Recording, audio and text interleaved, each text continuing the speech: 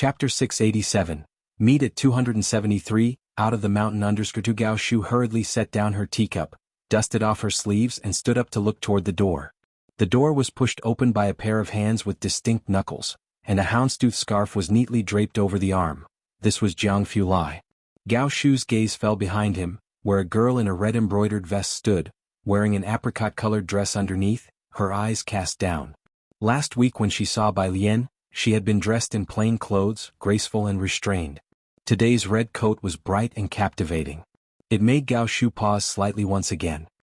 "Auntie," Jiang Fulai said as he closed the door of the private room, greeting Gao Shu politely. Even this address of auntie carried an extreme blandness. Bai Lian also greeted Gao Shu with ease and without constraint. Secretary Shui quietly moved aside, watching the young woman inconspicuously, and was quite surprised internally. The Gao family was known for its beauties. Gao Si had married Jiang Xing, which became a celebrated match in Jiangjing, followed by Gao Yan's marriage to Su Juling. In Jiangjing now there were also the young ladies of the Ming family whom Secretary Shui had seen, and indeed they were beautiful. But having seen Miss Bai today, Secretary Shui felt that even Ming Zongyao would have to step back. Merely the temperament Miss Bai possessed was something the Ming family could not match. Source: Web Novel. Com. Updated on N0 New. Others, even if it was Elder Qin seated beside Jiang Fulai, would be overshadowed by it. Yet, Miss Bai remained calm and collected, with an effortless poise. Jiang Fulai picked up the teapot and poured a cup of tea for both himself and Bai Lian. Outside, the manager had started to serve dishes. "Is the academic pressure at Jiang University very high? Last time I saw in the news that the probe successfully landed on Mars," Gao Shu said to Bai Lian beside her. She had heard from Gao Yan that Bai Lian was academically inclined and might end up spending her future in the lab with Jiang Fulai. Gao Shu studied art, but during the past 2 years because of the Gao family and Jiang Fulai, she had come to understand a bit as well. Just last night she asked the Gao family for some scientific research materials to review, but to the ears of the experts, there were always discrepancies. Bai Lian subtly steered the conversation away. The conversation began with scientific research and eventually shifted to art. Once the topic of art arose, Gao Shu inevitably spoke at length, mentioning how her art teacher had great expectations for Jiang He. Bai Lian nodded. Jiang He's paintings have a strong sense of illusion. The two chatted intermittently. Jiang Fulai seldom spoke, only occasionally serving Bai Lian some vegetables. He had always been reserved by nature, treating everyone the same, so Gao Shu was not surprised. Gao Shu became engrossed in the conversation until the meal ended, and she reluctantly put down her chopsticks. She then asked Secretary Shui to present a gift box and personally handed it to Bai Lian. Downstairs at Kangyu Tower, Gao Shu and Secretary Shui stood together, watching as Bai Lian and Jiang Fulai got into the car. Once the car turned the corner and was out of sight, Gao Shu turned with a smile. "This child is truly remarkable." She finally understood why Gao Yan was so bent on taking Bai Lian as her goddaughter. Secretary Shui saw that she was pleased but didn't want to distract her with other matters. Nevertheless, he spoke up. "Dr. Gao has asked to meet with you." Dr. Gao? There was no one else it could be but Gao Zhechen. Gao Shu's smile faded as she pressed her brow. "Tell him I don't have time." The Gao family members only sought her out to join Jiang Fulai's group or to enter the Ma Institute. What else could they want? Recently, Gao Shu had been busy with matters of the theater and indeed had a full schedule. When Gao Shu returned home, Lu Jiao was practicing piano. Seeing her come in, he came over to help her with her house shoes. "Mom," Lu Jiao said, placing the slippers beside her without leaving, but instead he said, "My teacher asked if he could see the script for Blossoms on the Tree." The play had not yet premiered and rehearsals were underway, even the theme song was not settled. Copies of the script for Blossoms on the Tree were only held by those involved internally. Last time, to convince Dean Jian to compose the music, Gao Shu briefly shared the main plot with him. "Your teacher wants to see the script for the play?" The script was not a secret, and Gao Shu couldn't figure out why Dean Jian would want to see the script if he wasn't interested in composing, but she didn't refuse. "I will send it to you from the study." Jiangjing Shua family. Shua Qingyu was an elder artist, and recently 2 rising stars from the theater had approached him. He was weighing the pros and cons. He stepped out from the back seat of Jiao Yinghui's car. Jiao Yinghui exited the driver's seat and looked at Shua Qingyu with a smile. "Mr. Shua, I heard your son's asthma has been troubling him. I have an invitation card from an MTR doctor that I hope could be of some help to you." With that said, he handed a gilded business card to Shuo Qingyu. Shuo Qingyu accepted it, looking at Jiao Yinghui. Thank you, Dean Jiao. If you find any errors, ads pop up, ads redirect, broken links, non-standard content, etc., please let us know reports so we can fix it as soon as possible. Chapter 688. Meet at 273, out of the mountain understory. Furthermore, I will definitely recommend your composition to Dean Jian.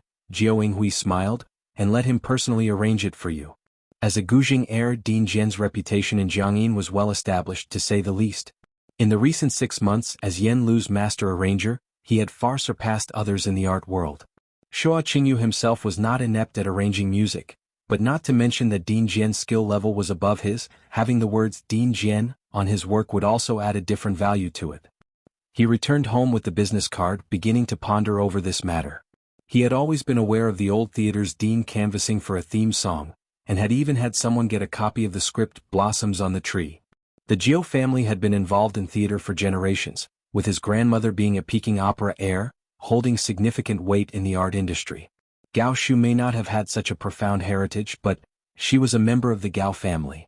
Shuo Qingyu had hesitated between the two, certain that he had to compose this piece and confident of triumph. It was just a matter of which side to choose, knowing that it would inevitably offend one of them. At his age, no one did not want to climb higher. He was no different, with a strong sense of utilitarianism.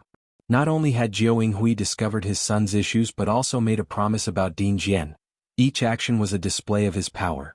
Shuo Qingyu laid the business card on the table, a decision already forming in his mind.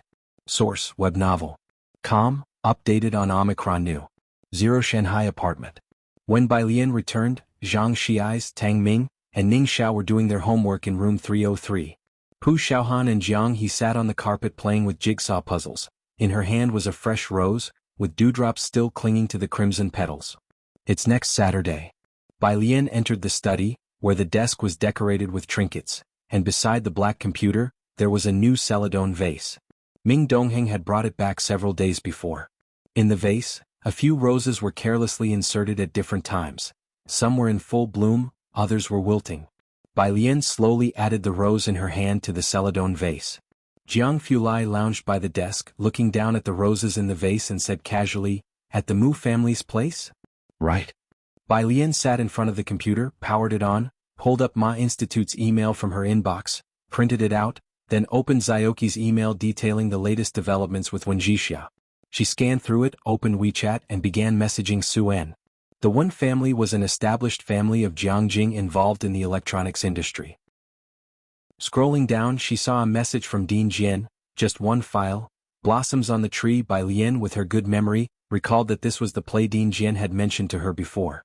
She clicked to receive the file and connected to the printer, printing it out as well. Jiang Fulai grabbed the printed thesis she had produced, neatened the pages with a stapler and secured them together. "I'm free on Saturday." After the thesis was printed, Blossoms on the Tree followed shortly. Jiang Fulai again took action, binding the entire drama script together.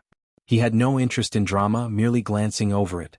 Bai Lian didn't start by reading the printed playbill. She first went through the documents Ma Institute had sent, translating them swiftly. By the time she finished, it was nearly midnight. She sent the translated documents to Ning Xiao's email. As she stood up from the desk, she saw Blossoms on the Tree beside her. She looked down at the cover for a moment, then sat back down and began to read under the study's light. The script of 40-some pages wasn't long.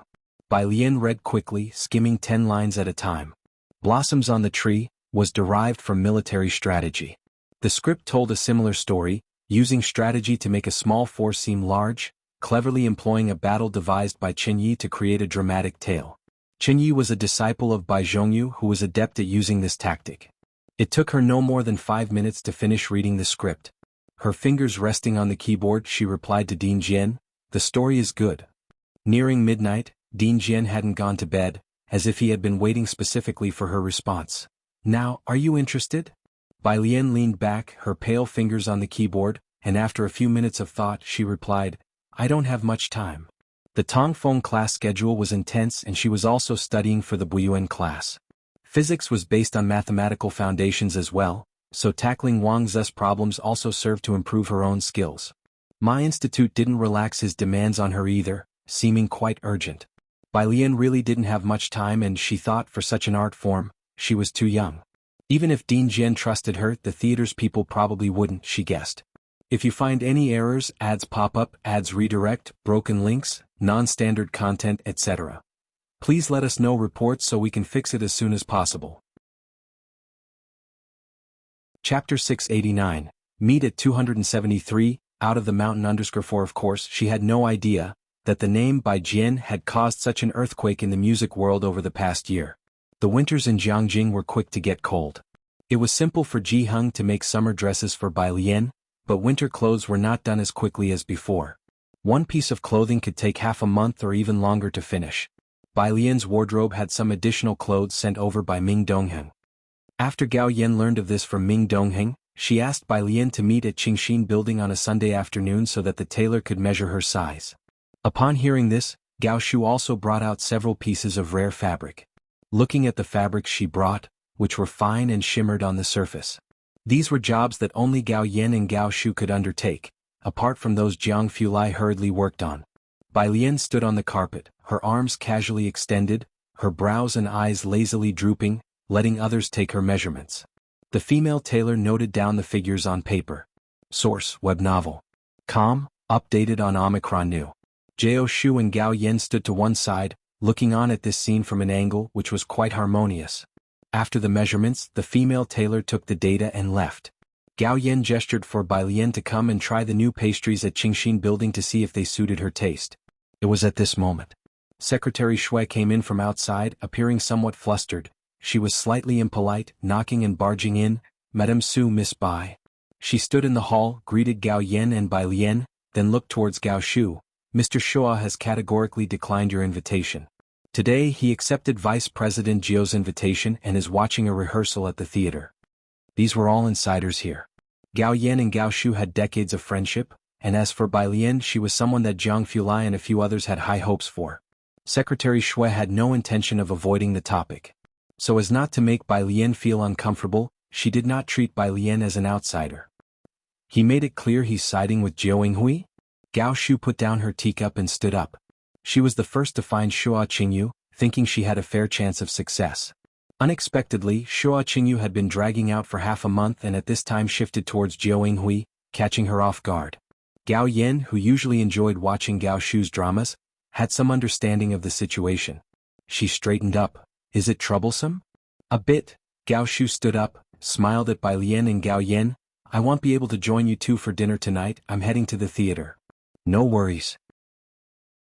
Bai Lian stood up, dressed in a simple white top, her eyes dark, reflecting the warm hues of the entire room, her voice steady and unhurried. Hearing her voice, Gao Shu calmed down. Come over to my place for dinner in a couple of days. She grabbed her bag and hurried off. After Gao Shu left, Gao Yan finally had the chance to explain the theater situation to Bai Lian. It hasn't been easy for her these years. It's alright with the old dean around, but if he retires and hands over the position to Jiao Yinghui, Shu will struggle even more at the theater. Butler Su stood behind Gao Yan, frowning as well. This Jiao Yinghui always plays dirty politics. When Miss Gao was up for the position of vice dean, he tried to sabotage her too. Bai Lian lowered her head to blow away the foam from her tea, listening quietly to Gao Yan's words. It wasn't until Gao Yan mentioned blossoms on the tree that Bai Lian looked up. Blossoms on the tree? Yes. Gao Yan pinched off a piece of plum blossom cake and bit into it.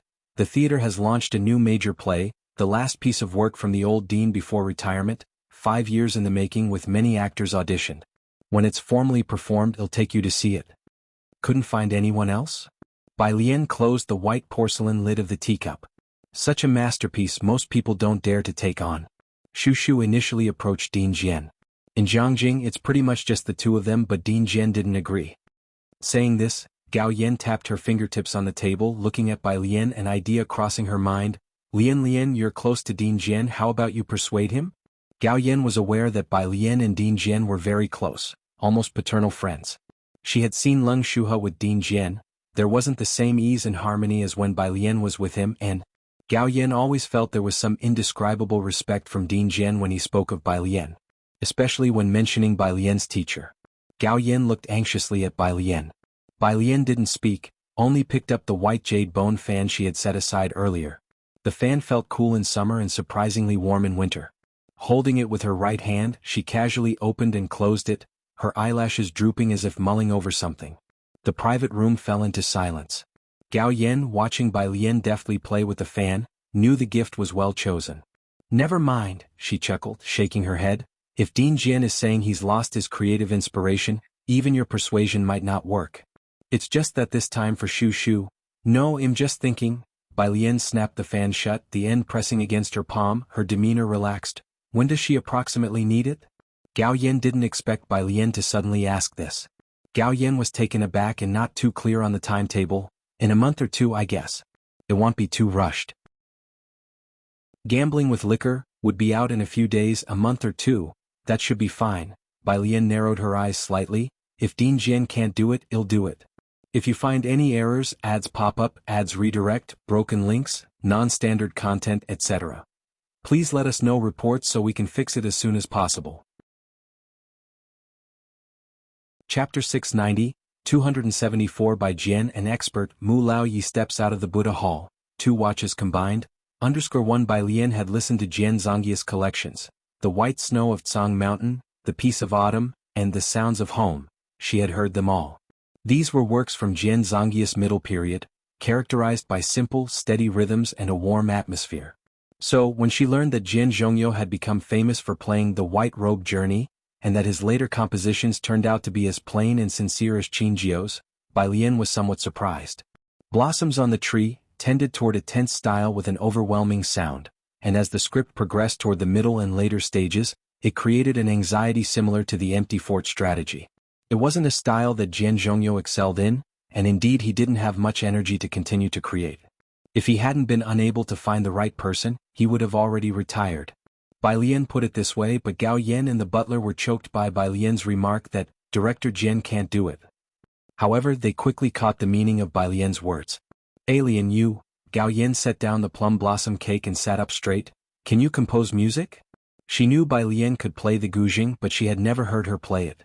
And judging by the way Director Jian interacted with her, Gao Yan knew that Bai Lian's guzheng skills must not be too shabby. But, composing music and such, people without professional skills couldn't just start doing it. With something like a research competition, it was easy for Gao Yan to look toward Bai Lian. Gao Yan had never associated Bai Lian with composition. Source, web novel. Com updated on new. Omicron. Now I suppose I can, Bai Lian said, holding her folding fan.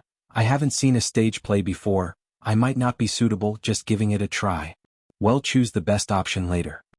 Gao Shu would certainly seek others too, it's just that they might not measure up to the expertise of Mr. Shura. Director Jin had a lot of faith in Bai Lian, and although music had no clear boundaries, the stage play's theme song style was somewhat direct. Bai Lian still wasn't clear on the style. Okay, good, Gao Yan said, still not fully processing. He'll tell Shu Shu. Ming Dongheng's car was waiting downstairs, and Gao Yan escorted Bai Lian to the lobby. After the car had left, Gao Yan wrapped her coat around herself, lost in thought as she turned to the butler. Butler, do you think it's reliable? It won't interfere with her studies, will it? According to Su Nanjing, Bai Lian was now the darling of the Physics Institute.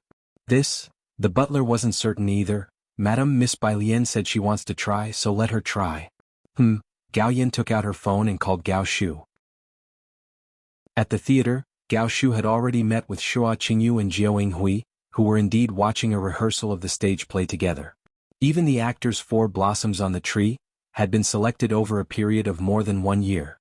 Shua Qingyu and Jiao Yinghui were standing up front, speaking with a man who was none other than the play's male lead, Bei Tong. Secretary Shui whispered to Gao Shu, they are already discussing the singing issues with Bei Tong. Shua Qingyu had prepared for so long, and the compositions he held were surely already more than half complete, eventually to be presented before the old director through Bei Tong's performance. I know, Gao Shu said with a grim face, turning to go to the back. What about Teacher Xia? What did he say? This was her backup plan. He needs it by December. Teacher Xia said he wouldn't dare to take on something belonging to the old director. Secretary Shui had a notebook in hand. He's currently in Beijing. Do you want to go to him? Beijing? Gao Shu climbed the stairs, surprised he was in Beijing but still instructed, pick a couple of days and prepare a plane ticket to Beijing for me. She reached her office just in time to answer Gao Yan's call. Bai Lian had mentioned wanting to try composing for her. She said just to give it a try, Gao Yin sighed. I've told you before she plays the guzheng, maybe she really could come up with something. Hearing about Bai Lian, Gao Shu's mood also improved significantly as she sat at her desk. Really? Then she might even have something in common with Lu Jiu.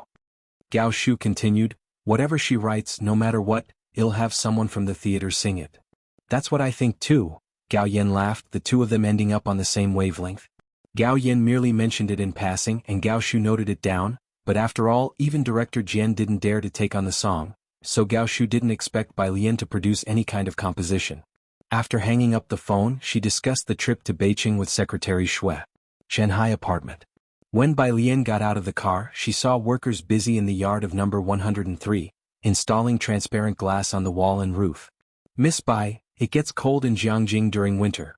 Ming Dongheng got out of the car and stood behind Bai Lian explaining, putting up the glass will make it like a sunroom. Jiangjing winters were indeed cold. Bai Lian nodded slightly, but remarked that it was much better now than before. In the past, winters in Jiangjing were truly cold, almost like a mini ice age. If you find any errors, ads pop up, ads redirect, broken links, non-standard content, etc. Please let us know reports so we can fix it as soon as possible. Chapter 691, 274 by Jian an expert, Mu Lao Yi steps out of the Buddha Hall, 2 watches combined, _2103, Ji Heng and Lance weren't there, as the old rascals had gone fishing in the afternoon. In another month, Jiangjing would be ready for ice fishing.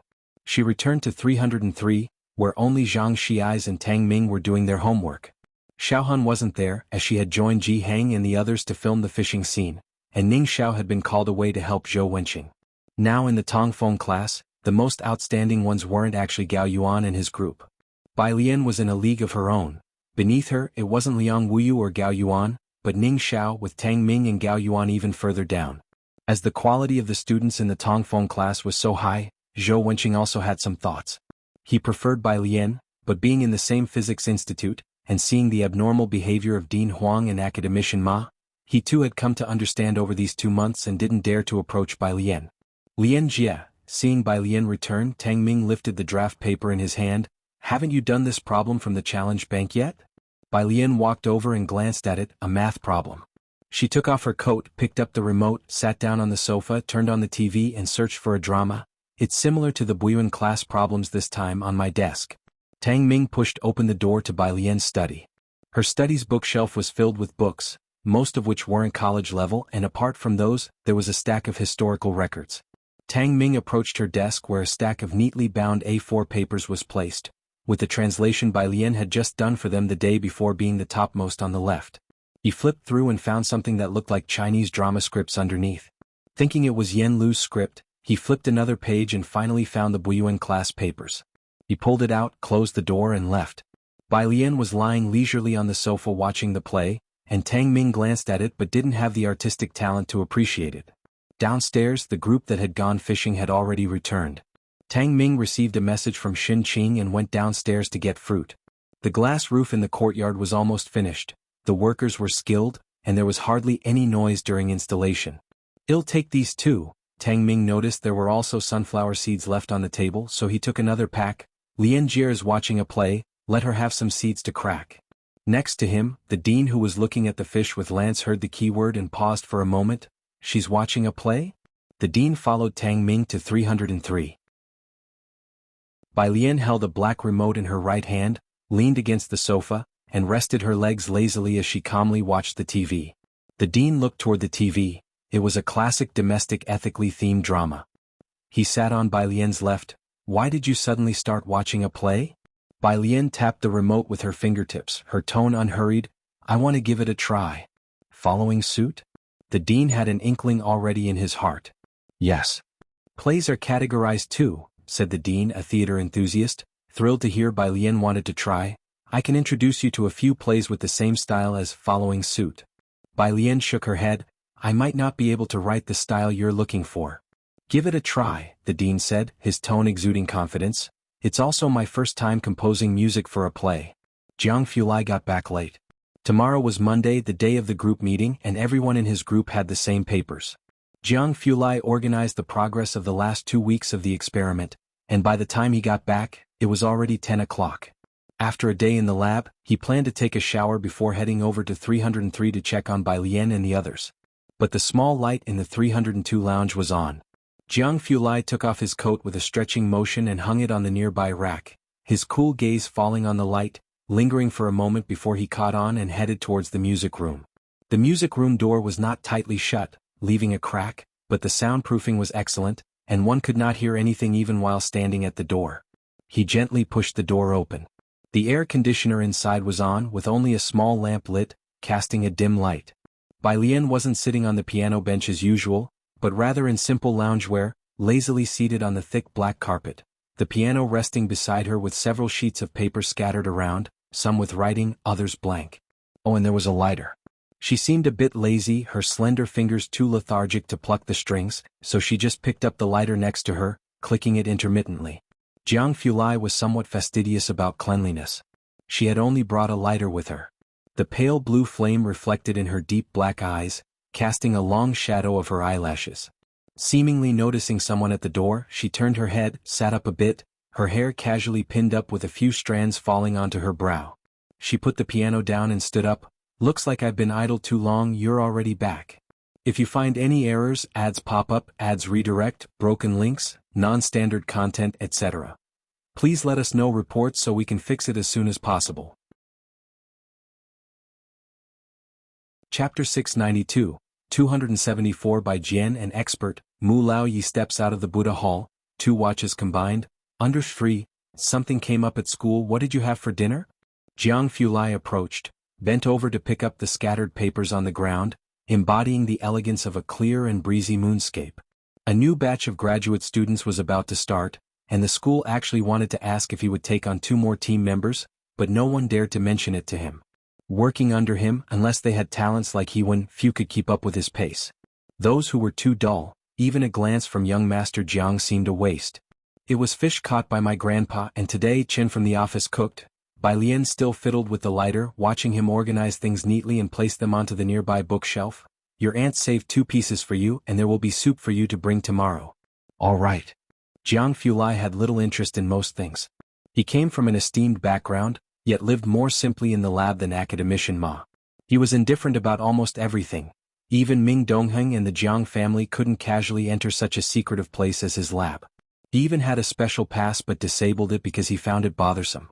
Only when he was in Xiangqing having dinner with Bai Lian and Jiang He, did Jiang Fulai not eat at the lab, and that was when Ming Dongheng arranged dinner for a while. But now, Shen Qing and Ji Heng always made sure Jiang Fulai brought a lunchbox when he went to the lab, mostly large dishes and stewed soups made by Shen Qing. "My aunt added something extra to the soup," Bai Lian said lazily as she stood beside him, watching him organize the bookshelf, her voice pausing slightly at the mention of the addition. Jiang Fulai turned slightly and reached around her waist, his fingertips tensing as he bent his head down, eyes lowered, and asked in an orderly manner from a close distance, "What extra?" "It's what Tang Ming and Ning Xiao drank." Bai Lian's gaze was towards the door, wondering if Jiang He might suddenly return. Jiang Fulai bent his head down, kissing her from behind the backlight.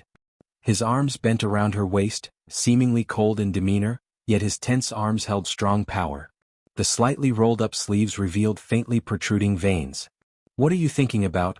It was some time before Jiang Fulai spoke again in a steady voice, his gaze faintly toward the door. Xiniao's fingerprints weren't recorded.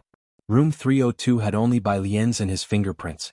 "I have half a month off in January." Jiang Fulai reached out, brushing the hair that fell on her neck behind her ear. "Let's go to the Snow Mountains. There's an ancient site there too." "Taking such a long break?" Bai Lian looked at him. "Aren't you researching dark matter anymore?" "There's no rush," Jiang Fulai chuckled, looking down at the chain still on the ground. "Why are you so late in the music room today?" He recalled Bai Lian's schedule. Yen Lu was in Beijing preparing for a new play, and there was no intention to release new music. "I wanted to try composing for a stage play," Bai Lian replied to him. Jiang Fulai thought for a moment about Gao Shu and narrowed his eyes slightly. Monday. Early morning. Mu Yining got up early. She lived in an outside house and only steamed some breakfast with Dong Xiaobai. Dong Xiaobai set down the milk for her, and the two discussed the matters of Saturday. How many distinguished guests? Not many. Mu Yining sat beside him, took a sip of milk and then spoke. "The Gao family won't come, but Elder Chen and President Su will arrive on time, along with my business partners. That was almost enough. Mu Yining's partners were also among the top circles in Jiangjing. It wasn't as grand as Elder Zu's birthday celebration, but there were still many who were eager to get in. These crab roe buns are really good. Dong Chuan and Wan Xian will go together, Dong Xiaobai said. Dong Chuan, Dong Xiaobai's nephew, his mother a member of the Jiang family, was already set to be the heir of the next generation of the Dong family. His standing in the Dong family was significant. Otherwise, Dong Xiaobai wouldn't have accompanied Ren Wanxian on her last visit to the Dong family. Hearing this, Mu Yining straightened up. He's coming? Dong Chuan didn't usually mix in these circles and had a higher status than other Dong family members. Being so distinguished, he shouldn't be interested in the affairs of the Mu family's side branches. Why would he come? Wanxian requested it. Dong Xiaobai held his chopsticks. She's returning to the clan and asked Dong Chuan to accompany her just to make an appearance. This Ren Wanxian, she really has good luck, Mu Yining exclaimed. With Dong Chuan showing up, even the main Mu family lineage wouldn't dare to speak ill of Ren Wanxian. If Dong Chuan is coming, we need to notify the butler. After all, he is no ordinary person. Dong Chuan was influenced by his mother. His last relationship was with a girl of artistic temperament. Dong Xiaobai spoke, then suddenly remembered something. Isn't Wanxian supposed to transfer her household registration this Wednesday? If you find any errors, ads pop up, ads redirect, broken links, non-standard content, etc., please let us know reports so we can fix it as soon as possible. Chapter 693, 274 by Jian an expert, Mu Lao Yi steps out of the Buddha Hall, 2 watches combined, _4 it's confirmed, these are indeed the people of the Mu family. With such a vast family enterprise, the wealth left to them is innumerable. Together with Mu Lan, Mu Yining also picked up a crab roe bun with her chopsticks. Taking a bite, the juice burst forth, the crab roe was fresh and delicate, the crab meat tender, and the soup profoundly rich. Even for Mu Yining, who had tasted so many delicacies, this was a particularly dazzling experience. The last time Mu Yujun visited the Mu family, she began to disdain the crabs they ate during this season. Every year, Jiangjing could only provide so much to this elite circle. In recent years, the Mu family actually hadn't gotten their share of the food or dim sum, while the Gao family, with mountains at their back, still managed to get some. After Mu Yujun brought them over, Mu Yining only saved one for the old master and sent one to Ji Heng. Now, tasting this crab roe bun, she was also quite surprised. Such quality in a crab roe bun was rare even in her childhood, during the Mu family's golden age. After breakfast, the housekeeping aunt cleaned up, Mu Yining got into the car, and called the floor butler to inquire about the source of the crab roe buns. Learning that it was sent by Ji Heng, Mu Yining was very surprised.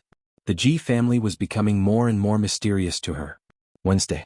Bai Lian was still in the dining hall eating when she received a call from Suen. Alien, good morning. Driving, Suen sounded cheerful. After exchanging pleasantries with Bai Lian, he went on to tell her about Ji Mulan's request to transfer her household registration. Su Siki was registered under the Su family, and the Su family matriarch wouldn't allow him to transfer it. But Su En still decided to inform Bai Lian about the important matter of transferring registration. Aha, I got it, Bai Lian said after swiping her card, picked up her breakfast and handed the card to Tang Ming standing beside her. Tang Ming, with utmost respect, received Bai Lian's card with both hands, not daring to let his gaze linger on the 3 characters, Jiang Fu Lai, printed on it for too long. Ding Wenyang had perfectly integrated into their group. As long as Bai Lian was at school, they would all flock to dine with her. Seeing Tang Ming showing such reverence for a card, he was somewhat puzzled. Brother Tang, you're a contestant with 2 million points now. One of the top students of the elite Tongfeng class at Jiang University was showing undue respect to a card. Brother Ding, you don't understand. Tang Ming thought back to Monday morning when the young master Jiang heard about his points and gave him a humph expression. He said gravely. Tang Ming swiped the meal card. Ding Wenyang stared at the balance on the meal card, exclaimed, then realized, of course, it made sense to show utmost respect to the god of wealth. After getting their food, the two sat down opposite Bai Lian and Yang Lin. Ding Wenyang saw 2 foreign language books beside Bai Lian, which he often saw and found unsurprising. His eyes drifted to the paper above them with strange symbols that he had already learned from Tang Ming were called reduced character scores. What's the big boss been up to recently? Ding Wenyang asked, biting into a bun, poking the Tang Ming beside him for answers. Seems to be researching drama. Tang Ming chewed his bun, then went on disapprovingly, this bun isn't very tasty. I'll just eat one, let's swap for an egg pancake instead. Ding Wenyang forgot about Bai Lian's matter and said incredulously, our cafeteria's pork buns are famous in Jiangjing. You know how many internet celebrities come here to borrow meal cards to buy buns and check in? The food at Jiang University's dining hall was indeed famously delicious. Many food bloggers had become popular by featuring the delicacies of Jiang University online. Tang Ming silently nibbled on his bun. I'll bring something even tastier for you next week. At the Jiangjing Public Security Bureau, Su En parked his car. He saw the waiting floor butler at the entrance. Mr. Su, Miss Mulan. The floor butler smiled as he introduced the people beside him. This is Miss Wanxian and this young master is Dong Chuan. Both parties had heard of each other before. Dong Chuan stood tall, wearing a windbreaker, his eyebrows and eyes slightly deep. Mr. Su. Young Master Dong, Su En had heard Mu Yining speak of Dong Chuan. Not only was he the heir to the Dong family, but his mother's family was also formidable. Su En was very polite. Ji Mulan had recuperated for 2 months, and her health had mostly recovered. However, today she wasn't wearing high heels, only a goose-yellow coat with a hat perched on her head, regal and dignified. Her gaze swept past Ren Wanxian and settled on Dong Chuan, addressing him with equal courtesy, Young Master Dong. The officials at the Public Security Bureau and the floor butler had all been arranged by Mu Yining. Special staff led them to queue up. To transfer their household registration, take photos. In less than half an hour, everything was done. Ren Wanxian lowered her head to look at the floor butler's household registration book and remembering something asked him, Bai Lian didn't come? If you find any errors, ads pop up, ads redirect, broken links, non-standard content, etc. Please let us know reports so we can fix it as soon as possible. Chapter 694, 274 by Jian and expert Mu Laoyi steps out of the Buddha Hall, 2 watches combined, under 5 Miss Bai. The butler mentioned Bai Lian, his eyes and brows also softened considerably. She doesn't intend to move her household registration here. I see. Ren Wanxian lost interest at that. Bai Lian not moving her household registration was actually good news for her. Beside her, Dong Chuan had been keeping her company. Hearing her mention Bai Lian, he didn't ask further. He knew that the Mu family had a few more relatives, but apart from Wanxian, he didn't pay them much attention. Inside the car not far away, Ji Mulan was looking at the rearview mirror. The boyfriend she found seems quite decent. I heard his mother's family has no simple connections. One could tell even the butler treated Dong Chuan with great respect. Not bad. Su En started the car and assessed seriously, but suddenly he thought of Jiang Fulai. In terms of presence, all these years he hadn't seen anyone whose aura could match that of young Master Jiang. Beijing. After being busy for a few days, Gao Shu finally managed to take out 2 days to visit Teacher Xia in Beijing. Secretary Shui had already contacted Teacher Xia's current address. Hearing this address, Gao Shu was very surprised. Time Entertainment? Teacher Xia used to compose for traditional operas and big movies, leaving behind many famous compositions. Later he composed for national orchestras and had not composed for a long time. This kind of artist had nothing to do with the entertainment-focused entertainment industry. Why would he be at Time Entertainment? Gao Shu was puzzled as her car drove up to Time Entertainment. The deputy director of the Jiangjing National Theater learned that she was coming over. Even the president of Time Entertainment was alerted, and the high-level executives were all standing outside Time Entertainment's entrance to receive Gao Shu. The welcome was a bit too grand. There was no other way to find Teacher Xia in such a short time. Secretary Shui could only resort to a simple and crude method and unavoidably alarm these people. Beijing was a bit warmer. Gao Shu got out of the car wearing just a simple trench coat. Director Gao, the president of Time Entertainment, respectfully led Gao Shu to the president's private elevator. Teacher Xia is training Yen Lu to sing on the 29th floor. He'll take you to the resting room. Yen Lu? Gao Shu had an impression. She had also seen Great Yong. In the resting room, Teacher Xia entered with a roll of sheet music. Director Gao, since you've come personally, I won't beat around the bush. I've grown old and lost my passion for composing. I've also seen blossoms on the tree, but there's someone I want to recommend to you. After much consideration, I think only she is the most suitable.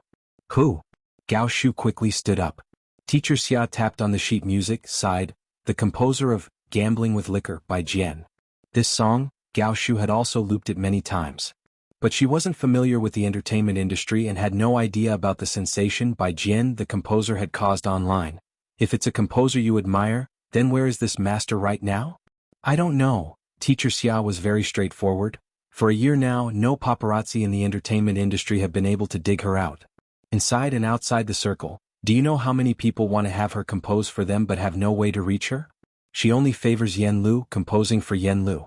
Perhaps letting Yen Lu sing the theme song for you might give you a slim chance. It's unrealistic to find her. Teacher Xia finally looked at Gao Shu and suggested, let my disciple compose for you, he can also deliver a work that will stand out. Gao Shu understood it was indeed difficult. Even an artist like Teacher Xia had to go through coaching Yen Lu to sing in order to contact that Bai Jian. She definitely isn't short on money. On the road, Secretary Shui analyzed for Gao Shu. She also has substantial backing. I'll try my best to collect information about Teacher Bai for you. After Secretary Shui returned to Jiangjing, he utilized quite a few connections to gather information on that online sensation. Saturday early morning. The Mu family's home was brightly decorated.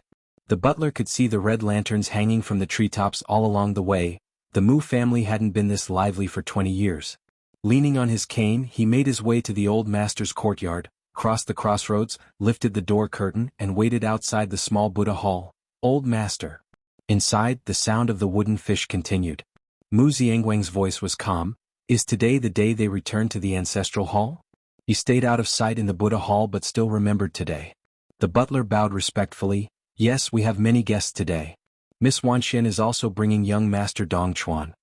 Inside there was only a hum. The sound of the wooden fish did not stop. Also, the butler's eyes and brows drooped. The young lady asked me to inform you that today Miss Bai will also come. Miss Bai Lian. Mu Yining had mentioned her countless times to him, the top college entrance exam scorer who swept over Jiang University this year. The wooden fish sound stopped. It was 3 minutes later when Mu Xiangwang's voice came out. Bring in my coat. If you find any errors, ads pop up, ads redirect, broken links, non-standard content, etc. Please let us know reports so we can fix it as soon as possible.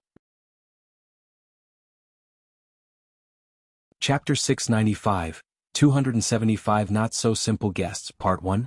By the end of October, the weather had become colder again. The Gao family. Today, Mu Yujun had not originally planned to go to the Mu family.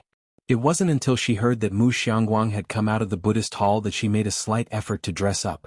Are you and Jechen going? She asked as she put on a newly tailored outfit and draped a string of jade beads around her neck. Gao Yi picked up his coat. Today I'm taking Jechen to the theater. Next to him, Gao Yi's assistant glanced at Mu Yujun. That glance made Mu Yujun feel momentarily embarrassed. Once, the Mu family could discuss matters on equal terms with the Gao family, but later the Mu family gradually faded from this circle, and the Gao family became somewhat disdainful of Mu Yujun's status. Think about the women of the Gao family, one married into the Jiang family, another a distant relative married Su Juling. Yet Gao Yi married Mu Yujun. If it weren't for the fact that she had given birth to Gao Jechen, she might have separated from Gao Yi years earlier. The Mu family's business car arrived at Shanghai apartment early in the morning. Assistant Wang drove, with Xiaojie in the passenger seat, driving into building number 5 of Shanghai apartment. Passing by the security guard standing at attention, Xiaojie couldn't help but take a second look. What's up? Asked Assistant Wang. Xiaojie spoke. That security guard looks like he's from a special training camp. Assistant Wang wasn't very familiar with such matters, so he didn't ask any further. In building number 5, Ji Heng had already come out and handed a plain moose green cloak to Tang Ming, asking him to take it up to Bai Lian. Only you. Xiaojie got out of the car with Assistant Wang and opened the door. Yes. Ji Heng held a cigarette holder, his eyes drooping. They still have books to review. Well, just go for a meal, not participate in the ceremony and arrive later. Xiaojie thought of Bai Lian's group of friends, whether from Jiang University or Media University. They were indeed all diligent in their studies. Upstairs. Tang Ming handed the cloak to Bai Lian and then went to the 5th floor to find Ning Xiao. Has the scholar arrived? He shouted immediately after exiting the elevator. With no one else around, he treated it like his own home. Ning Xiao's door was open as he was still on a call. On the other end of the phone, Wang Yufeng spoke calmly. What's the rush? I'm already in Jiangjing. What time will you arrive? I'll have someone take it to the main entrance. Tang Ming and Ning Xiao had always been looked after by Ji Xiaojun and Xin Qin. When Wang Yufeng found out about today's event, he sent a gift to Jiangjing through a contact. 11 o'clock. This was the time Jiang Fulai had mentioned, and it was unlikely to be wrong. Tang Ming, curious after seeing him hang up, asked, What gift did your uncle prepare for Uncle Ji? To give Ning Xiao a gift was to give a whole apartment. In Tang Ming's memory, only Jiang Fulai spent money without batting an eye. Ning Xiao, however, had no idea what the gift was. Just after 10 o'clock, the Mu family. Ancient and quaint door towers were adorned with festive red lanterns. The floor butler, walking with a cane, had especially put on a festive long robe today to receive Mu Yujun. Her arrival immediately drew the attention of the Mu family members. They all knew she was now the lady of the Gao family, and her son Gao Zhechen had a promising future. The clan leader of the Mu family and others formed a line to chat with her. After seeing Mu Yujun, the floor butler spoke. Mr. Xiaojun has already arrived at the ancestral hall. Elders and uncles, shall we move to the ancestral hall? Today's event was organized by Mu Yining. Most of those from the ancestral hall would give her face. Originally the clan leader was Mu Xiangguang, who 20 years ago had passed his position to a distant relative of the clan, with both Mu's second uncle and third uncle being from a side branch. Ji Xian's return had also injected new vitality into the Mu family. I heard Dong Chuan is coming today? Mu Yujun had been sitting, sipping tea with downcast eyes, not getting up. The butler of the Gao family stood behind her, without uttering an extra word. She had inquired about Ji Xiaojun before coming back. 4 decades in Xiangqing he had been an art teacher. Although since his return his methods were quite like the decisive actions characteristic of the Mu family, his return also disturbed the interests of some. He's coming with Miss Ren, the floor butler thought it over for a moment. Among those coming today, only Chief Chen and Dong Chuan could cause her to move. The mother of Dong Chuan was from the Jiang family, not the core descendants, but as long as one bore that surname it carried weight. Well, no rush for the ancestral hall. Mu Yujun put down her teacup. He'll wait here for young Master Dong to arrive. The floor butler looked up, seeming to want to say something more to Mu Yujun, but at that moment his phone rang. He checked and it was a message that Bai Lian was about to arrive. Without saying more to Mu Yujun, he seemed to become 10 years younger at once, haste in his step as he hurried out with his cane. Miss Bai has arrived, I'll go welcome her first. If you find any errors, ads pop up, ads redirect, broken links, non-standard content, etc. Please let us know reports so we can fix it as soon as possible. Chapter 696, 275 Not-So-Simple Guests, Part 2. At this time even Mu Yujun was not concerned. Mu Yujun rarely paid attention to the affairs of the Mu family, and this was the first time she heard of Miss Bai. With just a glance, someone explained to her. There wasn't much information about Bai Lian in the Mu family, and it was generally difficult for others to access her records. Butler Lu rarely mentions her, but it seems she is quite talented, and now she is at Jiangjing University, the old patriarch said with a chuckle. Speaking of talent, Butler Gao glanced at the old patriarch. The old patriarch also chuckled in reflection. Look at what I'm saying, in front of Dr. Gao, what talents should I mention? No matter how good the talents, they couldn't compare to the son of Mu Yujun Gao. Mu Yujun slowly pushed aside the tea foam without denying it. The old patriarch went with those granduncles from the Mu family to the ancestral temple to prepare the ritual for Ji Xiaojun. Butler Gao, with his head lowered, asked Mu Yujun, do you want to meet that Miss Bai? Wait for Dong Chuan, Mu Yujun said indifferently. Among the people who came to the Mu family today, Dong Chuan was the only one she would consider meeting. She didn't care about the others. The Mu family's residence was vast. Butler Lu went around the side rooms and long corridors, and it took 5 minutes before he saw several people at the entrance of the main courtyard. Next to them were Ning Xiao, Tang Ming and Pu Xiaohan. Yang Lin had a part-time job in the morning and had to help in the laboratory in the afternoon, so she didn't come. In the center stood a girl wearing a moss-green cloak, her slender figure slightly leaning against the edge of the pool's railing, her arm resting on the cast railing, revealing the snow-white sleeve beneath her cloak as she talked to the man beside her. The man wore a very simple trench coat. He had a tall figure and was slightly tilting his head. You could see his ice-cold jawline and the half of his face that was extremely stern. At 11 o'clock the sunlight was just right above. The light wasn't glaring even in winter, but as Butler Lu looked at that stern profile, he felt quite dazed. He stopped in his tracks.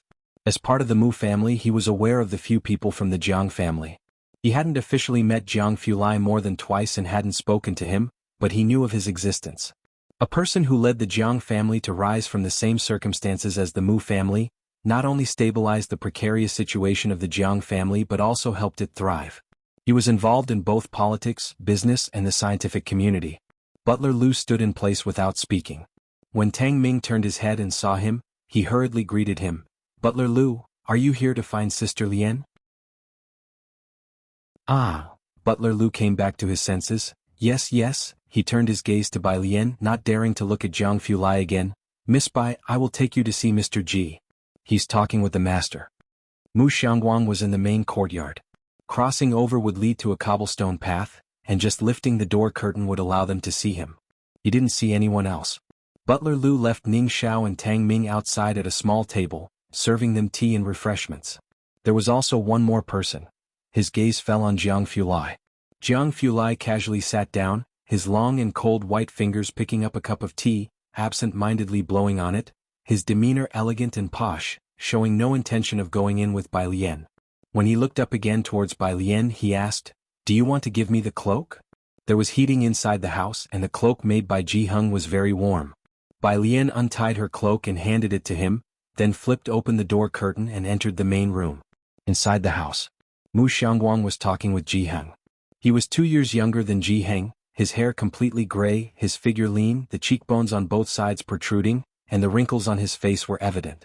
"I know about Mu Qiong's matter," Ji Heng said, sitting close to him, slowly smoking, "but I didn't expect you to be so disheartened.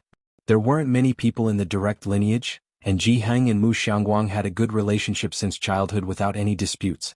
Mu Xiangguang held a string of Buddha beads in his hands, his eyes closed, turning them slowly. "Life is unpredictable. I had Yining looking for you for many years, and it was only last year that suddenly there was news." The vast fortune of the Mu family, the share meant for Ji Heng, had always been untouched by him. However, the Mu family had been unable to locate the news about Ji Heng until last year when he came to Jiangjing. It was only then that Butler Lu, following the trail, managed to get a bit of information. Regarding these matters, Ji Heng offered no explanations. As the two talked, the door curtain was lifted and Butler Lu said softly, "Miss Bai has arrived." Mu Xiangguang stopped turning the Buddha beads in his hand and opened his eyes. The lighting inside the room was dim, but Mu Xiangguang still managed to make out the figure who walked in. The visitor was dressed all in white, with an erect spine, walking unhurriedly as if she had severed the bonds with a century of time. That kind of demeanor. Mu Xiangguang was somewhat stunned. "Grandfather," Bai Lien approached and greeted Ji Heng. "If you find any errors, ads pop up, ads redirect, broken links, non-standard content, etc. please let us know reports so we can fix it as soon as possible." Chapter 697, 275 Not-So-Simple Guests, Part 3. Ji Heng knocked his pipe, shaking out the ash and introduced casually, "This is your second grandfather." Bai Lien looked towards Mu Xiangguang and spoke with composure, "Second grandpa." Mu Xiangguang came back to his senses. He was usually a man of few words, but upon seeing Bai Lien, he couldn't help but ask a few more questions. "Sit down. I heard from your grandfather that you're in the Tongfeng class?" In fact, Mu Xiangguang had already heard these pieces of information many times from the Mu family butler and Mu Yining. Having grown up in Xiangqing without elite education and still achieving greater success than the Liang family's descendants, Mu Xiangguang felt that perhaps without his intervention, these young people could have gone even further. "That's right." Bai Lien sat next to Ji Heng, calmly replying. Despite being out of management for many years, Mu Xiangguang still had a keen eye. Such a demeanor even Mu Yining couldn't match. He took out a wooden box from the side and pushed it in front of Bai Lien. "Since you call me second grandpa, I don't have much for a meeting gift. Let this be my present to you." Bai Lien looked at the ebony box but didn't immediately reach for it. Instead, she looked toward Ji Heng. Ji Heng blew out a ring of smoke. "Take it?" "Okay." Bai Lien accepted it. 11:30. Mu Yujun, along with Dong Chuan and Ren Wanxian, went to the clan ancestral hall. The entire registration ceremony wasn't long. Firecrackers and fireworks exploded outside. Mu Yujun, considering Dong Chuan's face, stayed a little longer. Once the ritual was complete, the guests started to take their seats. The guests exchanged pleasantries with the three of them, and Mu Yining did not expect that Mu Yujun would still be there. She introduced Ji Xiaojun and Xin Qing to her. "Sister, this is Xiaojun and this is his wife, Xin Qing. Xiaojun and I will go outside to greet others. You can sit down and have some tea first." Mu Yujin's gaze swept past Xin Qing, who was always intimidated by such imposing figures, and gave Mu Yujun a somewhat ingratiating smile. "Congratulations." Mu Yujun didn't look at Xin Qing, curtly saying the words and covering her nose with a handkerchief. With Mu Yining and Ji Xiaojun gone, only Su En, Xinqing and Ji Mulan were left. Why would Mu Yujun demean herself by wasting time chatting with them? She coolly withdrew her gaze and turned to speak to someone else. Little Dong Wanxian. She addressed Ren Wanxian quite intimately today, and Ren Wanxian was pleasantly taken aback by the honor. But Ren Wanxian also knew it was because of Dong Chuan's influence. Today no fewer than 10 people had greeted her, all clan chiefs and estate managers. For a while Ren Wangshuan's table was extraordinarily lively. Dong Chuan and Mu Yujun were the popular figures of the day. Do you want to join your aunt for a while? Dong Chuan asked, looking down at Ren Wanxian. Ren Wanxian, seeing the situation clearly and catching a glimpse of Ji Heng and Ji Xian's group from the corner of her eye, didn't go over to greet them and just stayed at her own table. She didn't have a particularly good relationship with Ji Xiaojun and Xinqing, especially Xinqing. Having been in Jiangjing for so long, she had barely interacted with Ji Xiaojun and Xinqing, and Ji Xiaojun never included her in various social gatherings. Ren Wanxian wasn't without her grievances over this. No need. Ren Wanxian looked down and sat at her table with Dong Chuan. Dong Chuan didn't pay much attention to Ji Xian's group either. Xinqing and Ji Mulan didn't seem like they came from prominent families, and he noticed that Mu Yujun didn't want to have much contact with that group either, so he didn't purposely get close. Mrs. Gao, I've heard that Dr. Gao, he conversed with Mu Yujun, bringing up Gao Zhechen. For a moment the distinction was as clear as day. The Mu clan leader exchanged glances with the other clan elders, knowing they inevitably had to neglect one family in favor of the other. Although Ji Xiaojun had inherited part of the estate, everyone accompanying the Mu clan leader knew Ji Xiaojun hailed from Xiangqing, with a wife of humble origins and little backing. On Ren Wangshuan's side, setting aside Dong Chuan, just the presence of Mu Yujun was a rarity for them. There was no real choice to be made, and without thinking, everyone knew whom to greet first. In an instant most people approached to curry favor. The Mu clan leader went over to congratulate Ren Wanxian with an excellent start. Wanxian, I've heard you have a good hand at Liang script, truly accomplished for your age. Liang script. Mu Yujun took a longer glance at Ren Wanxian. Find a chance and he'll take you to meet Old Master Chen. Old Master Chen? Who is that? Ren Wangshuan's heart raced, and before the meal even started she stood up with her teacup to thank Mu Yujun. Thank you so much. Their table was surrounded by layers of people on the inside and out, bustling with activity, which made Xinqing's side seem extremely quiet in contrast, with only 2 of Mu Yining's business partners speaking to them, and not all seats were filled. That's Dong Chuan and also Dr. Gao's mother, a young member of the Mu family whispered to Mu Zhao. Aren't you going over there? Mu Zhao shook his head. I'm taking care of Mr. Su and the others. He stood behind Mr. Su and Xinqing, asking if they needed anything. All right, a once-in-lifetime opportunity, the young member of the Mu family shrugged. Then he'll be going over there. I wonder how good Ren Wangshuan's writing really is. I'll go add her on WeChat first. Maybe I can even add Dong Chuan. Outside. Mu Yining accompanied Ji Xiaojun to receive guests. Other than Old Master Chen, are there 2 other business partners who haven't arrived? From the Little Grape Foundation. Ji Xiaojun was at the entrance speaking when 3 people came in from outside. He approached them, greeting Director Chen first before introducing the remaining 2. Chairman Feng, President Liao, this is my sister. The private fund managed by Suan was left to Ji Xiaojun. Unaware of the details, it was just a private fund for Mu Yining, who simply funded it as a form of participation, but she was shocked to see the 2 who arrived. Chairman Feng, Dean of Jiang University School of Finance and President of the Jiangjing Business Federation. President Liao, President of the Jiangjing Business Association and a member of the Business Federation, also a graduate of Jiang University and Chairman Feng's right-hand man. Both were at the very pinnacle of the business community pyramid.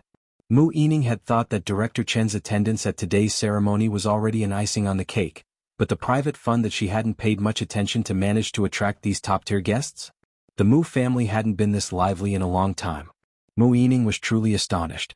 On her phone, the butler instructed her to wait outside a little longer as Bai Lian and Ji Heng were arriving soon. It was a bit unexpected that the butler informed her so early in advance. Regaining her composure, Mu Yining asked Ji Xiaojun to usher the distinguished guests inside first and waited at the entrance. Xiaojun, you go ahead and attend to the 3 guests. The butler told me to wait here for my uncle. After the guest had gone in, Assistant Wang stood by Mu Yining's side, surprised. Dean Feng is here too? What kind of private investment is Mr. Su involved in? Send me information about the investment later. Intuition told Mu Yining that this investment was anything but ordinary. As they were speaking, a group of people could be seen walking leisurely in the distance. If you find any errors, ads pop up, ads redirect, broken links, non-standard content, etc., please let us know reports so we can fix it as soon as possible. Chapter 698, 276 gathered, second update, _1 Mu Yining caught sight of Ji Heng walking ahead, a long smoking pipe in hand with Tang Ming by his side. Mu Xiangguang hadn't come, which Mu Yining had expected. As the cold wind blew, they could hear Tang Ming's cheerful voice, "Grandpa, look, that duck can fly." Ji Heng looked up and smiled as he took a puff of smoke. "That's a spotted goose." The Mu family's estate was located in a garden area, where many protected wild birds would take refuge, and Ji Heng recognized at first glance what bird it was. Next to him, the butler followed on Ji Heng's left, uncharacteristically silent.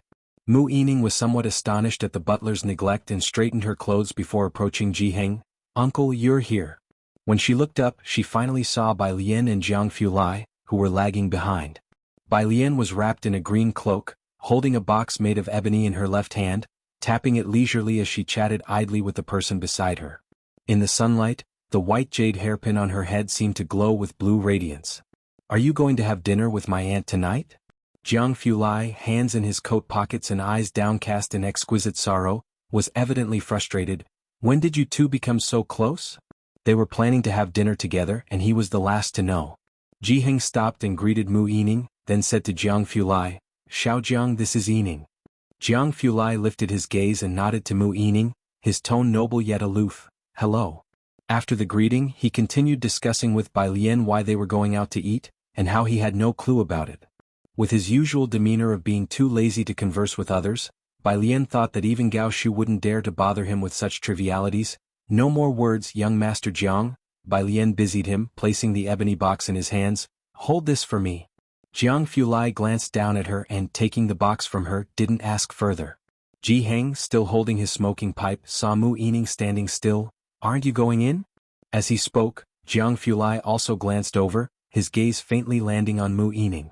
Mu Yining, having encountered a variety of personalities within the circle, used to see Qin family's elder regularly in earlier years.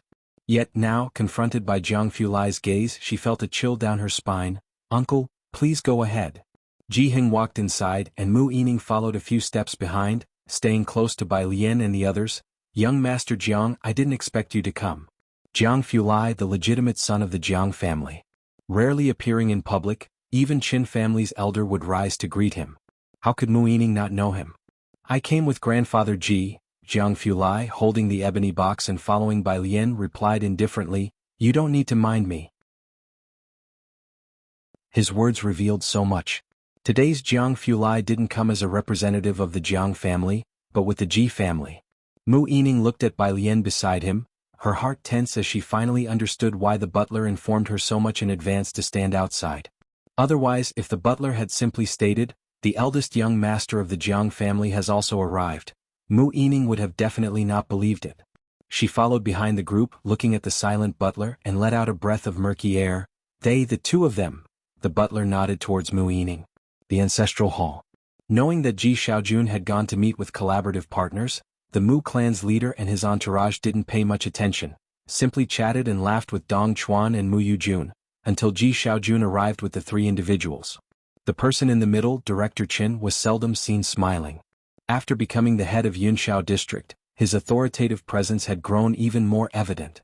Ren Wanxian, who had seen Director Qin before, recognized the man she had met in Xiangqing instantly, setting down her teacup. "Qin? Mr. Qin?" The surname Qin indeed attracted attention. The Mu clan leader and Dong Chuan quickly turned their gaze, and Dong Chuan didn't hesitate to put down his teacup and rise from his seat, both surprised and respectful. "Mr. Qin." Dong family's eldest young master, with close ties to the Jiang family, naturally recognized Qin Yongkuan. Besides, who wasn't aware by now who had single-handedly promoted Qin Yongkuan? Hearing Dong Chuan's voice, Mu Yujun looked up, aware that the Qin family had little contact with the Gao family, but she knew this rising star, Mr. Qin, was on good terms with Jiang Fulai.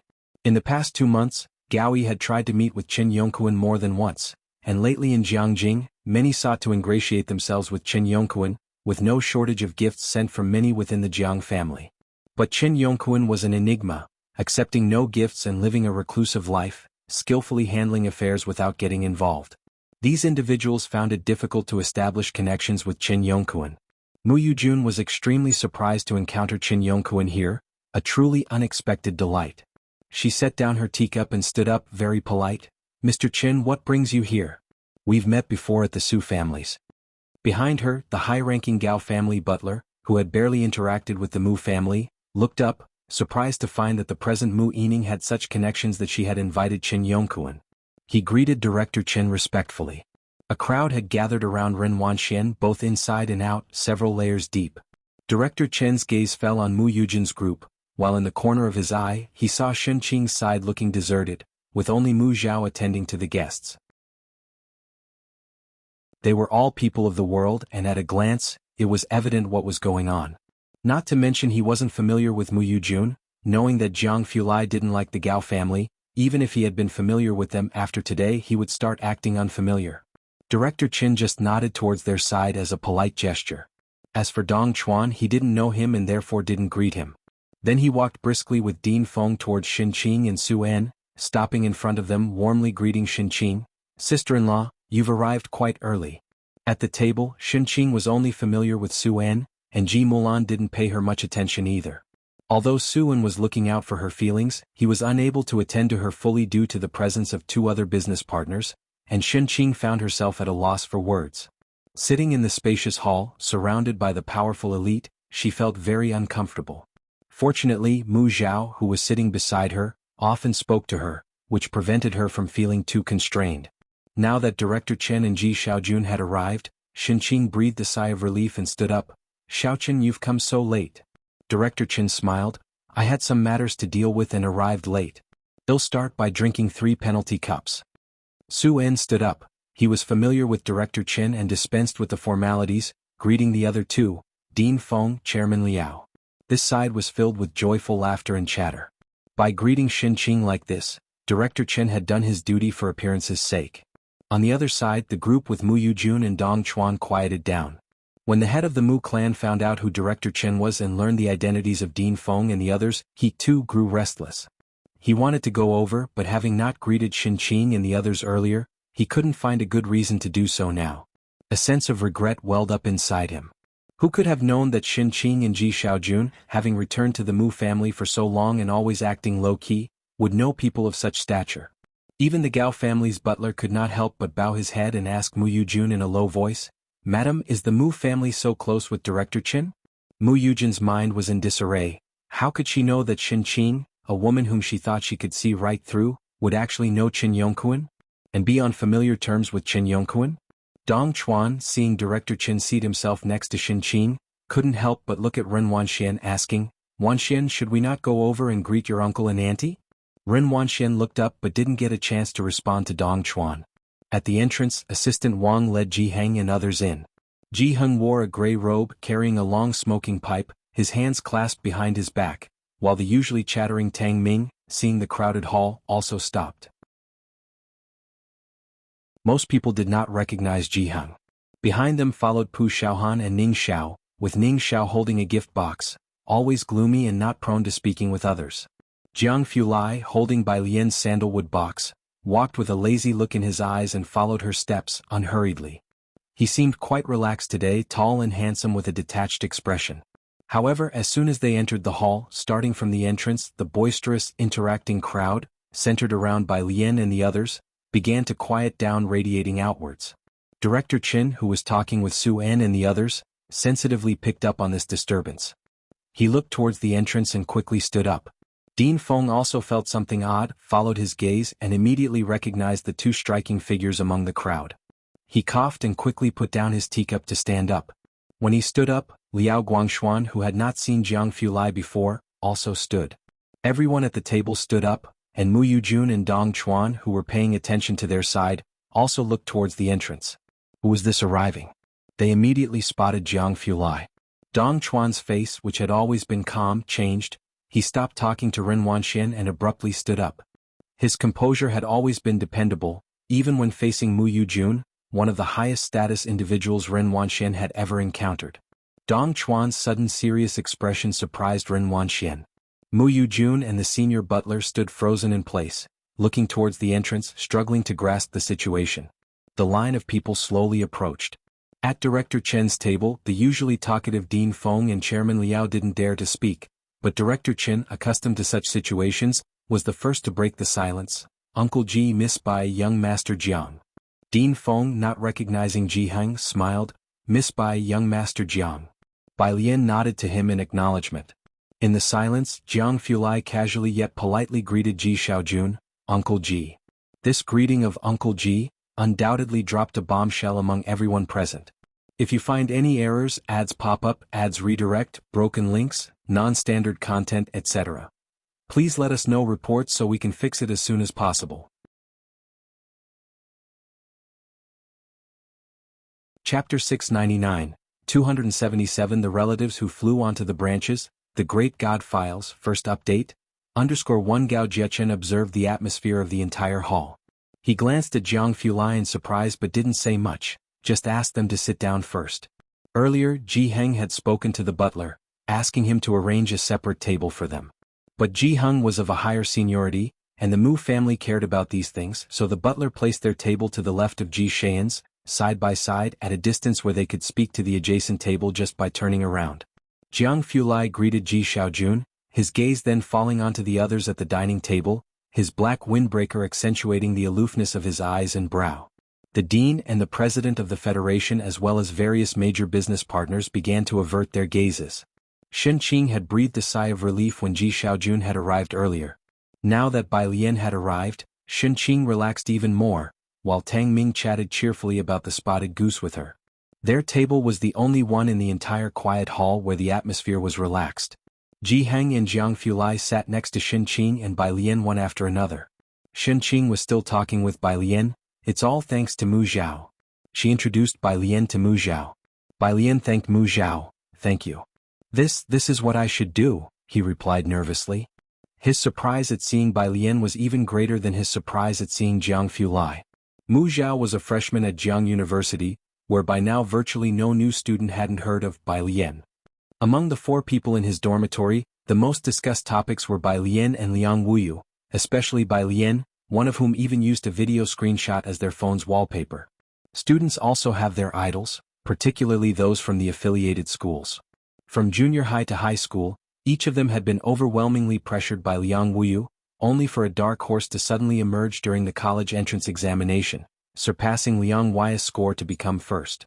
At the start of school, the Tongfeng class exam results were widely discussed in the forums, with 3 students from Xiangqing sparking the buzz. In a pure science exam, 1 student scored higher than Liang Wuyu, and 2 scored nearly as well. What more was there to say? This class had already been dubbed Celebrity World by netizens. Mu Zhao was just one among many students who looked up to this group, never expecting one of them to be Shen Qing, another niece of Mu Yining whom he had heard about from his own relative. He was quite excited in the moment. With Bai Lian seated at the next table, Mu Yining came over and asked Mu Zhao to return to his own seat. Mu Zhao nodded and before leaving, asked Shen Qing if he could add Bai Lian on WeChat. WeChat. Shen Qing took out her phone and recommended Bai Lian's contact card to Mu Zhao, asking him to keep it off the internet and not pass it to others. "I know, thank you," Mu Zhao said, taking his phone back to his table. As Bai Lian and the others took their seats, fireworks were lit outside, and the silent hall slowly began to buzz with quiet conversation. There weren't many people moving around the venue. A distant uncle from the Mu clan sat on edge at Mu Yujin's side, constantly asking in a low voice, "Clan leader, when do we go over?" Just moments ago when they greeted Mu Yujun and Dong Chuan, it was casual, but now the thought of returning seemed forced. And now, returning to engage in conversation with Ji Xian's table seemed questionable. The clan leader was at a loss as well. If they were already regretting their presence after the arrival of the bureau chief and the dean, their regret peaked internally with the arrival of Jiang Fulai. Mu Yujun stood still for a good while. Jiang Fulai just glanced over coolly from afar, making her feel a chill rising from the soles of her feet. Butler Gao, seeing him at the Mu family residence, was bewildering to Mu Yujun, and she looked dazedly at Butler Gao. Butler Gao, having seen Jiang Fulai more times than Mu Yujun, also realized, "It's young Master Jiang." Mu Yujun sat down absent-mindedly, no longer concerned about Dong Chuan or the clan leader, tightly clutching her handkerchief. Why would he be at the Mu family? Jiang Fulai, along with Gao Zhechen and Gao Yi, were figures they hardly ever saw, except for a personal meeting during Elder Zu's birthday. He had not been seen in any public venue, but now he had appeared at the clan initiation ceremony for Ji Xiaojun and the others. And he called Ji Xiaojun, Uncle Ji. Qin Yongquan also arrived at the Mu family at this time, everything strange yet traceable. When it was time to eat, Mu Yujun picked up the wine glass beside her and went to find Ji Heng. As she left, Ren Wanxian finally caught her breath. She looked towards Dong Chuan, becoming aware that Jiang Fulai's identity might not be ordinary, and looked at Dong Chuan in astonishment. Dong Chuan remained silent, unwilling to elaborate, and only asked her to pick up her glass and head over to Ji Xian's table. If you find any errors, ads pop up, ads redirect, broken links, non-standard content, etc., please let us know reports so we can fix it as soon as possible. Chapter 700, 277 The Relatives Who Flew Onto the Branches, The Great God Files, First Update, _2 Ren Wanxian quickly took a glass and followed Dong Chuan. At Ji Xian's table, Ji Heng and Jiang Fulai were not present, and his own words had always been scarce. Mu Yining had just entered the hall and knew the situation upon seeing Mu Yujin's area. She glanced at Dong Chuan and Ren Wanxian, then introduced the people at the table with a light smile. Xiao Chuan, these two here are Director Feng and Chairman Liao, and this is CEO Su. As she introduced them one by one, Dong Chuan finally understood who Director Feng was. He was surprised on the inside, and his demeanor became even more humble. He had initially thought that Ji Xiaojun and Xin Qing were just ordinary people. In fact, Ji Heng was indeed born of a concubine and later chose to leave the Mu family voluntarily. He hadn't contacted the Mu family for 40 or 50 years and had only been in Xiangqing, so Dong Chuan hadn't taken much notice at first. Who knew that this relative would pull such a grand move? Dong Chuan thought to himself that this year, for the Lunar New Year, their elders and mother would personally visit the Mu mansion to pay their respects. Dong Chuan had always held himself with high status and dignity, even when facing Mu Yujun. This was the first time that Ren Wanxian saw him lowering himself to such an extent. As for the table behind them, Dong Chuan didn't dare to take another glance. Ren Wanxian looked back. At Bai Lian's table. Director Qin had left in the middle of his meal to join Ji Heng for a drink, while Su En and Ji Xiaojun were discussing business at the table behind. Amidst the clinking of glasses, even Xin Qing was repeatedly toasted. She didn't understand the situation, only hazily joining in the drinking with her beverage. When others toasted, they drank a shot of liquor in one gulp, but with each sip of her drink, no one dared to say a word. Tang Ming and Pu Xiaohan were chattering away, with Pu Xiaohan leisurely videotaping the process of serving the dishes with her phone. Ren Wanxian frowned slightly as she observed Pu Xiaohan doing this, and her peripheral vision caught Bai Lian and Jiang Fulai beside her, giving her a sudden jolt. She simply could not understand. Was kid, Tang Ming still had to go back in the afternoon to check on Zhang Shi's homework. Had only had a few drinks and suddenly thought of something. When will you give the gift to Uncle Ji? Ning Xiao lowered his head to look at the paper box at his feet. The box was a 50-centimeter wide square, quite large and with some heft.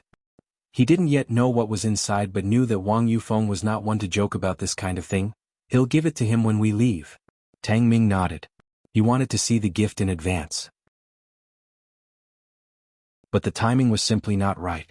Ji Heng was staying at the Mu mansion for dinner, and Ji Mulan was going to stay there for a few days. Bai Lian and the group of students were all heading back. Mu Yining had been deliberately not focusing on Jiang Fulai, but she stopped Bai Lian. Alien, the Mu mansion has many animals and a lake created by redirecting water. Won't you stay for the night to see the scenery? The scenery of the Mu mansion was indeed rare. Anyone else would surely want to stay for the night, but Bai Lian, who had once lived in the general residence which far surpassed the Mu mansion, had no curiosity about it. No thank you, Bai Lian said as she lowered her gaze and methodically tied her cloak strings, looping them into a loose knot. All right. Mu Yining had no other options. As Bai Lian and Jiang Fulai were about to leave, a bunch of people from the Mu family saw them out. But the only one who could speak with them was Mu Yining.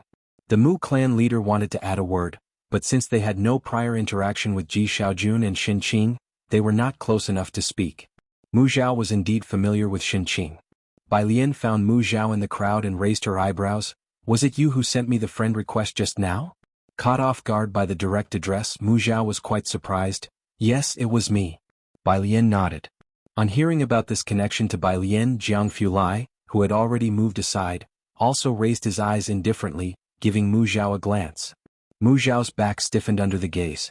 At the right moment, Ning Xiao handed the paper box to Ji Xiaojun, concisely stating, "Uncle Ji. Is this for me?" Ji Xiaojun, who had had a bit to drink and was conversing with Liao Guangshuan, took the square paper box with a smile, thinking it was a small token from a child. "Thank you." After receiving it, he felt its few pounds of weight, not heavy, not knowing what was inside. A bunch of people stood at the entrance of the Mu mansion, waiting for the car carrying Bai Lian and the others to drive away, and the breath that had been hanging in everyone's hearts finally dissipated. Ever since Bai Lian and Jiang Fulai had appeared, Mu Yujun had been much more silent. She walked back a distance with Mu Yining before speaking up. "Why didn't you say earlier?" "I also just found out." Mu Yining shook her head, her expression serious. "You can see as well, he's come because of our great-grandfather and others, not directly related to our Mu family." Mu Yujun fell silent. There was another family banquet in the evening, but Mu Yujun didn't stay, hastily returning to the Gao family. If you find any errors, ads pop up, ads redirect, broken links, non-standard content, etc., please let us know reports so we can fix it as soon as possible.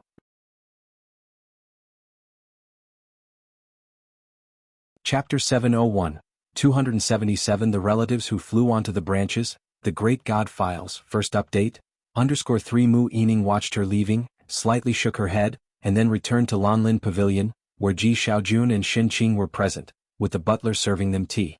Ji Xiaojun and Xin Qing were opening boxes. Mu Yining sat in her seat, lifted the teacup and gazed at the cardboard box. The butler spoke softly, "This is a gift from Miss Bei's classmate." There were many gifts today. The storeroom was filled with treasures for Ji Xiaojun. Mu Yining thought it was better to be a college student with no burdens on their mind. The cardboard box was opened, and Ji Xiaojun scooped out a vase from inside with one hand. It was a peach and plum blossom openwork heart-turning vase. The body was gilded, and one could see it had some age, exquisite in craftsmanship. Cough cough. Mu Yining almost spat out her water. She put down the teacup and hesitantly asked the butler, "This vase, have I seen it in an auction house catalog before?" Although the Mu family did not have a private museum like the Qin family, they too had quite a few antiques at home. The butler could tell as well, this vase was no ordinary item. In the afternoon, Ning Xiao went to the school to help Zhou Wenqing. Bai Lian went to meet Gao Shu in the evening. Gao Shu usually lived in the apartment assigned by the drama theater, a 3-bedroom and 1-living-room place, mostly occupied by her alone, very spacious. Bai Lian brought a bouquet of fresh flowers from Aunt Zhang's to her place. When Gao Shu opened the door, she saw the two people outside, Bai Lian holding a bright bouquet, dressed in white clothes with a green cape draped over her, sheer elegance and simplicity. Looking at the person beside her, Jiang Fulai stood with one hand in his pocket, indifferent and aloof, like the distant sunlight of a winter day. "Auntie." Even his tone was casual. Gao Shu was taken aback and then smiled. She took the flowers from Bai Lian's hands and stepped aside to let the two in. Lian, you even brought flowers," she said cheerfully as she put them into a vase. "You two sit for a while with Yan. I'll go to the kitchen to see if there's anything I can help with and make an extra dish." During Bai Lian's last measurement session, Gao Shu had left early without having dinner. Today she had specially invited them for a meal, and she did not expect Jiang Fulai to come too. Gao Yan was picking out films to watch while sitting on the sofa. Seeing Jiang Fulai, she subconsciously stood up, her gaze then fell on Bai Lian. Lian, come and see if there's anything you want to watch." As the deputy director of the drama theater, Gao Shu had many film and television discs. Bai Lian also liked watching movies, but her recent interest was in plays. She glanced over the discs, noticing 2 without covers on the cabinet beside her, only marked with a sticky note. "Blossoms on the Tree rehearsal, can I watch this?" She bent down and picked up the disc. "Sure." Jiang Fulai came over, took the disc and looked down at it, but such rehearsals, unedited and without music, are shot in wide angle. Bai Lian shook her head. "It's fine." "All right." Jiang Fulai reached out to open the player and placed the disc inside. Gao Yan watched the scene quietly and returned to the kitchen to assist the chef and Gao Shu. The Blossoms on the Tree rehearsal was as Jiang Fulai described, wide angle, unedited, but each actor performed quite well. The main character, Bei Tong, played Qin Yi, which was considered an unofficial history. The other actress, Qin Si, could be considered the second lead, also with significant presence. The recording was not very clear, but Bai Lian had read the script and remembered the lines, making it easy for her to follow. Bai Lian lounged on the sofa, having removed her cape, dressed only in white clothes and a white skirt. Her slender fingertips tapped intermittently on her knee. She began to contemplate the direction of the music and the overall tone. The first part quickly ended, and Jiang Fulai, who had been leaning on the armrest next to her, stood up to change to the second disc for her. Outside, the doorbell rang. With Gao Yan and Gao Shu in the kitchen, Bai Lian got up to open the door. The person outside was also familiar to Bai Lian. It was Secretary Xue. Secretary Xue was not surprised to see Bai Lian. Glancing past her, she saw the aloof figure switching discs and quickly retracted her gaze, not daring to enter. She handed Bai Lian a file. "Miss Bai, this is the document Vice Director Gao requested. Could you please pass it to her for me?" Bai Lian looked down and saw a folder with natural color, only a single word written on it in black pen, "Bai. If you find any errors, ads pop up, ads redirect, broken links, non-standard content, etc. Please let us know reports so we can fix it as soon as possible."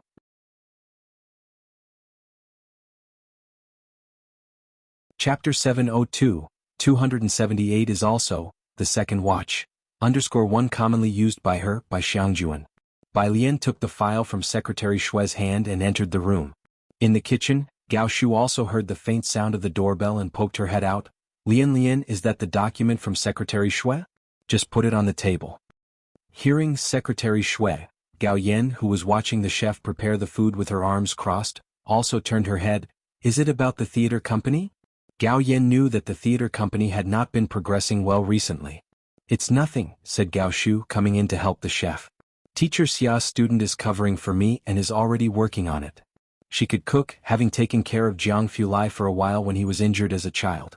During that time she cooked everything herself, refusing to let him eat anything not prepared by her hands. Later, when Jiang Fulai regained consciousness and gradually took over the Jiang family's power, she was finally able to relinquish this great responsibility. It was also for this reason that Jiang Fulai had never touched the Gao family, and the Gao family's fortunes had risen ever since. Gao Shu did not harbor thoughts of revenge, but everyone knew that the only person in Jiangjing who could earn Jiang Fulai's respect was Gao Shu. And there's Lian.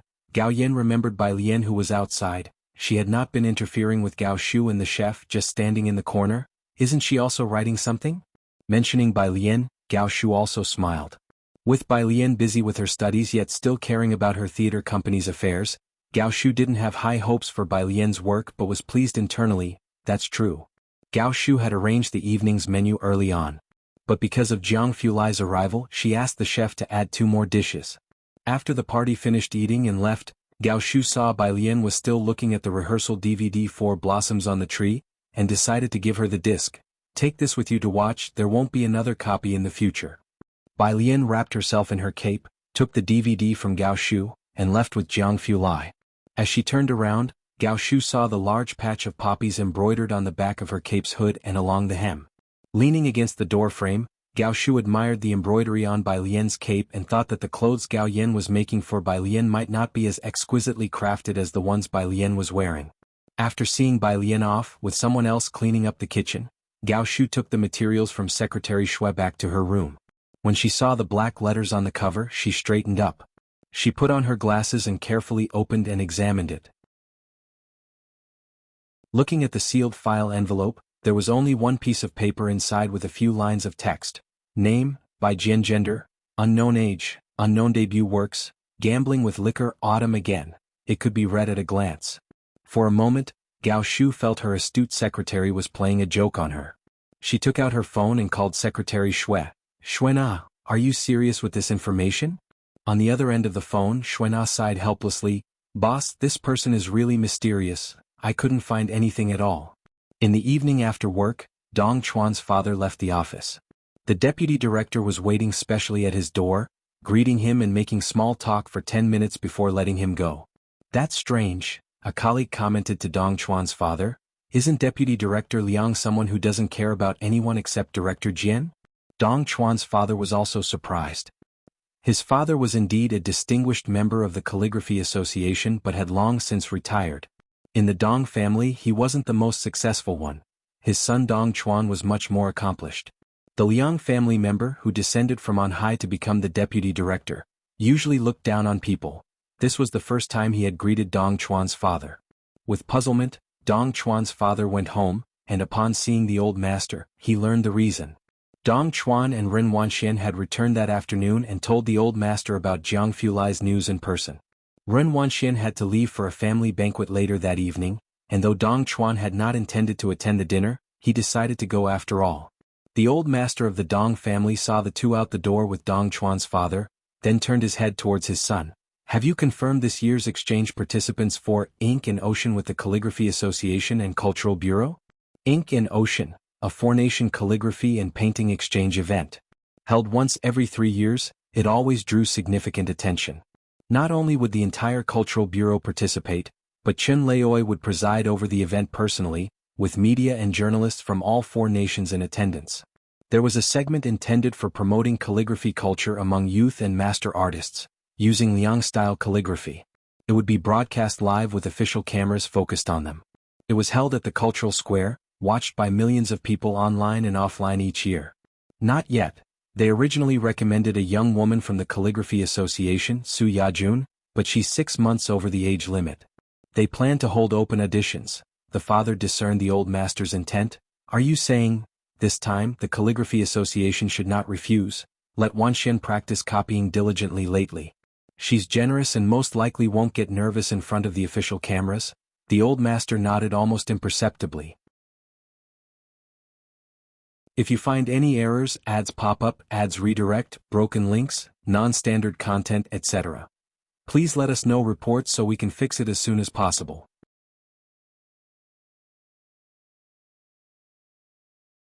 Chapter 703, 278 is also, the second watch, _2 commonly used by her, by Xiangjuan.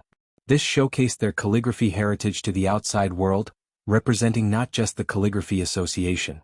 They had to be cautious, then even more cautious. The Mu family.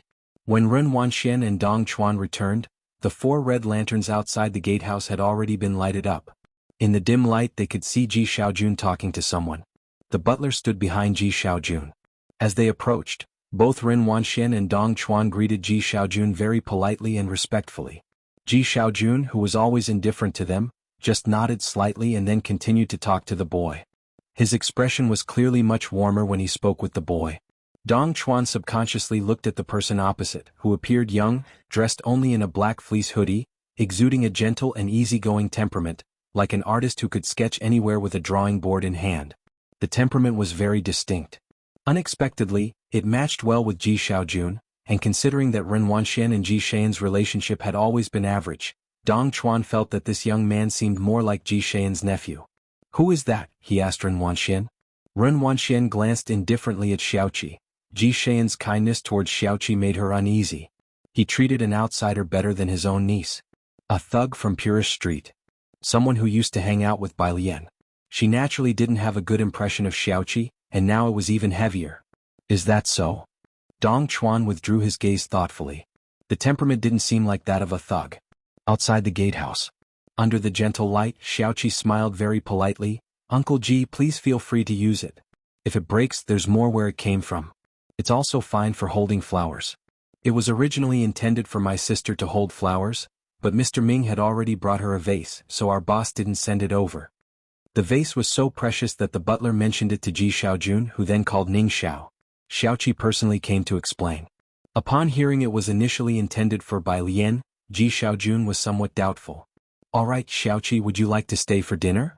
Thank you, but I need to get back to oversee the place, replied Xiaoqi graciously as he bade farewell to Ji Xiaojun. He got in his car and left.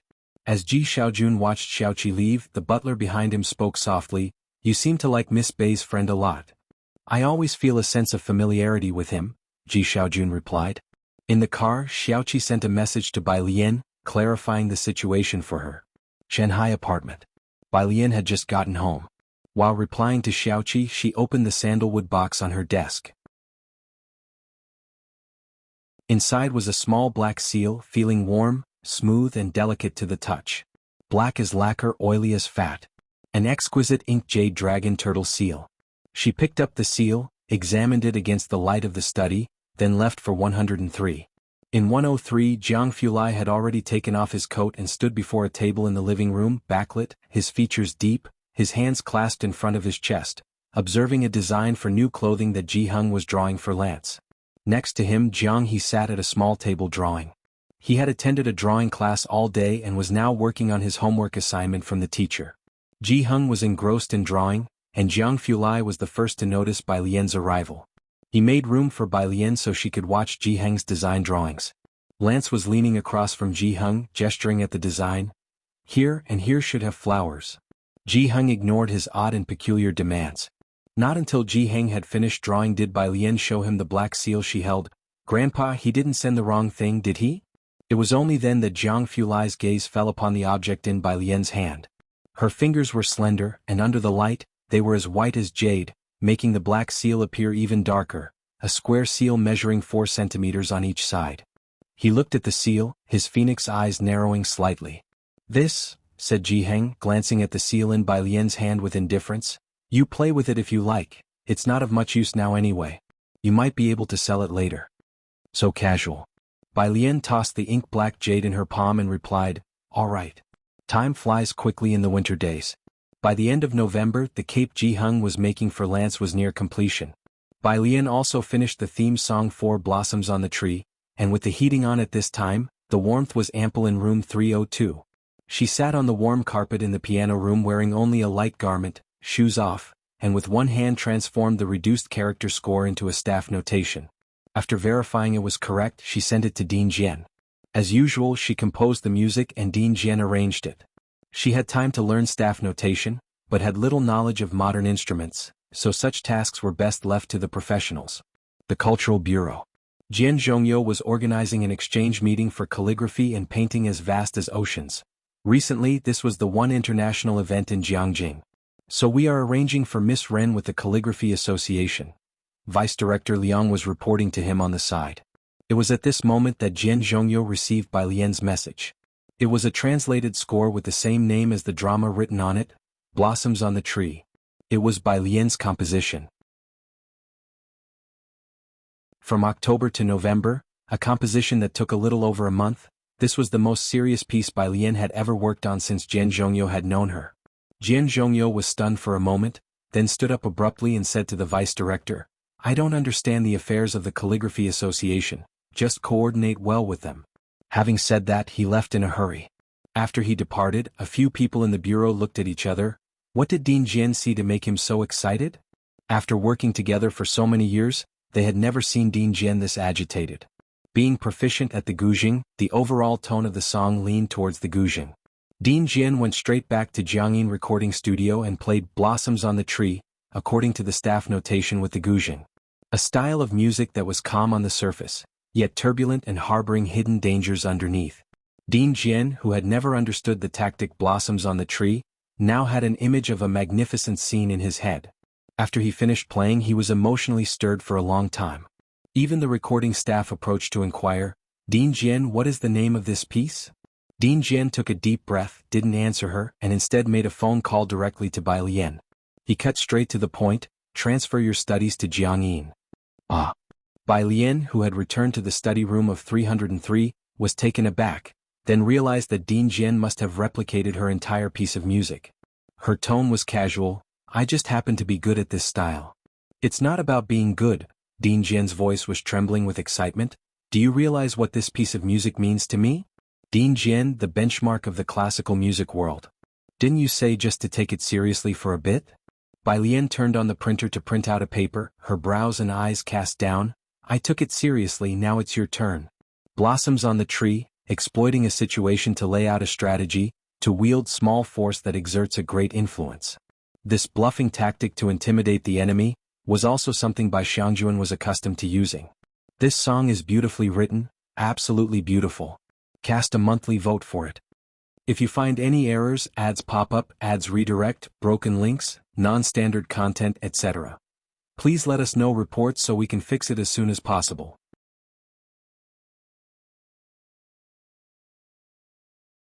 Chapter 704, 279 Strong Collaboration, Master Level Arrangement, Chapter 1, The Final Battle. Chen Yi led so many people to evacuate from Xiangqing. The city, now with only a little over 100 soldiers, had become an empty husk. Bai Lian arranged for these people to be stationed at the city gates, beating the drums daily. None of the usual procedures were missing, and they even created a fog of illusion regarding the arrival of food and supplies, mixing the false with the true. The enemy forces didn't dare to act rashly for the moment. The sword hanging over one's head could only be truly understood by those who had experienced it themselves. I need some time, the dean had previously told Bai Lian with ambition, but when it came to his turn, he feared he would mess up the composition. He hung up the phone. The dean turned to ask the sound engineer, "Did you get that recording just now?" The young girl had never seen the dean so meticulous. "I got it, it's recorded." "Go get your teacher." The dean sat in front of the military drum, put on one side of the headphones, listened to the melody and tried to record a new drum section, then worked on tuning it. This time he wanted to add piano, bass and electric guitar to create an atmosphere. That's why the dean wasn't confident in the song by himself. He planned to ask 2 more people for their opinions. The young girl, watching the dean's serious demeanor, suddenly had a guess. Could it be that the great god Bai Jian had released a new song? She was somewhat excited, although the song just now didn't quite match Yanlu's usual style, but then again, Yanlu never had a fixed style. Suppressing her excitement, she quickly opened the door to go find her teacher. Meanwhile, the dean's phone rang, an old acquaintance asking if he was taking on any new composition projects.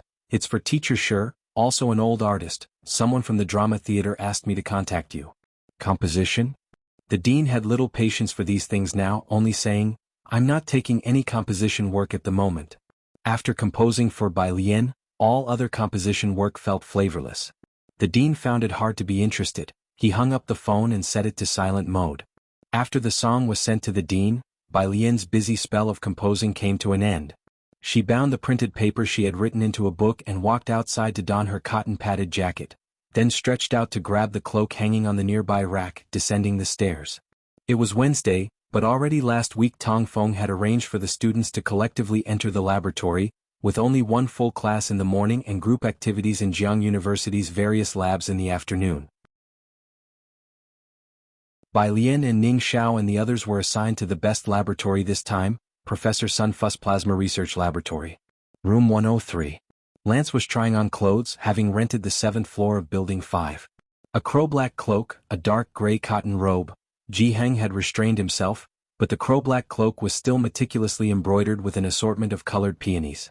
It had a strong design aesthetic. Bai Lian found it a bit too gaudy for the eyes. Lance adored this cloak, wearing it over a simple shirt even indoors. "This is for her." Ji Heng handed a white bag to Bai Lian. "I finished it this morning." As the heating was on and the doors and windows were closed, Ji Heng didn't smoke in the main hall, generally only smoking with Lance in the sunroom of the courtyard. In the bag was a long down coat that Ji Heng had made for Yang Lin. Yang Lin hadn't left Xiangqing since she arrived in the summer, bringing only a thin suitcase with her, and Jiangjing was cold. In a couple of days, snow was expected and the temperature would drop even further. At the beginning of the month, Ji Heng had planned to make her a warm, long-down coat. Without the neighbored embroideress to help him in Jiangjing, Ji Heng still managed to finish it before the snowfall. Yang Lin was in the open laboratory of the biology building.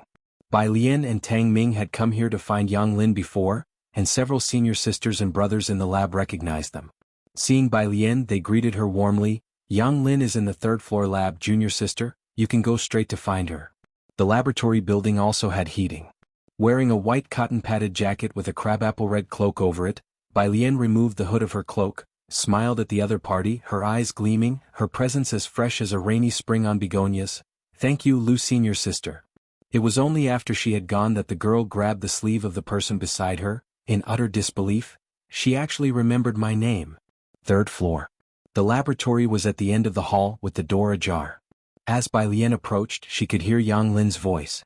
Wearing a long-sleeved t-shirt, she faced away from the door, hands together in a prayer-like pose, addressing a petri dish. "Bacteria Lord, I beg of you, please survive. You are the last bacteria strain that Teacher Xia gave me, please?" She bowed at a 90-degree angle very respectfully. Bai Lian, she unfastened her cloak, stood at the doorway for a moment in thought, then silently went back downstairs.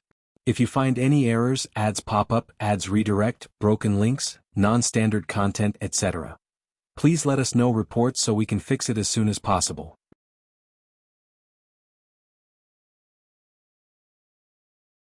Chapter 705, 279 Strong Collaboration, Master Level Arrangement. Chapter 2, she phoned Yang Lin at the stairwell entrance. Sister Lien, came Yang Lin's calm and mechanical voice over the phone. Grandpa asked me to bring you something. I'm at the experimental building now, Bai Lien said. Yang Lin's voice was as unvarying as ever, devoid of emotional fluctuation, and she succinctly replied, the last laboratory on the 3rd floor. Bai Lien hung up the phone and waited at the stairwell entrance for another 2 minutes before heading to the laboratory. The laboratory door was shut tight. When she arrived, Yang Lin was holding a record report in one hand and a black pen in the other, still wearing black-framed glasses, her skin snow-white. Her bangs and glasses concealed her clear and cool eyes. I'm writing the experimental schedule, Yang Lin said as she placed the pen and report on the table and adjusted her black-framed glasses. Bai Lien's down jacket was already unzipped. She held a cape in one hand and placed her clothes on a chair beside her, speaking at an unhurried pace. The down jacket Grandpa made for you. After spending a few months with Bai Lien, Jiheng, and the others, Yang Lin had come to understand them a bit. She didn't refuse and pondered for a moment. I will visit Grandpa this weekend. If you're busy, don't make a special trip to see him, Bai Lien said as she left. She still had to go to the plasma laboratory and simply waved her hand lazily behind her, knowing that a professor was supervising Yang Lin and she was busy every day. No rush. After Bai Lien left. In the laboratory, Yang Lin reached out to open the bag.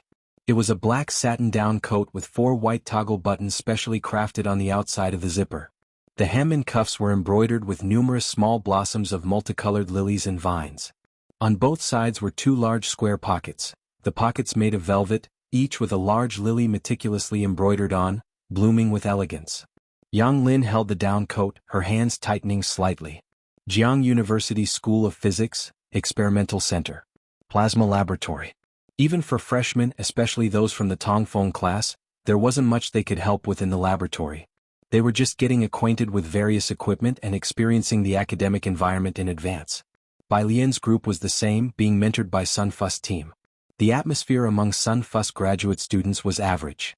When Bai Lien arrived, Tang Ming and Ding Wenyang each carried a jug of mineral water inside. Tang Ming, who had trained with Ming Dongheng and Bai Lien, found carrying a jug of mineral water no challenge, but Ding Wenyang, an academic prodigy since childhood who had never done heavy labor at home, was panting for breath. Bai Lien took off her cape and white down jacket, draped them over her wrist, wearing only a sweatshirt of the same color underneath. As she passed by the two, she glanced at Ding Wenyang and lifted the jug of mineral water from his shoulder. Carrying the water casually, she walked deeper into the corridor. Ding Wenyang, completely bewildered, gave Tang Ming a stiff look. Tang bro, what's going on? As Tang Ming effortlessly climbed the stairs with the water jug, he coolly told Ding Wenyang, Ding bro, you'll get used to it. Bai Lien put the water on the drinking fountain outside and then entered the laboratory directly. Professor Sun's laboratory was large, consisting of 3 connected rooms.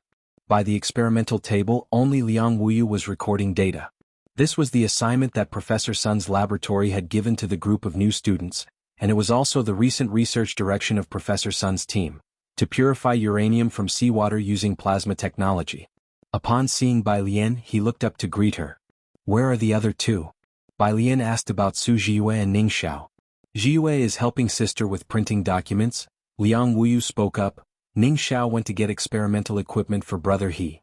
The equipment they needed was in the physics building and it took some time to walk back and forth. As they spoke, a male student dressed in a lab coat with a stack of printouts came over. Bai Lien, Liang Wuyu, good to see you're both here. This is the group assignment for this time, remember to hand it in on time to me and sister. Liang Wuyu reached out to take the group assignment from Hen Shuyan's hands. After handing it over, Hen Shuyan smiled and said, This is a creative opportunity for you guys, thanks for your hard work. Bai Lien went to get a lab coat, putting it on languidly as she smiled nonchalantly at Hen Shuyan. So should we thank brother He? She appeared beautiful and non-threatening. Hen Shuyan seemed to detect a hint of sarcasm in her words and looked back at Bai Lien, who still had a lazy demeanor. He turned away, deciding he must have misunderstood. That evening, Bai Lien and her group rushed to complete their group assignment, leaving the laboratory only at 11 o'clock. So tired, Ding Wenyang massaged his own arms, asking Tang Ming beside him, when did brother He and the others leave?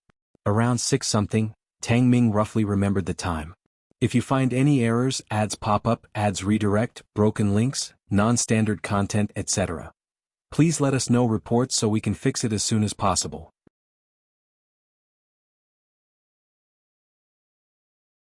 Chapter 706, 279 Strong Collaboration, Master-Level Arrangement. Chapter 3, Ding Wenyang sighed, it still has to be the chief disciple. Bai Lian held a cloak in her hand, not wearing it. Seeing the car parked outside, she recently spent time in the piano room late into the evening, so she hardly went back to the dorm. She didn't go back today either. In the driver's seat, Jiang Fulai's hands were crossed and resting on the steering wheel, the interior light casting deep and distinct features, always dressed in a cold, color-coordinated style. Exquisite and lazy, meticulously handsome. Bai Lian's mood lifted considerably at the sight. As she got into the car, Jiang Fulai casually tapped the steering wheel, a nearly imperceptible frown showing his dissatisfaction with the time she left the laboratory. What's keeping the freshman so late? Even in his own laboratory, Wen and the others were recently busy with a new project and had only just left. A project on extracting uranium from seawater, Bai Lian said as she buckled her seatbelt, eyes downcast. They can refine that? Must cost a pretty penny. Can they even produce new materials? Mr. Jiang couldn't help but scoff. The laboratories provided to the freshmen by the school were all part of the experimental center. Accustomed to top-tier laboratories, Jiang Fulai seldom found these facilities impressive. Most of the projects seemed quite superficial. Bai Lian gave him a deep, meaningful look. Of course that's them. Jiang Fulai spoke calmly again. Have you heard of hydrazine hydrate cellulose? Though Jiang Fulai didn't research this area, he had attended some lectures and could offer a few suggestions. He started the car and headed off campus, discussing the project topic with Bai Lian. As the headlights switched on, snowflakes began to flutter down from the sky suddenly and in large clumps. Leaning against the car door, her finger lazily propping up her chin, Bai Lian watched the snowflakes drizzle down outside, her mind wandering slightly. It's snowing. Jiangjing was cold and snow had started falling as early as December. Jiang Fulai drove Bai Lian to the parking lot of Shanghai apartment. As the distance to building number 5 was short, she did not don her cloak. The snowflakes spun gently, landing on her eyebrows and the top of her head. After parking the car and turning off the engine, Jiang Fulai walked with her towards the building, their conversation shifting from hydrazine hydrate cellulose to the atmosphere in the laboratories. It's not just about academic atmosphere, Bai Lian said as she caught a falling snowflake with the cloak in her hand. She leisurely described the plasma laboratory group to Jiang Fulai. As he listened, Jiang Fulai brushed off a few undissolved snowflakes from her head. There's always some politics where there are people. Some research groups are like that, but most have a very good atmosphere. The Ma Institute's group, for instance, is very decent. Seeing that Ji Heng's courtyard lights were dimmed, Bai Lian didn't bother to greet them. She climbed the stairs to the 3rd floor with Jiang Fulai. Recalling a sudden thought while listening to Jiang Fulai talk about the laboratory, she asked, "Is it true that no one dares to speak up in your lab?" Given Jiang Fulai's tendency to provoke with just a few words. "It's all right," Jiang Fulai replied indifferently. "There are more who focus on the actual work without too much cunning. Anyone slightly complex like Gao Zhechen, even if from the Gao family, he would not accept." After sending Bai Lian home, Jiang Fulai returned to 302. After thinking for a moment, he went to the study, turned on the phone and made a video call. On the other end, academician Ma had just got home not long ago. Investment or equipment? No. Jiang Fulai settled into his chair, his phoenix eyes narrowed, tone casual. Oh, goodbye. Academician Ma reached out, about to hang up the video call. Jiang Fulai leaned back. I just sent her home, talked about the laboratory. Academician Ma's mouth twitched at his just sent her home, but knowing Jiang Fulai was reaching out about Bai Lian, he didn't disconnect. What about it? What's up with the lab? Director Jian's music composition cycle was also longer than usual this time. He had provided the main theme by Wednesday. On Sunday noon, Bai Lian received a call from Director Jian while dining at 103. At the table, Xin Qing and Tang Ming Yonglin and others were present. The table was laden with fish caught by Ji Heng, Lance and Director Chen. Xin Qing and Director Chen were the main chefs, preparing fish head pots and a large plate of sauerkraut fish. Holding her phone, Bai Lian stepped into the sunroom to take the call. There was no heating on the outside, but with glass all around and the glass doors of the hall open, it wasn't particularly cold. Standing before a potted plant, she watched as Ji Heng's peony bloomed. Director Jian. Director Jian had spent several days living in the recording studio, not getting enough sleep, yet he remained incredibly energized. It's done. The chorus isn't very rich. I left some space. Let me play it for you first. The sound was still being burned onto a CD, so he directly played the demo of Blossoms on the Tree live for Bai Lian. With the addition of military drums and saxophone, blending the sounds of the pipa and bamboo flute, the music oscillated between tension and relaxation. The few seconds of silence in the chorus were a masterful touch, catapulting the tension to its peak. The next moment, the vigorous sounds of the Guzheng matrix clashed boldly and fiercely. Even Bai Lian was moved by the demo. 2 minutes later, Bai Lian finally spoke, an astounding display of creativity. Truly the work of a master composer. I discussed it with old Ian, said Director Jian. I'll take an hour to burn the CD. Once it's ready, I'll deliver it to you. The quality of the CD burned in the recording studio was high, intended for use by the opera house. Director Jian had the CD directly burned. Transferring via the internet could affect sound quality, and he would not tolerate any flaw in this song. Okay, said Bai Lian as she hung up the call. She looked down to see a new message on WeChat. It was from Gao Shu. Lian, there is a rehearsal of the first half of Blossoms on the Tree, this afternoon. Do you have time to come and watch? Gao Shu knew Bai Lian was very interested in Blossoms on the Tree. This month there had been 2 rehearsals and she had mentioned to Bai Lian about attending, but Bai Lian, because of her project and work with Academician Ma, hadn't gone. Bai Lian regarded Gao Shu's message and leisurely replied with a word. Okay, if you find any errors, ads pop up, ads redirect, broken links, non-standard content, etc. Please let us know reports so we can fix it as soon as possible.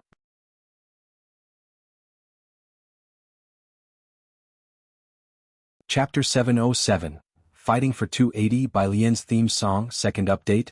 _1 When Dean Jian arrived at Shanghai apartment, Bai Lian was upstairs talking to Xiaoqi. Xiaoqi was telling her about Xingyi Martial Arts School and the medical hall. The solid foundation paste from Xingyi Martial Arts School had successfully broken out of the small business circle. Hen Jiwei had also taught several sitting doctors about myopia acupuncture, which had been fully promoted in Xiangqing. Shenkang Pharmacy became a national chain enterprise and entered the Jiangjing Chamber of Commerce. In just 1 year, despite the pressure from the Luo family pharmaceutical and the traditional Chinese medicine market, they broke through to the chain pharmaceutical market, and Xiaoqi's contributions were indispensable. The only acupuncture that hadn't been popularized had a long treatment cycle, requiring more than 2 months. Many people inherently distrust traditional Chinese medicine, which made it difficult to promote in Jiangjing and other places. Xiaoqi was determined to spread this technique worldwide. He sat at the small tea table in Bai Lian's study, leisurely pouring himself a cup of tea. The tea here was always exceptional. Has Dr. Lance's myopia been completely cured? Bai Lian flipped through a report and then handed it to Xiaoqi. What do you have in mind? After finishing his tea, Xiaoqi said, I want to invite Mr. Lance for a one-day tour at Shenkang Pharmacy. He's in 103, go discuss it with him. Bai Lian knew that Xiaoqi and Mao Kuan both knew Lance, as it was Mao Kuan who introduced him in the beginning. The two left the study.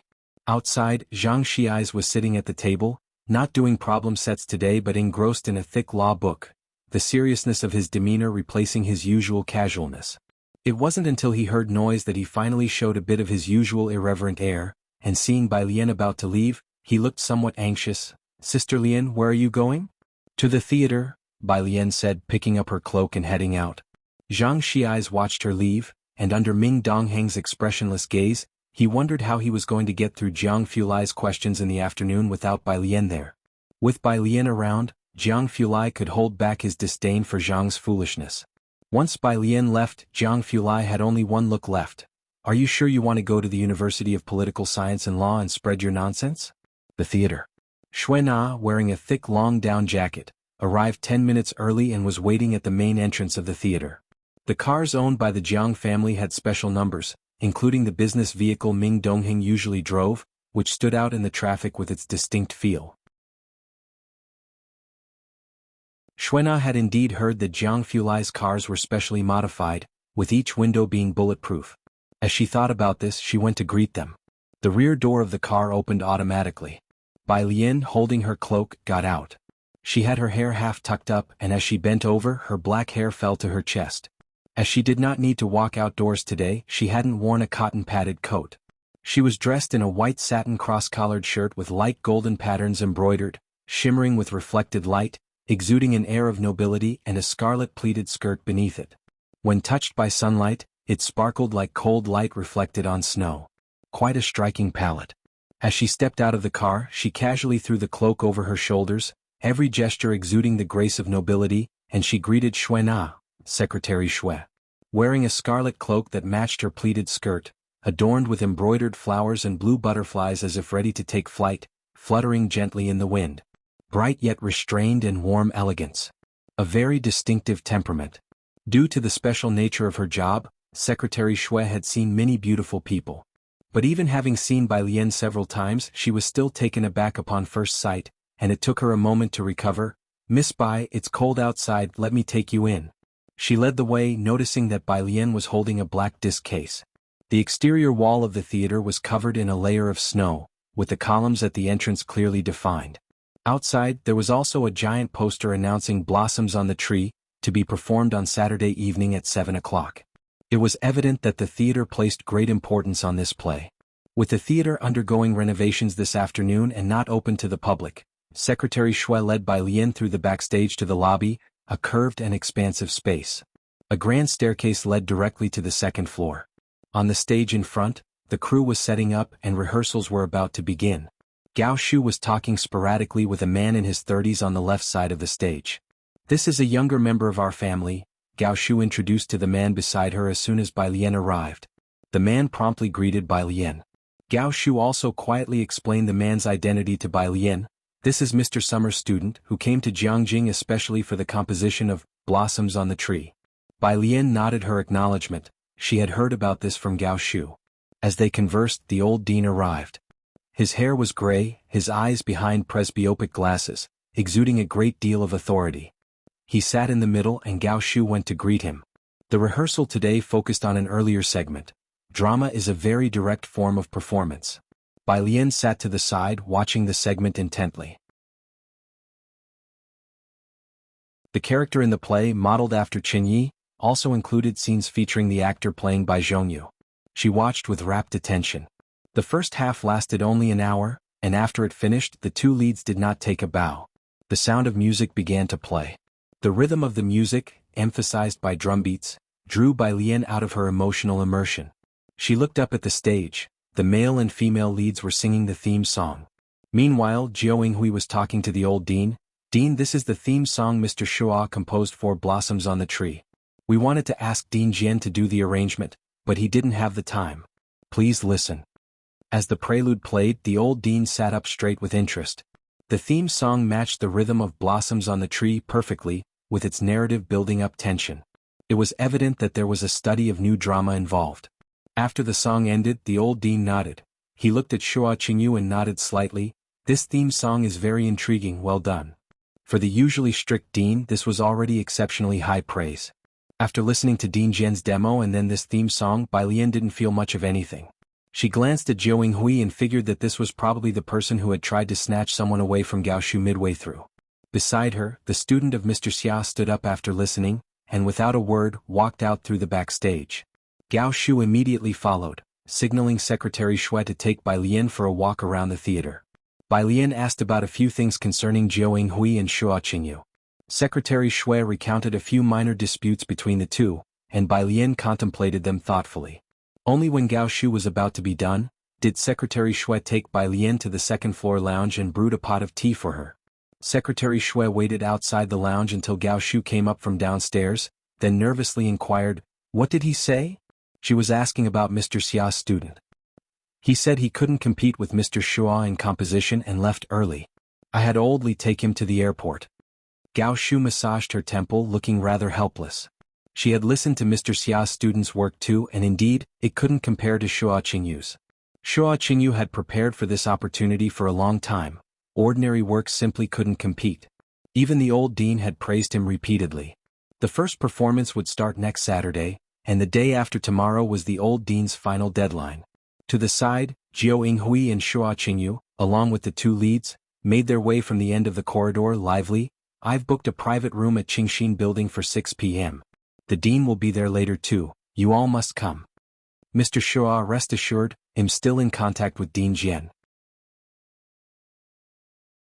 He's been busy lately, but we'll definitely have an opportunity to collaborate on the next piece, Jiao Yinghui said with a smile and passing to Gao Shu. Vice Dean Gao, I'm not staying late today, I'll be going first. Shua Qingyu was aware that Jiao Yinghui could indeed get in touch with Dean Jian, so even in front of Gao Shu, he didn't feel the slightest bit guilty. The group departed. Boss, Secretary Shui asked, should we still keep Bei Tong and the others to practice the theme song? Forget it, Gao Shu pushed the door and entered the lounge. Let them go have a meal. We're giving up on this theme song. He managed to invite even Dean Jian himself to do the arrangement. What more can I say? The bond with Lu Jiao was strong, yet she had not managed to persuade him to come out of retirement. Are we really giving up? After months of effort, at this critical juncture, Secretary Shui found it difficult to voice the notion of giving up. If Vice Dean Jiao did ascend to the position, then Gao Shu would truly be marginalized. But the disparity was there for all to see. Mr. Xia's student had already conceded defeat and left Jiangjing on his own accord. Sighing, Secretary Shui thought to confront whatever came their way, as she picked up her mobile phone to notify Bei Tong and Qin Si not to stay late for practice. Inside the lounge, Bai Lian was on the phone with Ji Heng, who asked if she would come back for dinner that evening. I will. Glancing as Gao Shu entered the room, Bai Lian stood up. Xiaming is already waiting downstairs. Bai Lian picked up her cloak and ended the call. Are you leaving now? I've already called the chef over. Gao Shu shook off her thoughts, still speaking softly to Bai Lian. Don't go back. I'll make you one of my specialties today. Bai Lian didn't respond, simply passing the CD she held in her hand to Gao Shu. What is this? Gao Shu asked, puzzled. In the past month, Gao Shu had been frequently exchanging details with Mr. Xia's student, and he had reached out to her often. Bai Lian had never asked Gao Shu anything. Gao Shu had forgotten that Bai Lian was also composing a theme song for Blossoms on the Tree. The theme song for Blossoms on the Tree. Bai Lian dusted off her slightly wrinkled sleeve, draped her cloak elegantly and lifted her eyes, smiling calmly and breezily. I thought you probably wouldn't have time to cook these past few days. If you find any errors, ads pop up, ads redirect, broken links, non-standard content, etc. Please let us know reports so we can fix it as soon as possible.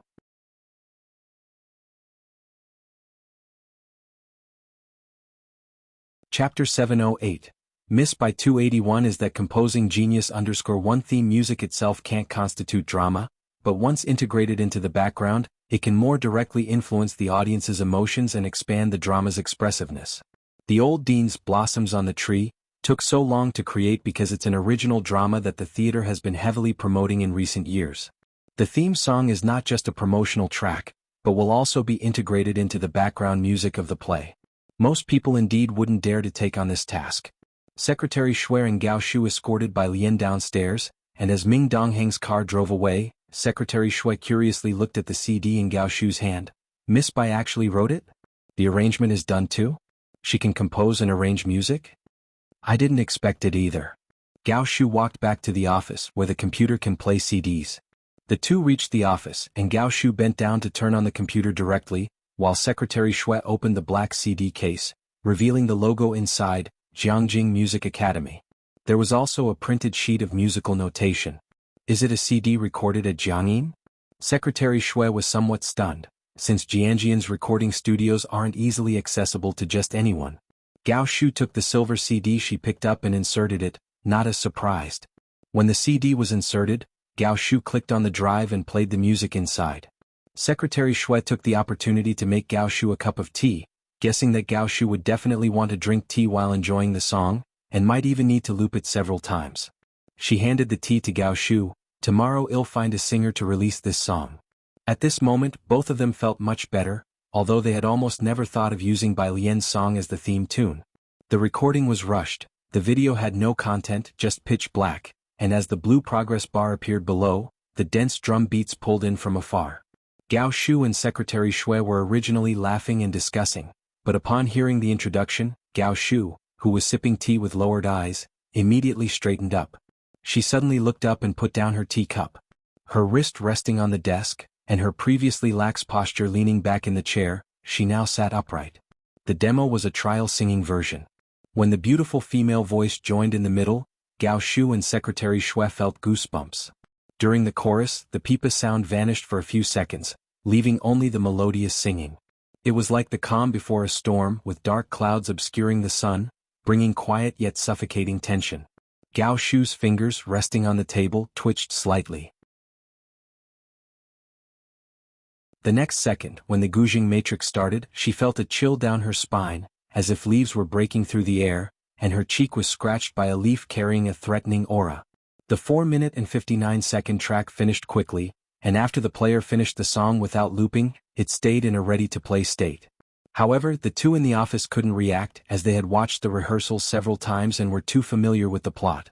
Even people unfamiliar with the story would be swayed by the undercurrents in the lyrics, let alone them.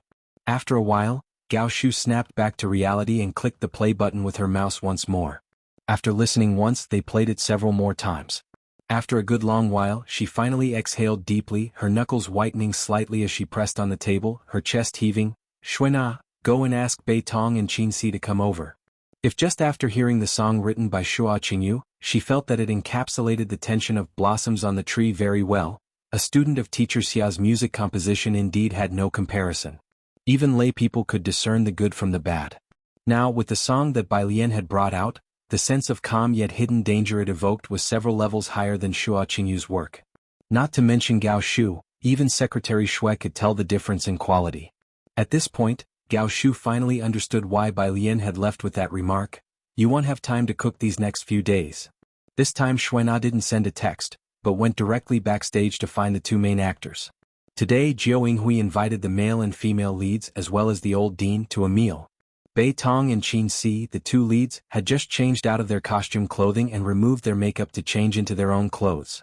When Xuena arrived, Bei Tong had already picked up his military coat, ready to leave the backstage.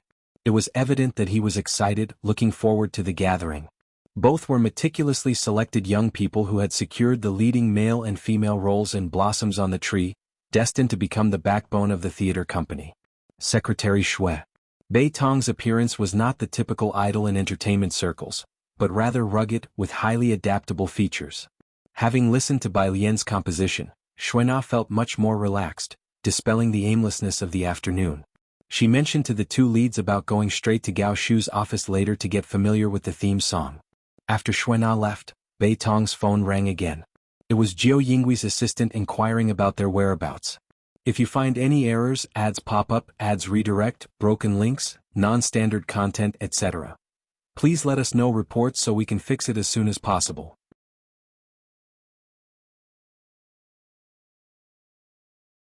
Chapter 709.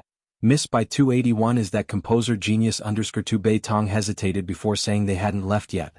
After hanging up the phone, Bei Tong exchanged a glance with Qin Si. Between Jiao Yinghui and Gao Shu, neither was easy to offend, and not attending the dinner invited by Jiao Yinghui, wasn't that losing face for him? Gao Shu had arranged to practice singing with them after rehearsal in the morning, and although they had just been informed that the practice was unnecessary, Secretary Xue had come in person, two big shots. Qin Si suggested, "How about one of us attends the dinner, and the other goes to get familiar with the song? We can explain to each other?" Bei Tong put on his scarf, spoke without changing his expression. "Then you go to Vice President Gao's office, you are more familiar with her and both of you are women. They'll go to Qingxin building." Mentioning women was just a pretext. In this round of the game, observing the old dean's reaction, Jiao Yinghui clearly had a slight edge. And moreover, it is said that the composer Gao Shu invited has already returned to Beijing.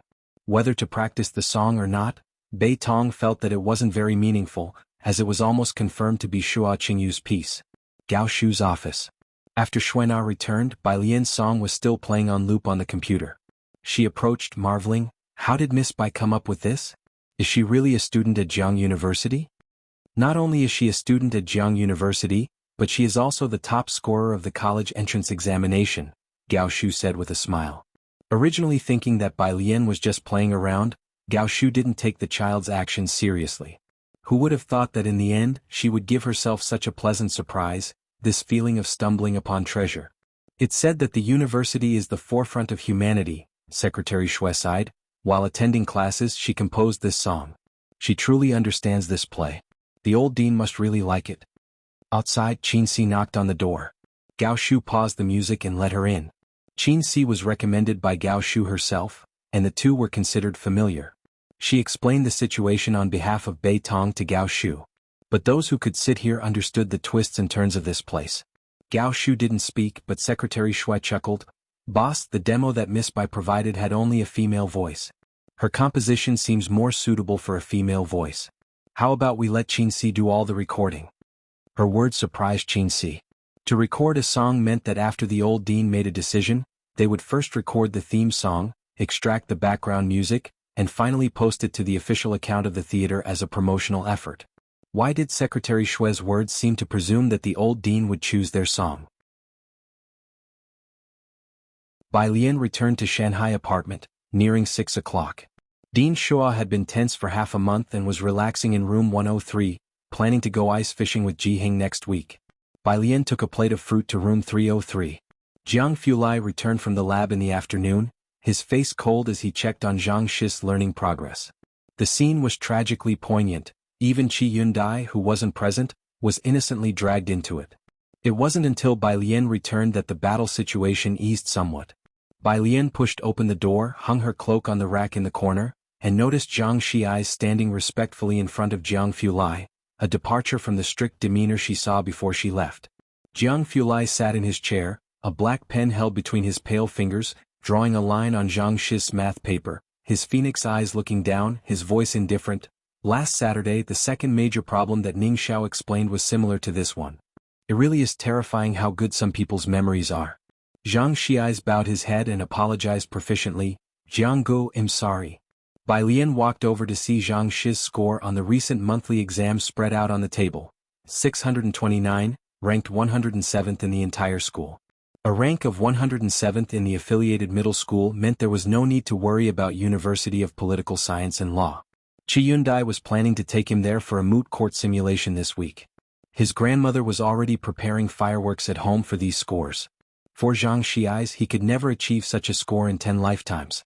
But for Jiang Fulai, this level of difficulty was so low he could pass with his feet. Not only Jiang Fulai but Zhang Shi'ai had also been taught by Hewen, Xing Lihong, Ning Xiao, Tang Ming, and included Bai Lian.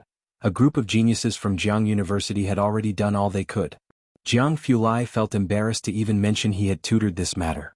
Bai Lian crossed her arms in front of her chest, leaning lazily on the table, watching for a while without speaking for Zhang Shi'ai. Jiang Fulai scolded him for a few minutes, then let him go right down the corrections to his mistakes. Bai Lian handed him a strawberry. Teacher Jiang, have some fruit, cool down. Zhang Shi'ai, standing aside, breathed a sigh of relief. Jiang Fulai took the strawberry, calmed down, and started discussing serious matters with Bai Lian. Make sure you take your research group's paper seriously. He didn't state the reason. Are you sure? Bai Lian raised an eyebrow. If you find any errors, ads pop up, ads redirect, broken links, non-standard content, etc., please let us know reports so we can fix it as soon as possible.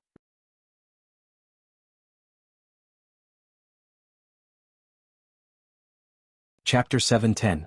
Miss by 281 is that composing genius underscore 3. Jiang Fulai pinched a strawberry, took a bite, and the sweet taste spread. He said in an unhurried tone, right? Monday morning. Xiaoqi took Lance on a tour of the official Xiankang website, and by the afternoon, a flurry of news had flooded all the major browsers. Oh my god. Acupuncture can actually cure myopia. This is actually true. I watched it 3 times and still can't believe it. Completely defies your imagination. Without Lance even knowing, he appeared in shock reports on the headlines of major browsers. Since the medical conference had just ended, Lance's popularity from the conference naturally went without saying. Once the netizens did a bit of science popularization with Lance leading the way, the effect of celebrity endorsement was beyond question. At this point, quite a few netizens from Xiangqing who had already cured their myopia came forward to corroborate the story, making Xiangqing traditional Chinese medicine clinic catch fire again. In the follow-up, the first group of people who went to try acupuncture at Xiankang's various branches was not in short supply. There were even quite a few internet celebrities who took this opportunity to carve out a brand new route for themselves in new media. Day in of checking in for Xianhu myopia acupuncture, they documented the entire check-in process. And they recorded the process of continuous eyesight improvement, sparking a trend of checking in at Jiangjing for traditional Chinese medicine acupuncture, no less popular than the previous Xiangqing trend. The name of Hen Jiwei, the resident doctor at Jiangjing's main store, became a hot topic within a short 2 days. Thursday. Plasma Laboratory. In the past few days, Bai Lian had been discussing with Ning Xiao the possibility of plasma seawater purification. Jiang Fulai asked her to take it seriously, so she temporarily stopped the research at Ma Institute. She suggested 2 possibilities to Ning Xiao. But they needed experimental verification, and Ning Xiao looked towards the inside of the laboratory. You cannot enter laboratories 2 and 3, Hen Shuyan said with a frown, seeing Bai Lian and Ning Xiao standing outside the second door of the lab. Bai Lian, Ning Xiao, have you finished calculating the data? Don't run around. Senior Hen, Tang Ming came over with a smile, inserting himself in the middle. The data are here. Bai Lian didn't speak, only walked back with her phone, pondering about taking Ning Xiao to Ma Institute's laboratory over the weekend. Since the National Day, she had almost been going to Ma Institute's laboratory every weekend, using various precision instruments. She hardly ever forgot what she saw and could operate more instruments than Hen Shuyan. Therefore, there was no need to get familiar with the instruments in the external laboratory, and the task of data that was assigned during the group meetings was quickly calculated by her. Most of the massive data assigned to Tang Ming and Su Jiue was organized by her. She returned outside and continued looking at her printed-out paper. Her phone lit up with a message from Gao Shu. Gao Shu wanted to discuss the copyright fee with her. Gao Shu, Qin Si has already recorded it, the song will be kept secret until its release, and a snippet will be posted on the official site. Also, who did the arrangement and the lyrics? The old dean is very surprised, he would like to meet you guys too. Bai Lian put the paper aside, leaned back, and her slender fingertips tapped on the phone screen, typing out a line of text. Bai Lian, no need, it's a free gift, on the other side of the phone. Gao Shu looked at the message from Bai Lian on her phone, feeling somewhat helpless. Secretary Shui came in with a stack of documents and saw Gao Shu sitting on the sofa. Boss? Gao Shu put down her phone and sighed. I originally wanted to help her and her friend to gain some popularity. Such a good song, I didn't expect she'd say it's a free gift. I've already found some marketing accounts, Secretary Shui pondered. This song won't be buried, don't worry. National Theater. Bei Tong, why haven't you recorded the song yet? Blossoms on the Tree was set to debut on Saturday, and Bei Tong and Qin Si had been getting familiar with the stage in the past few days, ensuring that nothing would go wrong. Strangely, Bei Tong hadn't recorded the song they had agreed on beforehand. When a colleague asked, Bei Tong also felt puzzled. Maybe recording doesn't need to be paused anymore. He had no other suspicions after all, the dinner he had last time was quite satisfactory. He didn't talk much at the table, and although the old dean didn't say much either, he acknowledged the work of Shuo Qingyu. There shouldn't be any accidents. 7 o'clock in the evening. The official account of the National Theater posted a 1-minute song news clip. V Theater. This Saturday at 7 o'clock, Blossoms on the Tree, passionately performed. A work officially launched after 5 years. Under the Weibo post there was a 1-minute promotional theme music video. Theatrical plays have always been somewhat niche. Young people don't pay much attention. Once a Weibo post was made, there were only a few dozen comments below, and no one had clicked on the promotional video. The staff managing the theater's Weibo account also left it alone after posting, not expecting much. The theater's official Weibo seldom got replies, which he was used to. At the same time, in the Baijian super topic, a bunch of people were urging. It's been almost 4 months, this has never happened before at Yanlu at Jiangjing Music Academy, can you hurry them up? Last month, when the Chinese Music Awards nominations came out, why hasn't Baijian released a new song, also trended on the hot search. One can imagine the grudges of the netizens. Until a Weibo post barged into everyone's view. Everyone go check out the Weibo just retweeted by a Jiangjing Music Academy, netizens followed the tag to check it out. 3 minutes ago, Jiangjing Music Academy retweeted and commented. Congratulations, 10 minutes later. Yen Lu retweeted and commented on the official Weibo of the theater.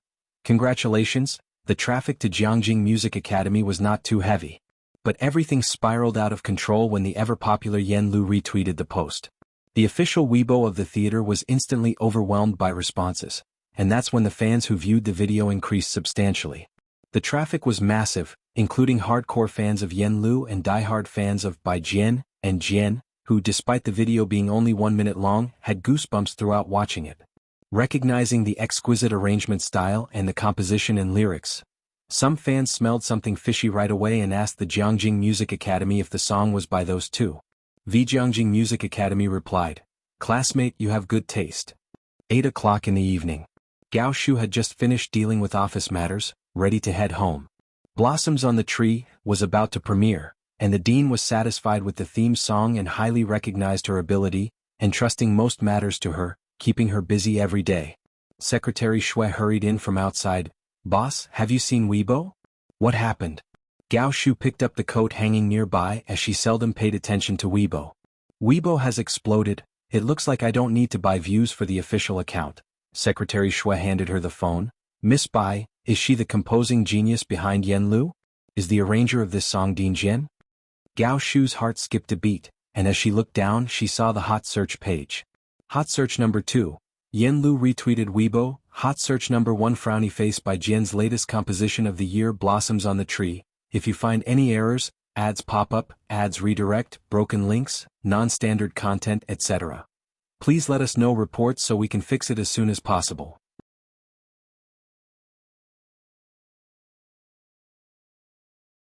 Chapter 711.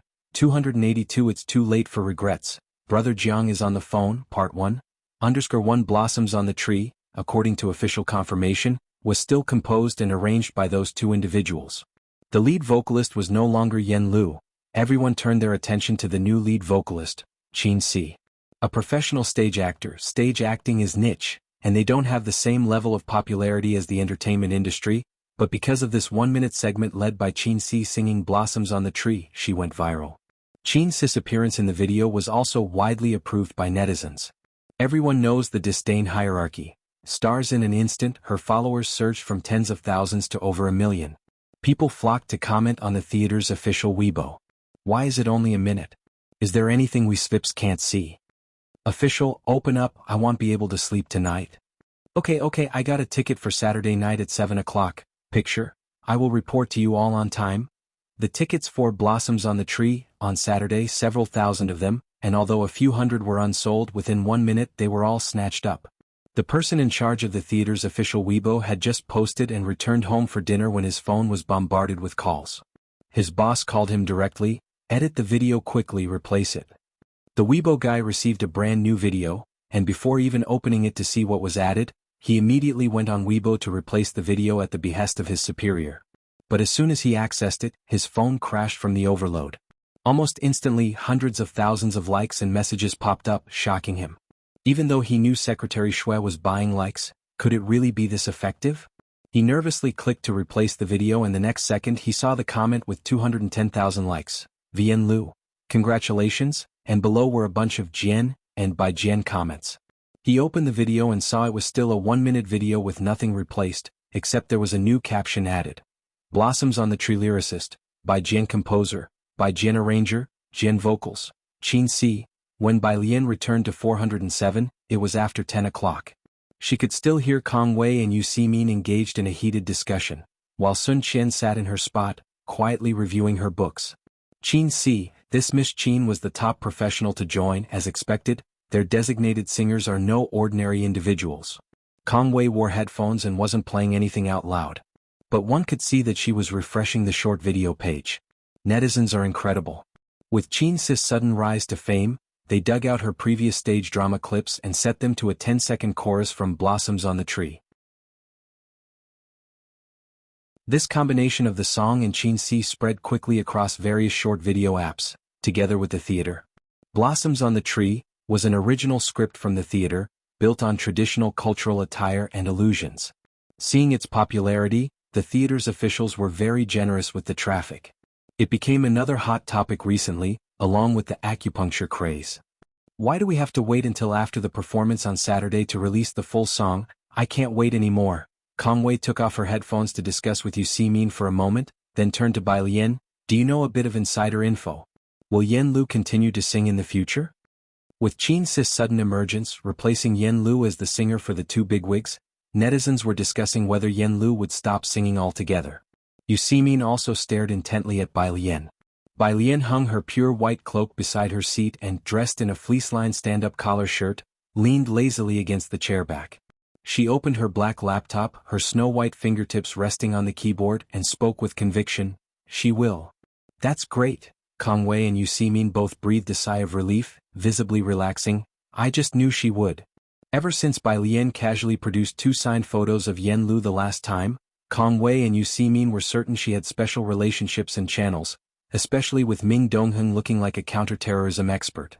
Kang Wei scrolled her phone for a while longer, and upon receiving a notification she stood up abruptly.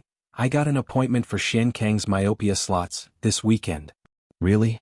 Yu Simin pushed off neatly with her feet, sliding her chair across. Let me see. Xian Kang was recently in demand, and the appointments at all Jiangjing branches were already booked until next month. Notably, He Jiwei had to consult hundreds of patients daily, and he claimed he could place acupuncture needles precisely even with closed eyes. Bai Lian quietly tapped on her keyboard, refining the experiment she and Ning Xiao had proposed. If you find any errors, ads pop up, ads redirect, broken links, non-standard content, etc., please let us know reports so we can fix it as soon as possible.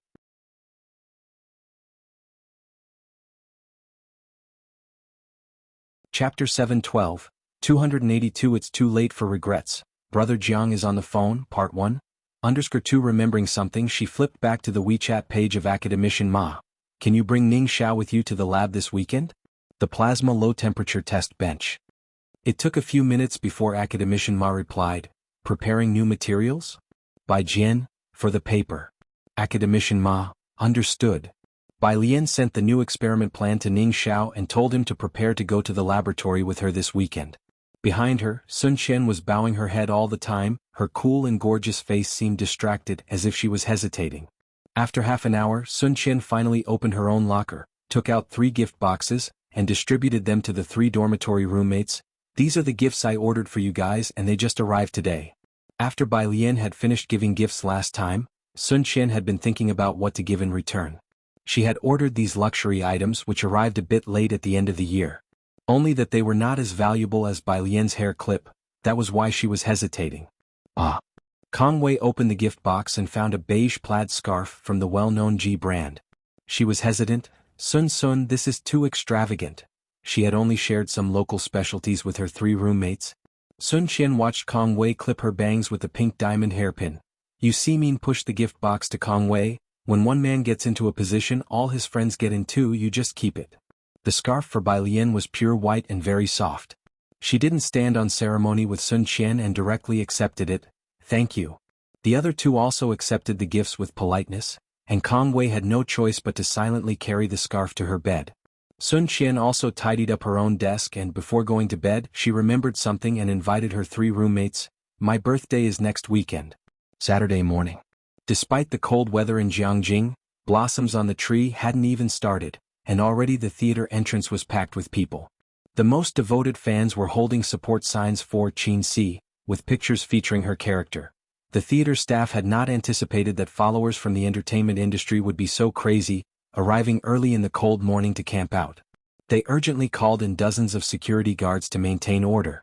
At noon, Qin Si, Bei Tong, and other actors from Blossoms on the Tree arrived, preparing for their first performance at 7 in the evening.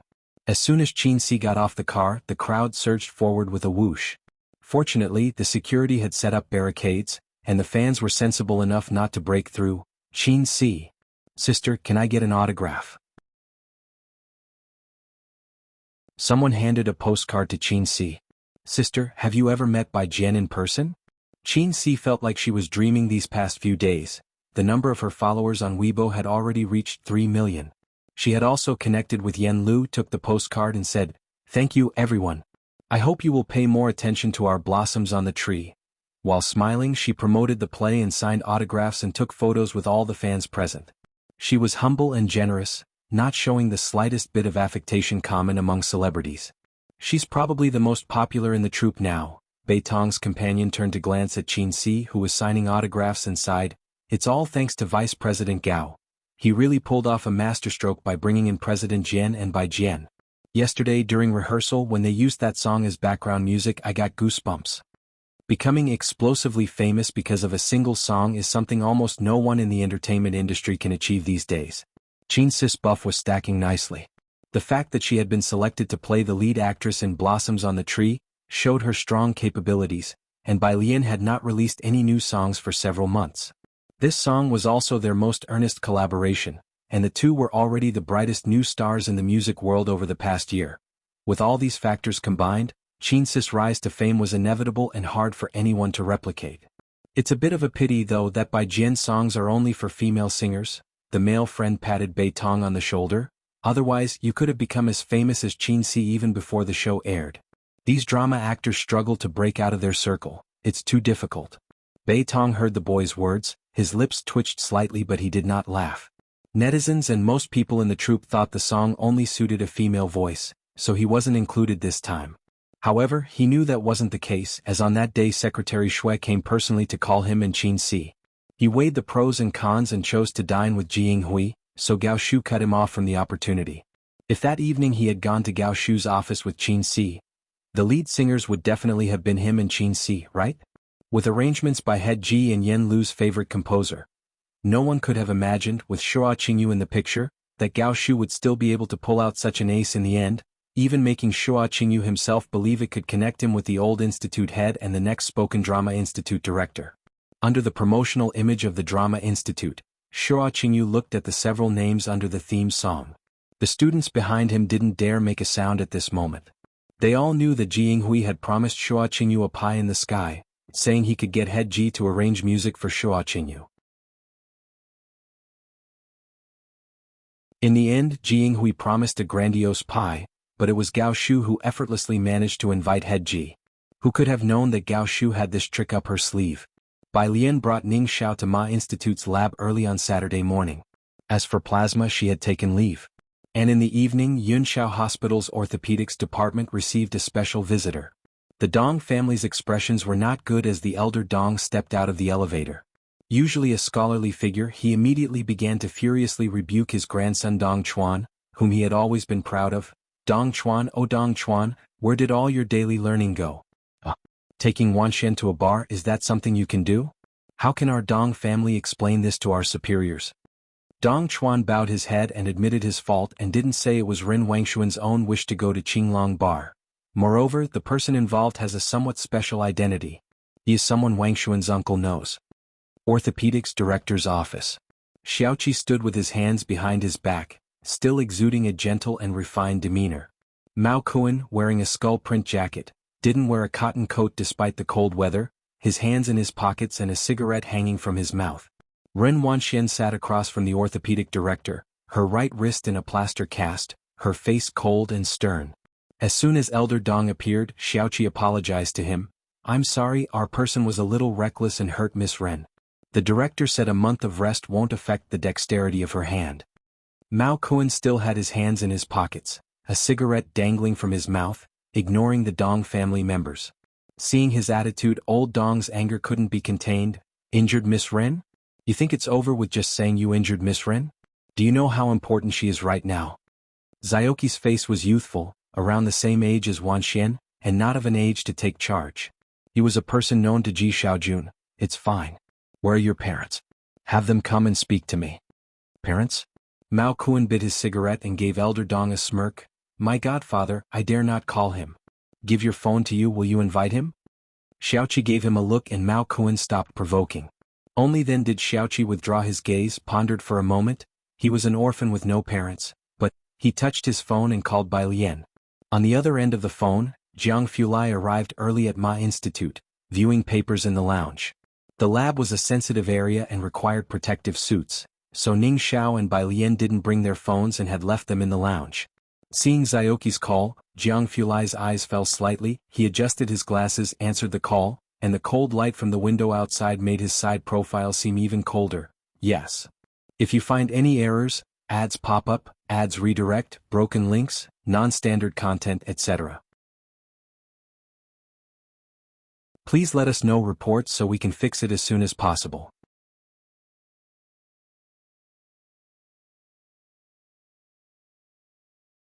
Chapter 713, 283. This is their era, second update.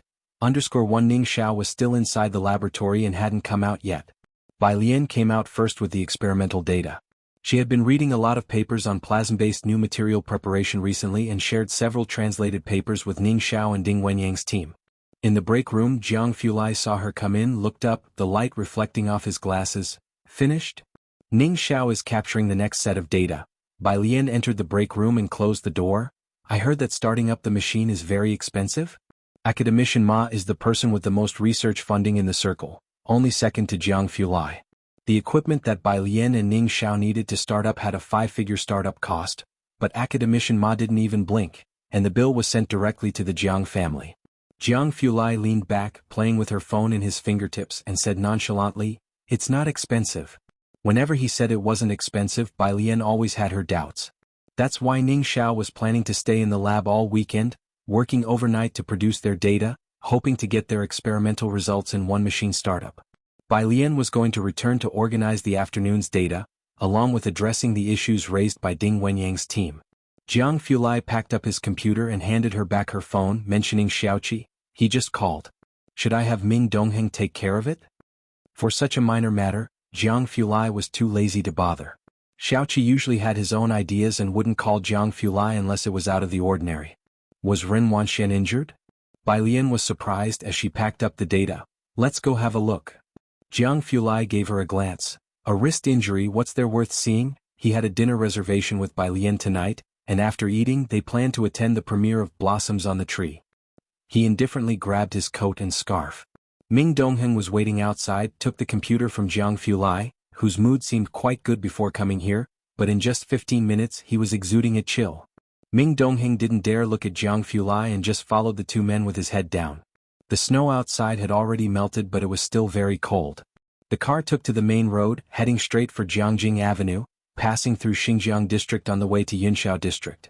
Along the road, the red banners for the Ink and Ocean Quadrilateral Exchange were occasionally visible, and when passing through the commercial district, the electronic screens on the mall buildings also displayed the Quadrilateral Exchange. Today, Ming Dongheng was driving a business car with Bai Lian sitting in the back with Jiang Fulai. She placed her computer on the table at the back of the car and opened the software to draw curve graphs. Jiang Fulai sat next to her, his hand casually resting on the table, leaning slightly to watch her create the images. Yunshao District Hospital. Ren Wanxian was under observation in the hospital. The Dong family's old master had been in the office talking to the chief physician the whole time and hadn't said much to Xiaoqi or Mao Kuan, the younger kids. After conversing with the chief physician, he stayed at the end of the corridor on the phone. When the phone call ended, his expression was far from good. Dong Chuan stood by his side and upon seeing him hang up, quickly asked, "How did it go?" "I've reported to the chairman." The old master Dong's expression was poor. "The exchange is next week. It's not easy to find someone of the appropriate age in such a short time who can also stand the official scrutiny. Are you sure it was just an accident?" Old Master Dong narrowed his eyes, looking towards the two in the corridor. Mao Kuan was squatting in the corridor, engrossed in playing pop star, while Xiaoqi stood next to him holding his coat, responding to messages. Xiaoqi appeared rather refined, while Mao Kuan simply looked like an unreliable youthful fellow. This exchange was important as Ren Wanxian represented the entire image of their region.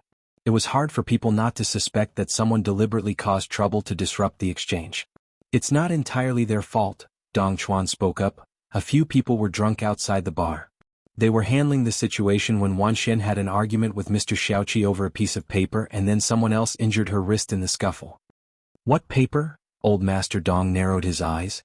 "It seemed to be a drawing. She wanted to take it, and that's when her wrist was injured by a counter-move." Dong Chuan also found it strange. "I didn't get a clear look at it." Mr. Xiaoqi put it away. Old Master Dong didn't ask further. It was Ren Wanxian who had instigated the trouble first. The two returned to Ren Wangshuan's private hospital room, where the doctor was holding up an X-ray against the light. In the hospital room, Ji Xiaojun, Shin Qing, and the floor butler were present. With Ren Wanxian being injured, naturally the Ji family had to be notified. With Ren Qian and Ji Xiaorong not around, Ji Xiaojun and Shin Qing had made their way here. With such seriousness from the Dong family, the two hurried over, only to find it was just a swollen, sprained wrist.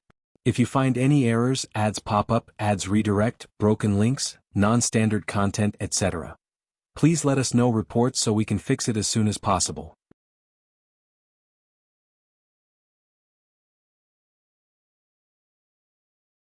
Chapter 714, 283 This is their era, second update. _2 Ren Wanxian was in a bad mood and didn't speak to Xinqing and the others. When Xinqing saw Dong Chuan, she said, "It's just a sprained wrist, the doctor said the bones aren't injured, and it should fully recover in about 2 weeks. Why don't we let those 2 kids outside off the hook?" It wasn't intentional on their part. Her words naturally showed bias, as Xiaoqi and Mao Kuan were friends of Bai Lian, and they even called her aunt. Compared to Ren Wangshuan's indifferent attitude, Xiaoqi and the other looked much more pleasant, especially Xiaoqi. "It's just a sprained wrist?" After hearing Xinqing's words, Ren Wanxian glanced at her with a remark that seemed both mocking and teasing. She wanted to say something else but ended up turning her head away, no longer looking at Xinqing, as if there was nothing left to say between them. As soon as Ren Wanxian said this, Xinqing knew there was more to the story, and she immediately tugged at Ji Xian's clothing, not daring to speak further. Ji Xiaojun interacted with Elder Dong quite gracefully. The Dong family was indifferent to Mao Kuan and the others, but they were somewhat polite to Ji Xiaojun. "It's not that I want to make a big deal out of it, but this issue is more than anyone can handle." The butler, standing by, was taken aback and wondered to himself what matter could be so significant. Speaking of which, Elder Dong glanced at Xiaoqi and Mao Kuan with a cold voice. "Haven't your parents arrived yet?" Xiaoqi looked at his phone leisurely. "They're here." Elder Dong's gaze grew heavy, and he sat back down in the chair beside the sickbed, while Dong Chuan handed him a cup of water. It was at this moment that the half-closed door of the ward was pushed open, and the sound was particularly noticeable in the quiet room. The one who pushed the door was Ming Dongheng with his sharp brows and starry eyes, an imposing aura about him. Ming Dongheng surveyed the room's occupants but did not enter, standing respectfully to the left of the door. The room seemed to quiet down in a second, so silent you could hear a pin drop. Elder Dong was looking down at his tea, with no intention of looking up at Xiaoqi's so-called parents. But the next second he seemed to sense the shift in the atmosphere and raised his head. He saw a man and a woman entering.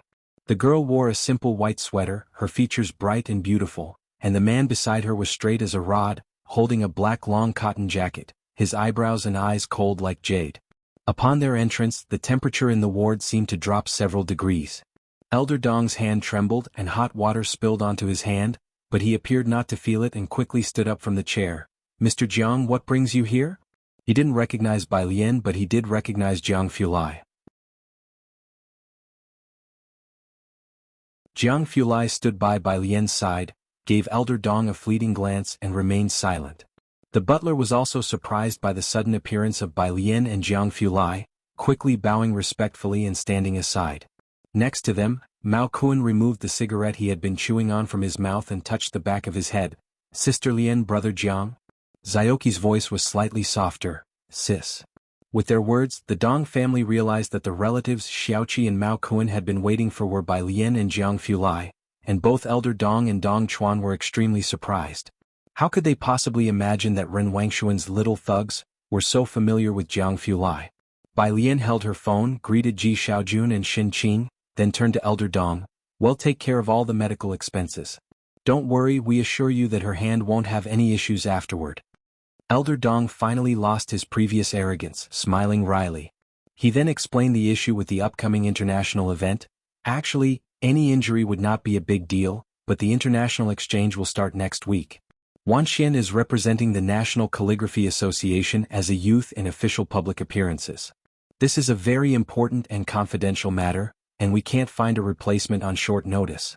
We're not trying to make a fuss, but if the matter is pursued from above, neither the Dong family nor the Mu family can bear it. This was an opportunity that the Dong family had finally managed to secure. They were supportive of Ren Wangshuan's involvement with Dong Chuan, naturally wanting to promote her while also taking this opportunity to boost her fame, but before it could begin, this incident occurred. To put it lightly, they were unsuccessful in handling matters. To put it more seriously, it damaged the official image. In the room, the butler was startled by the Elder Dong's words. "Miss Ren is going to represent the youth?"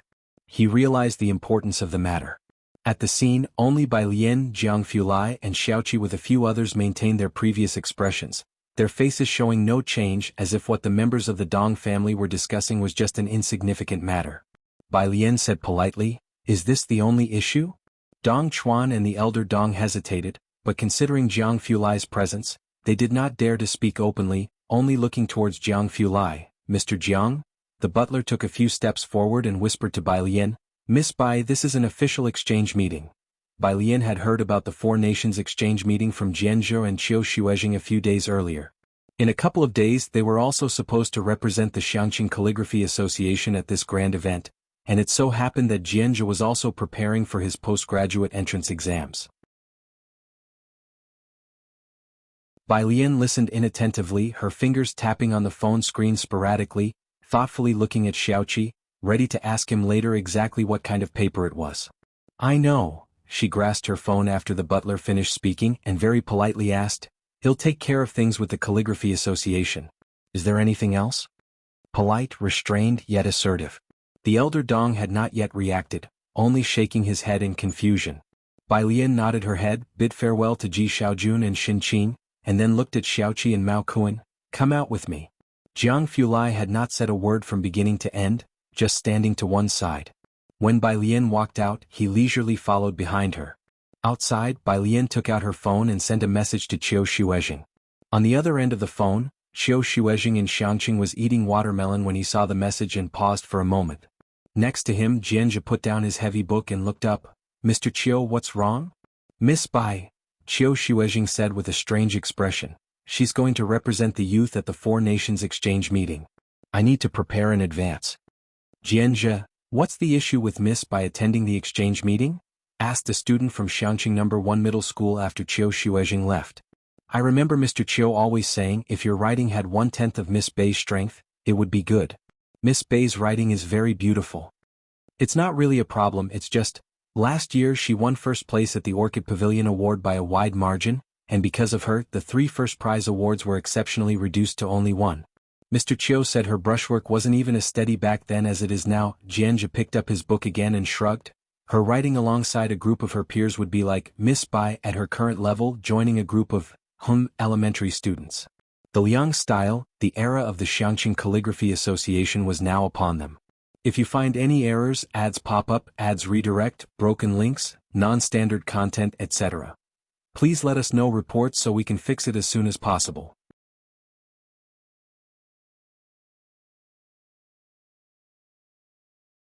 Chapter 715, 284 The newly emerged outlaw. Bai Lian's confidence. _1 Xiaoqi was busy. When Bai Lian got into the car with him, he had just finished a call with Zhang Xiais. Zhang Xiais had gone to the University of Political Science and Law that afternoon and had just come out, planning to have dinner with Qi Yundai. Bai Lian, with her keen senses, overheard Zhang Shi's voice. "Brother Xiaoqi, you do what you think is best, no problem. What's this? You call this a preemptive defense mechanism. If the Luo family dares to sue you, that's just perfect. You can then get several media outlets to say that the Luo family is afraid of your Shen Kang's influence and expand your influence. Hee. As a leading domestic pharmaceutical group, the Luo family had entered into a joint venture with an island nation last year, deliberately driving down the price of Chinese herbs by hoarding them, and also had hired a number of veteran traditional Chinese doctors. Many small Chinese medicine companies domestically could not continue with their business because of this. However, Xiaoqi had traveled to the 4 major cities last year and started with third-tier small towns, acquiring many endangered pharmaceutical companies that were on the brink of closure and had excess stock. His recent moves had been bold, bringing Lance to the fore and even releasing a series of shameless soft-sell articles. The Luo family was beginning to feel unsettled. Listening to Zhang Shi's words, Xiaoqi seemed contemplative and then started talking about the evening's events. "But I wasn't really hurt. Xiaowu even injured their people. Wouldn't demanding a shop be going too far? How much is an hour of your time worth, brother?" On the other end of the phone, Zhang Xiai saw Qi Yundai up ahead and raised his eyebrows. "Do you know how much of your time they've wasted? Not to mention compensation for emotional distress. 1 shop is nothing. You should just sue them for 3 shops worth of damages." "Alright, my teacher is here, brother Xiaoqi, let's talk next time, gotta hang up now." To not be injured yet demand the other party compensate with a shop? When he heard such dangerous rhetoric, Bai Lian's brows twitched momentarily. She couldn't help but turn to look at Xiaoqi, beginning to wonder if he hadn't called her today, would Ren Wanxian and the Dong family people still have had to compensate Xiaoqi with 1,000,000 yuan? Qi Yundai was clearly a law-abiding good lawyer, so why was Zhang Xiais who followed in his wake such a scoundrel? She stopped in front of the commercial vehicle, wanting to say a few words to Xiaoqi. Jiang Fulai took a cloak from the back seat and handed it to her before getting into the car, not interrupting their conversation. "Sister," Xiaoqi put his phone back in his pocket and showed her a piece of paper from his pocket. This is it. Bai Lian reached out and took a slightly yellowed piece of paper. It was an order form in English. Bai Lian looked at it carefully from top to bottom. A transaction for some kind of nerve toxin, though the type of toxin was not specified. What is this? Bai Lian handed the order back to Xiaoqi. I don't know. The dean gave it to me right before she died, saying when she found me, the only thing with me was this crumpled piece of paper. She didn't understand English, so she kept it for me, Xiaoqi explained to Bai Lian, but I think it's probably garbage. But it was one of the few things the dean had left for him, and he had kept it until now. Bai Lian and Jiang Fulai went straight to the theater because they had dealt with Xiaoqi's matter and hadn't had lunch together, so Ming Dongheng picked up a box of pastries as they passed Qingxin Building. When they arrived at the theater, there were still many fans outside holding banners. Ming Dongheng drove to the back entrance. Secretary Xue was already backstage to receive the two of them. There was some distance from the entrance to the main theater. Bai Lian put on a white cape, pure white, with only 2 crossed green grapevines embroidered on the front, simple and elegant. Jiang Fulai wore a black minimalist down jacket that reached his knees. The coat didn't look bulky on his tall and straight figure, but his expression was too stern. Secretary Xue didn't dare to guess his mood and subconsciously felt that young Master Jiang was not in a good mood at the moment. In black and white. Snapping back to reality, Secretary Xue then led the two through the back entrance to their seats. Madame Su and Dean Jian have already arrived early. Considering herself a cautious person, her gaze couldn't help but sneak a peek at Bai Lian along the way. It was hard to imagine that such an elegant and modest person with excellent academic achievements was the same mysterious composer who had revitalized the Chinese music scene online this year. Qin Si had even gained a bit of fame because of this. As the person in charge, Secretary Xue was very aware of Qin Si's current commercial value. The theater had arranged for Qin Si to star as the female lead in a national tour. The male lead, Bai Tong, was yet to be confirmed. The circular seating on both the first and second floors was fully occupied. Bai Lian and Jiang Fulai's seats were in the front row, where Dean Jian and Gao Yan had already arrived and were chatting quietly in their seats. At 7 o'clock, Blossoms on the Tree opened. Some in the audience had come specifically for Qin Si and the song Blossoms on the Tree, unfamiliar with the play format. If you find any errors, ads pop up, ads redirect, broken links, non-standard content, etc., please let us know reports so we can fix it as soon as possible.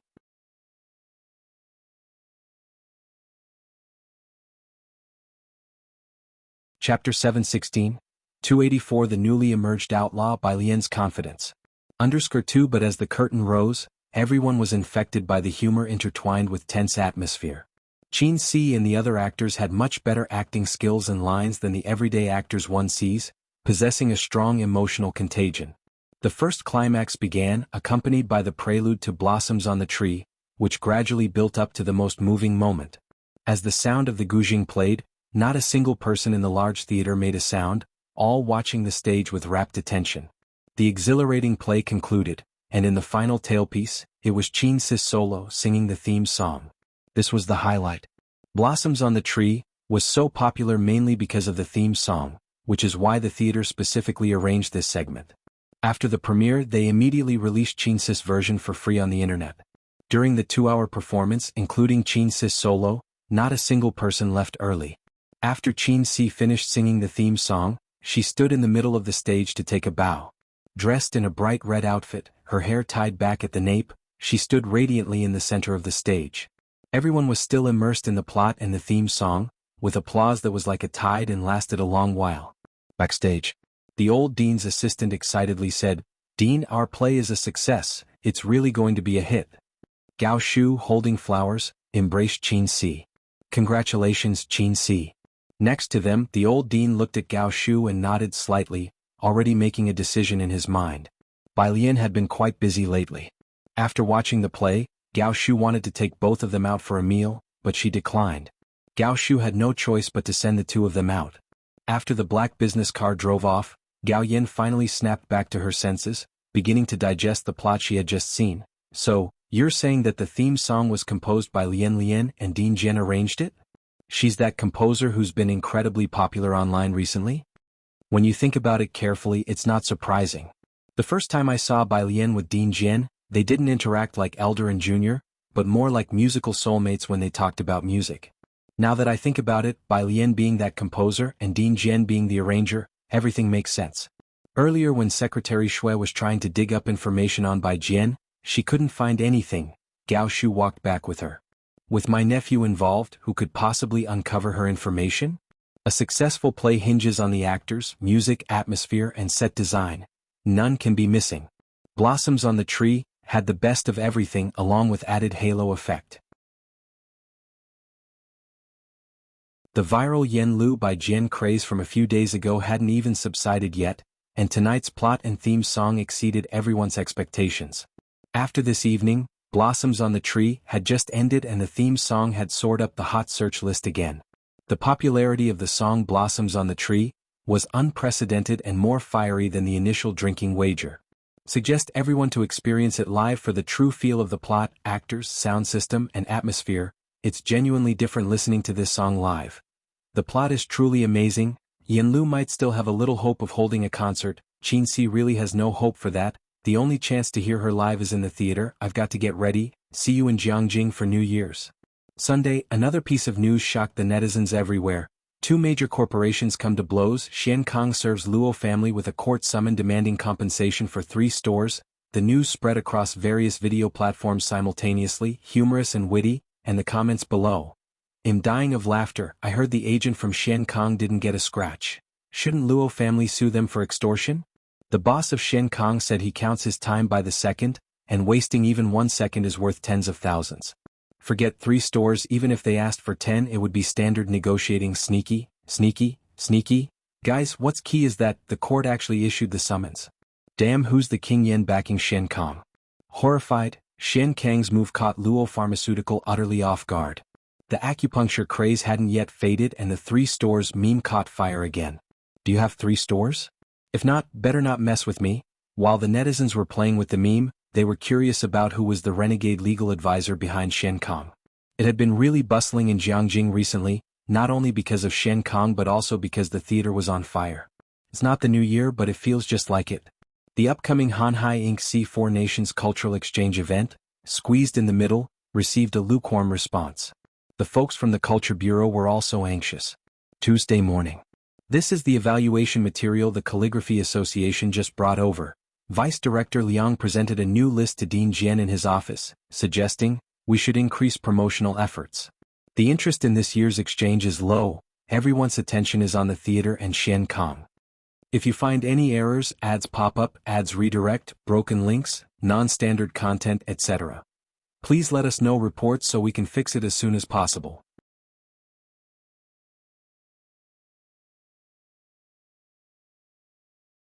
Chapter 717, 284 The newly emerged outlaw by Lian's confidence. _3, as for public relations, the two of you handle the negotiations. Dean Jian lowered his head, stretched out his hand to flip through the Calligraphy Association's quota, and was surprised. The representative changed? Vice Director Liang was contemplating the publicity matter. I heard there was a problem with the candidate selection. Dean Jian never involved himself too much in the affairs of the Calligraphy Association. He hadn't really remembered the few young people featured by the Calligraphy Association in their last report. He just had someone investigate their backgrounds, and as long as those were clean and simple, it was sufficient. This time was no different. He held a pen and briefly flipped through each page, encountering names unfamiliar to him. On the last page he pressed down on the list, about to sign as he looked down, but sensed something was off. The next second he released his hold and flipped back to the previous page. Young representative, female. Name, Bai Lian Bai Jian, age, 20. If it were just the name, Dean Jian might think it was a coincidence, but the other name was the same and so was the age. All these coincidences together, could they still be coincidences? Dean Jian? Dean Jian? Vice Director Liang saw Dean Jian pausing on that page, delayed in signing his name. Is there a problem with the list? Not necessarily. Having spent time in Xiangqing, Dean Jian knew about the unclear connections between the Calligraphy Association, Shen Kong, and the neighboring martial arts school. The recent events in Jiangjing were all related to Bai Lian. I was just thinking, there's a possibility that we won't need to do any publicity. What is she up to now? Dean Jian was puzzled. He remembered Bai Lian's Guanga-style calligraphy. It wasn't part of the grass script and Liang-style calligraphy this time. Tuesday afternoon. In the cafeteria of Jiangjing University, Hen Shuyan, holding a cup of milk tea, bid farewell to Song Min and Bai Shaoqi, junior brother, junior sister, goodbye. Senior Hen, take care, see you tonight, Song Min bid him farewell. Hen Shuyan had secured experimental funds through Song Min, and after back-and-forth interactions, the three had become quite familiar with each other. Bai Lian spent 2 hours in the ion laboratory that afternoon. After sending the data and summary to Ding Wenyang, she took off her lab coat, ready to leave early. Qiu Xuejing and Jianzhe were soon to arrive in Jiangjing, and Bai Lian was going to have dinner with them and discuss the four-nation exchange event. Ning Xiao was still analyzing the weekend's data. Seeing Bai Lian leaving, Hen Shuyan entered the laboratory with his milk tea and looked at her, pausing. Bai Lian, are you going out again? Hen Shuyan was a doctoral student mentored by Sun Fu, the youngest among the doctoral students he supervised. He usually didn't manage others, but now that he was supervising several new students, he couldn't stand seeing them idle on regular days. No matter who it was, anyone with free time would be assigned a task. Senior Hen, Bai Lian picked up her cloak. At this moment she was still courteous. She always completed the tasks in the research center quickly. I finished the group data for today. After finishing you should double-check it twice. Scientific research requires rigor. Hen Shuyan handed her another set of data from the side. And by the way, calculate this too. Bai Lian looked down briefly. It wasn't a group assignment. She held her cloak calmly and coolly said, I don't have time next. As the lab's doctoral students, Ding Wenyang and the others always treated Hen Shuyan politely. Bai Lian wasn't warm to them on a daily basis but was always courteous. This was the first time she was so outspoken. Hen Shuyan hadn't expected Bai Lian, who usually spoke the least and seemed the most honest, to be so sharp-tongued. Beside him, Tang Ming had long found these senior and junior students displeasing and gave a very quiet laugh. Hen Shuyan's expression stiffened a bit. What happened? Outside, Su Yuanjun, dressed in a white lab coat, came in and swept her gaze across the lab. Bai Lian looked down at her phone, sending messages in a steady and unhurried manner, without joining the conversation. Hen Shuyan relayed the entire matter to Su Yuanjun. Senior sister, it's like this. The research distributed by the teacher, in doing it for their own good, giving them these training opportunities. We need to report by Friday. Bai Lian almost laughed. She slightly lifted her hand without humility or arrogance and interrupted Hen Shuyan, her long black hair sweeping across her brows. Hen Shuyan, this training opportunity, do you want it? Her tone was very casual. Beside her, Tang Ming didn't dare to make any move. Having been around Bai Lian for so long, even when she was angry she never interrupted someone else. She didn't even call him Senior Hen anymore. For a freshman, Bai Lian's attitude was a bit arrogantly out of nowhere. Of course, Su Yuanjun sided with her own junior brother. She gestured dismissively, classmate, you have to be steadfast. The chance to experience the academic atmosphere in the laboratory isn't available to every new student. Your Senior Hen is also considering your welfare. Apologize to your senior brother. I don't want to report everything to the teacher. It wouldn't be good to send you home for self-reflection. If you find any errors, ads pop up, ads redirect, broken links, non-standard content, etc. Please let us know reports so we can fix it as soon as possible.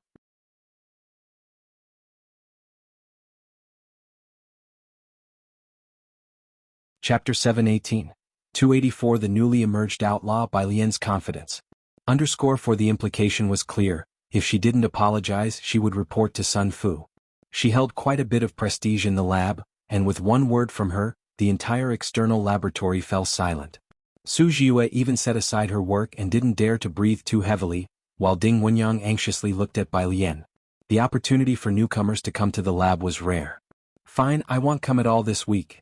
Bai Lian was not affected. She slowly draped her cape over herself, her slender fingers tying the drawstrings, and she waved her cell phone towards Hen Shuyan and Su Yuanjun. Professor Zhou just approved my leave for a week. The International Exchange Conference was a big national event, and Professor Zhou even asked her if 1 week would be enough. Having said that, she picked up her computer and turned to leave. Her snow-white cape traced an arc in the air. Behind her, Hen Shuyan narrowed his eyes. He had heard from Song Min and Bai Shaoqi that Bai Lian came from Beijing, with no major scholarly factions backing her. In the lab, such people were actually quite easy to manipulate. He had prepared for Bai Lian to apologize, but didn't expect her to be so straightforward, leaving as soon as she said she would. Where did she get this confidence? Hen Shuyan and Su Yuanjun didn't pay much attention to Bai Lian's departure, and no one wanted to inquire further. She was just a freshman, one more or less didn't matter to them. That evening, Song Min invited Hen Shuyan for dinner, and Hen Shuyan brought Su Yuanjun along. Song Min was now into student entrepreneurship and was doing quite well, and both Su Yuanjun and Hen Shuyan were eager to make connections with him. At the dinner table, Hen Shuyan brought up Bai Lian again. She took a leave for such a great opportunity? Bai Shaoqi heard this and looked up with her drink in hand. How long had Bai Shaoko waited for such an opportunity? Too young. I heard she's this year's top scholar from the National College Entrance Exam, and quite popular at school. She's inevitably a bit arrogant. Su Yuanjun, having heard a few things about Bai Lian from Bai Shaoqi, commented, I will report to the teacher tomorrow. With a student like her, the teacher might not want to keep her around. How popular Bai Lian was, Su Yuanjun and Hen Shuyan, who spent their days in the lab, had both heard about her. Sitting to the left of Bai Shaoqi, Song Min slightly lifted his gaze upon hearing this. Bai Shaoqi smiled lightly and said no more. Just then Su Yuanjun received a message from Sun Fu. After reading the message, Su Yuanjun put down her chopsticks. Is the group assignment done? The teacher just said he's coming in person on Friday to listen, so check on the progress. The teacher is taking it this seriously this time? Hen Shuyan was somewhat surprised. The two hadn't finished dining when Song Min drove them back to the research center. I can't believe she just took a leave like that. Under the research center's tall building after the two entered, Bai Shaoqi got into the car. Are you really going to invest in this project? If it really can be developed, Song Min slowly drove off, its market value will multiply many times over. In the upstairs laboratory. This time, Hen Shuyan and Su Yuanjun had delegated the group assignment entirely to the newcomers, and the quality of this year's freshmen was truly notable. They had both taken on the role of hands-off supervisors. Because they were both busy with their own matters, neither Hen Shuyan nor Su Yuanjun were aware of the progress of the group assignment. They called in Liang Wuyu. Upon being questioned, Liang Wuyu pushed his glasses up and his hair partially obscured his eyes. We're missing a comprehensive data model. Then you all need to hurry up and work on it, Hen Shuyan frowned. We can't, Liang Wuyu replied unhurriedly. Jiyue and Tang Ming need to familiarize themselves with the equipment. All their data was checked and calculated by Bai Lian. She's faster than a computer. Only she is fully aware of this part of the data and the verification models. But now she has taken leave. If you find any errors, ads pop up, ads redirect, broken links, non-standard content, etc. Please let us know reports so we can fix it as soon as possible.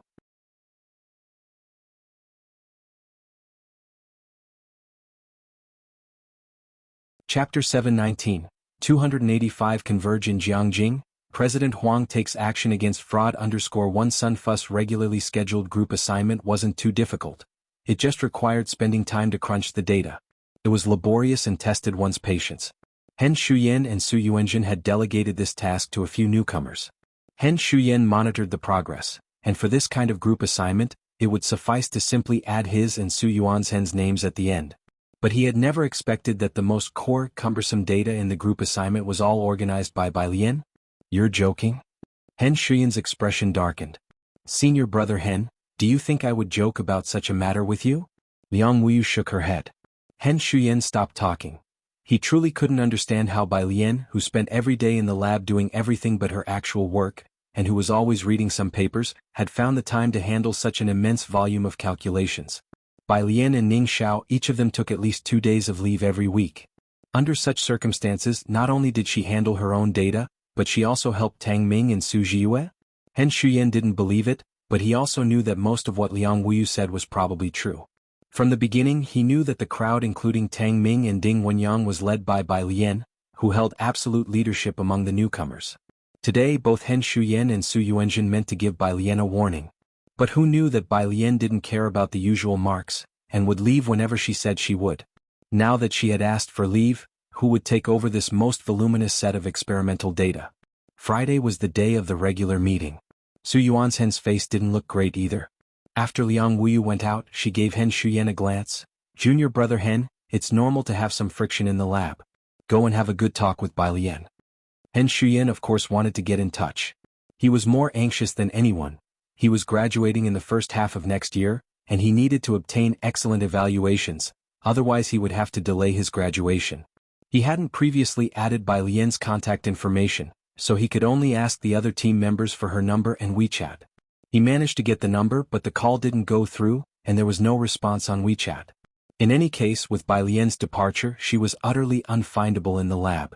Hen Shuyan, who hadn't dealt with this group assignment for weeks, had no choice but to grit his teeth and burn the midnight oil to crunch the data. Sherman District.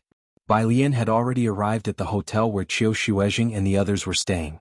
Sherman District is a tourist area, situated to the right of Xinjiang District. Qiu Shuezhing was communicating with the person in charge of this event. Having not seen each other for half a year, Jianzhe was more composed than before, not as impetuous, gentle yet reserved.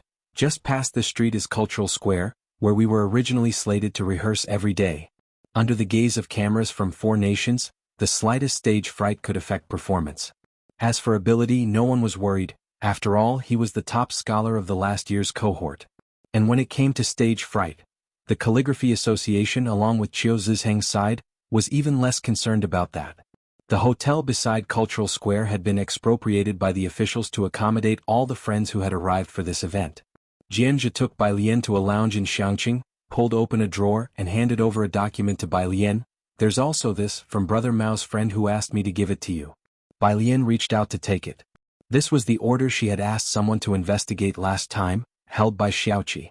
Neurotoxins weren't common in the country, and Zhou Jin shouldered all responsibility for Su En's incident. Mao Kuan had also checked the source, and the Ren family was indeed uninvolved. But Ren Wangshuan's reaction to the order in Xiaoqi's hands was significant. Bai Lian still had someone look into it. 20 years ago, when the internet wasn't widespread, all transactions happened offline. Backter Street was intricate and complex, making the investigation of relationships troublesome. Bai Lian skimmed the paper and found some good news. They had found the supplier. She lowered her gaze and slowly folded the paper, then slouched lazily in the chair beside her. "You came this time. You should be planning to stay for the exams before you leave, right?" The examination locations for Jiang University were fixed. Every year, very few students from other institutions dared to apply to Jiang University. After the symposium, Jianzhe would also be nearly ready for his postgraduate exams. Speaking of which, Su Wenyao was also taking the exams this year. "Yes, Teacher Qiu asked me to prepare for the interviews in Jiangjing."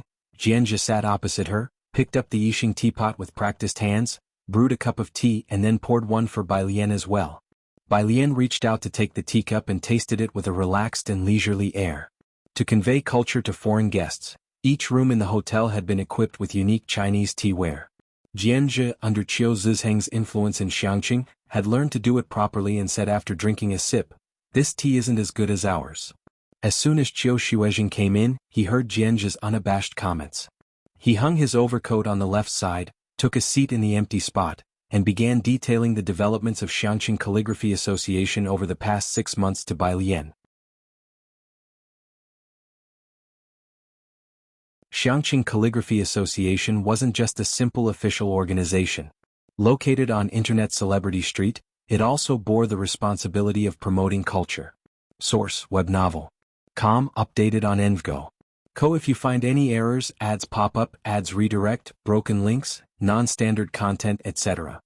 Please let us know reports so we can fix it as soon as possible.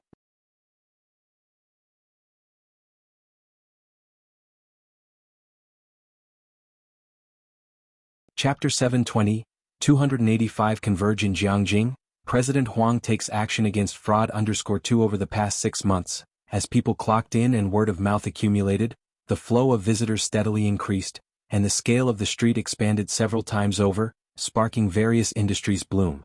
Jianzhe became a representative figure for the Xiangqing Calligraphy Association. Because the college students who came to clock in all liked him, he was cultured and quite handsome. Many people came to Xiangqing just for him. "How many members does the Calligraphy Association have now?" Bai Lian asked. Qiu Shuezhing laughed. "Over 100 members now, not including the children who come to learn. There are a lot of people, so I discussed with a few teachers and we increased the thresholds." Bai Lian tapped her fingertips on the lid of her cup, her eyes lowered in thought, and she didn't ask further. "Oh." Qiu Shuezhing saw she was deep in thought and didn't disturb her, but suddenly remembered something and he looked towards Jianzhe. "I just saw Jian Rong's name on the list. The members of your family should be there too." This kind of official exchange would be a gathering of masters. The Beijing Writers Association and the Jian family would definitely attend. Other than returning to Beijing once in June, Jian just spent the past 6 months in Xiangqing, focusing on learning and practicing calligraphy, without returning to Beijing. Qiu Shuizheng suggested he take the time to go back and visit his family. "I'll go visit in a couple of days," Jianzhi topped up Qiu Zhizheng's tea. "Find some time after the exchange meeting Ocean of Ink and Brush in a couple of days. We at the Xiangqing Calligraphy Association will start to get busy," Qiu Shuizheng said leisurely as he drank his tea. Watching the neighboring martial arts gym and clinic flourish, Qiu Shuizheng had been worried. Now he could finally relax. After eating, they returned to Shanghai apartment. Bai Lian sat on the carpet in piano room 302. She didn't have group homework due for the plasma laboratory today, and she had taken the time to try out the composition from Director Jian that was blooming on the trees. Director Jian's composition was too stunning. Her fingers glided across the strings and she played it 2 or 3 times before stopping. It was no wonder this song was a hit. Both she and Director Jian were serious about it. At the weighty door of the piano room, Jiang Fulai held the door with one hand, papers from his group in his other, listening attentively. Bai Lian knew someone was behind her. After playing for the 3rd time, she slowly reached out to take off her prosthetic nails, turning to look at him with her usual laid-back expression. "I took the day off today." She told Jiang Fulai about the laboratory. "Emichim," Jiang Fulai stepped closer, listening intently, then squatted down to take the prosthetic nail she had removed, speaking indifferently, "The experimental center doesn't carry much weight." He never had much regard for the experimental center, more concerned about the project she and Ning Xiao were researching. "How far has the new material developed?" Bai Lian put the guzheng on the stand, stood up and went out the door with him. "It's still in progress. We've tried several plasmas for grafting activation, which can replace the functional groups produced previously, effectively avoiding pollution and radiation." She had dinner with Qiu Shuizheng and the others earlier, and Jiang Fulai hadn't eaten yet. Ming Dongheng had already quietly arranged his dinner on the table in room 302. The two of them now had different research directions. The details were too technical for Jiang Fulai, but when Bai Lian spoke, he could understand. Bai Lian said a few words and then brought up Zhang Xiai's, "Qi Lu's student, how does he not resemble his teacher at all?" She sighed lightly, starting to worry. As an active socialist builder who even uses WeChat shakes constructively, Miss Bai had no inkling at all. It was partly her doing that Zhang Xiai's had gone so far off course. After all, the troops reflect their leader. Jiang Fulai, sitting down ready to eat. He fell silent for a while, then poured her a glass of milk. "Have some." On Friday they finished a major mechanics class in the Tongfeng cohort in the morning. At noon Bai Lian gathered her group to eat together. When she was in school, her group would use her card to pay for meals. At the rectangular tables in the 3rd cafeteria, just enough seats for the whole group were filled. Ding Wenyang was describing to Bai Lian how Hen Shuyan had not slept for 2 days. "He's so busy he doesn't even have the time to scold us, and the progress is still slow." Over the past days, Ding Wenyang and Tang Ming had finished their own tasks and were even able to help Ning Xiao calculate data. Bai Lian, sitting across from Ding Wenyang, ate her meal methodically. "But, Sister Lian," after expressing his relief, Ding Wenyang was also quite worried, "will this affect your regular grade?" The midterm experiment required them to spend every afternoon in the laboratory so that the institute could better integrate them into the scientific research atmosphere. They were definitely meant to learn something. Bai Lian had offended both her senior brother and sister. Bai Lian finished eating her vegetables and then looked up, saying slowly, "It's fine." Next to her, Tang Ming, with his legs propped up, ate carefree, clearly unbothered, prompting Ding Wenyang to resume his meal with lingering concerns. Source: web novel. Com updated on Envgo. Co. If you find any errors, ads pop up, ads redirect, broken links, non-standard content, etc. Please let us know reports so we can fix it as soon as possible.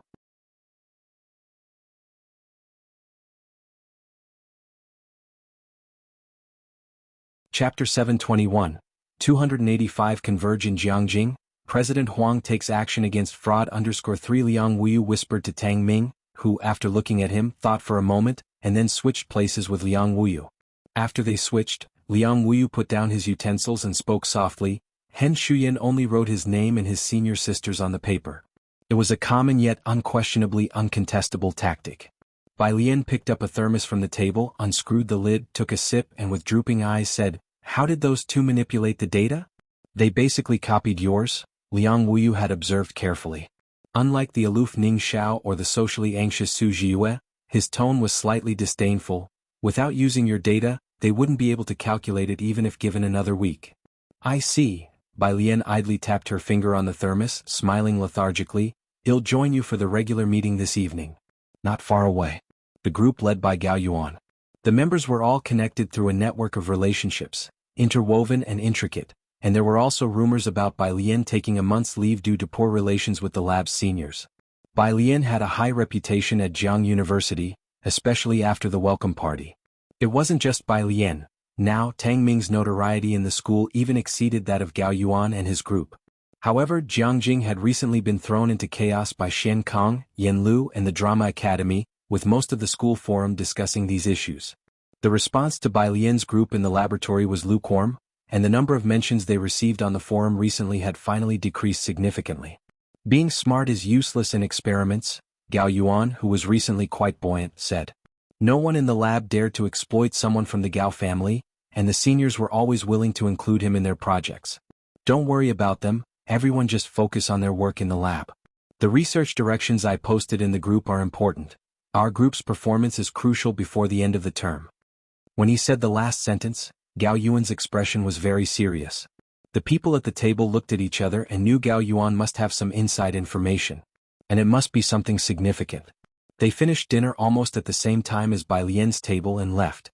As they walked behind Bai Lian and Ning Xiao, it was clear to see that Ning Xiao, Ding Wenyang and others were heading towards the research center, while Bai Lian was going in the direction of the west gate, planning to leave the university. Gao Yuan watched Bai Lian heading off, feeling relieved. After all, Bai Lian still hadn't experienced academia. She was used to being adored by students, unaware of how this circle operates. What use was her intelligence then? I wonder what she's going out for now, one of the boys said, patting Wang Shi on the shoulder with a laugh. Brother, you made the right choice joining our group. Gao Yuan's information is more advanced than the average professor's. This was something Wang Shi finally felt after joining the lab. From October to December, Wang Shi had felt a heavy burden on his chest, unable to breathe. The success of Bai Lian and Ding Wenyang made him anxious, but now he finally felt it dissipating. In the evening, the regular meeting of the plasma laboratory was in the amphitheater of the physics building. Bai Lian had made a special trip back from Ma Institute's laboratory. Lian's sister, over here. Tang Ming saved her a spot in the last row. Sun Fu brought a few doctoral students, not many, but together with the assistants and lab heads, and the new group including Ding Wenyang, there were still over 20 people in the amphitheater. Bai Lian was most familiar with Hen Shuyan. She rarely saw the others, but they were all quite polite in greeting her. Dean Huang, in the middle of the meeting, Huang Yushua entered and Sun Fu quickly got up. What brings you here? The second disciple of Ma Institute, a top figure in domestic quantum physics, Sun Fu was very respectful towards Dean Huang. Dean Huang, hands clasped behind his back, nodded slightly towards Sun Fu. I've come to listen in. His arrival injected enthusiasm among the present graduate students.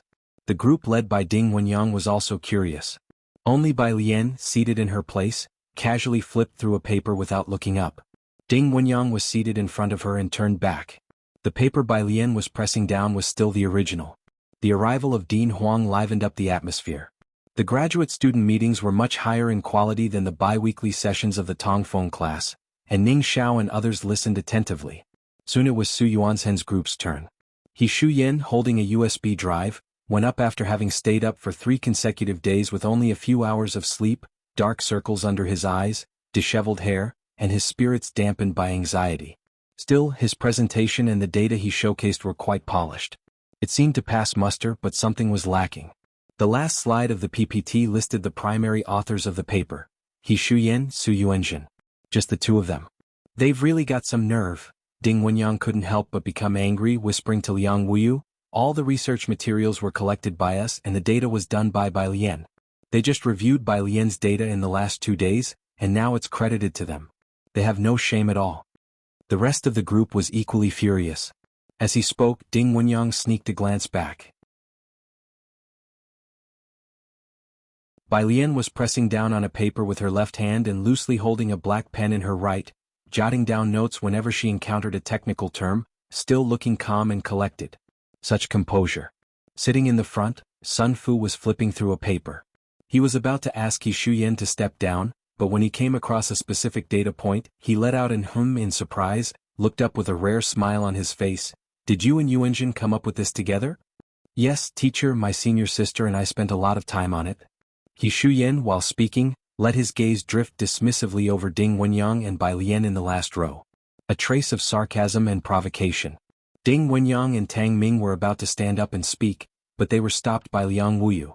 Even if you speak out, would Professor Sun believe you over his own team members?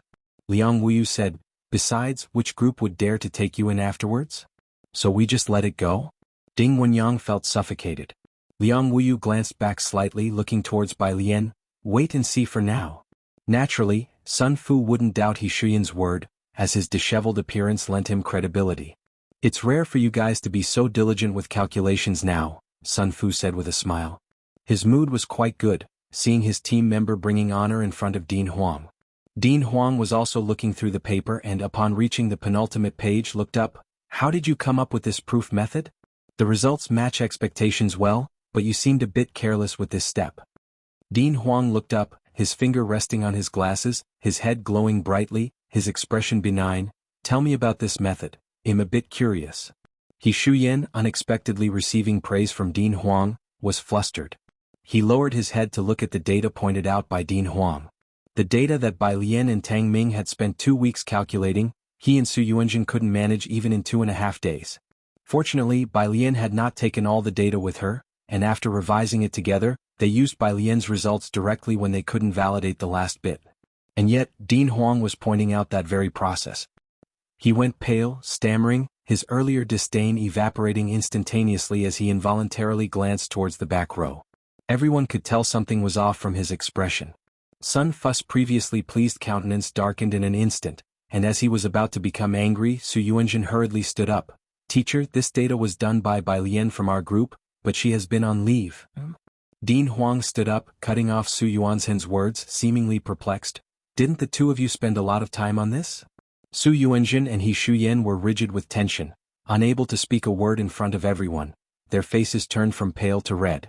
Source, web novel. Com, updated on Envgo. If you find any errors, ads pop up, ads redirect, broken links, non-standard content, etc. Please let us know reports so we can fix it as soon as possible.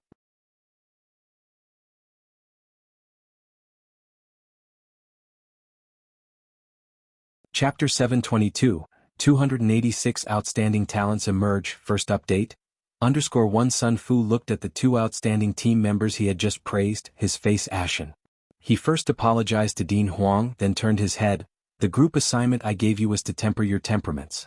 Go back and reflect properly for 2 weeks, and you two don't need to come during this time. Hen Shuyen and Su Yuanzhen's faces instantly turned white.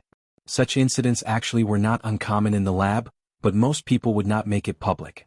Unexpectedly, Dean Huang happened to visit today. Especially for Hen Shuyen, graduation was imminent, but now it wasn't just a matter of delaying graduation. It was about whether he could graduate smoothly afterwards. In the back row, Ding Wenyang was dumbstruck as he watched everything unfold. Dean Huang's office. When Bai Lian arrived, he was standing by the glass window, holding a lit cigarette in his hand. Sit.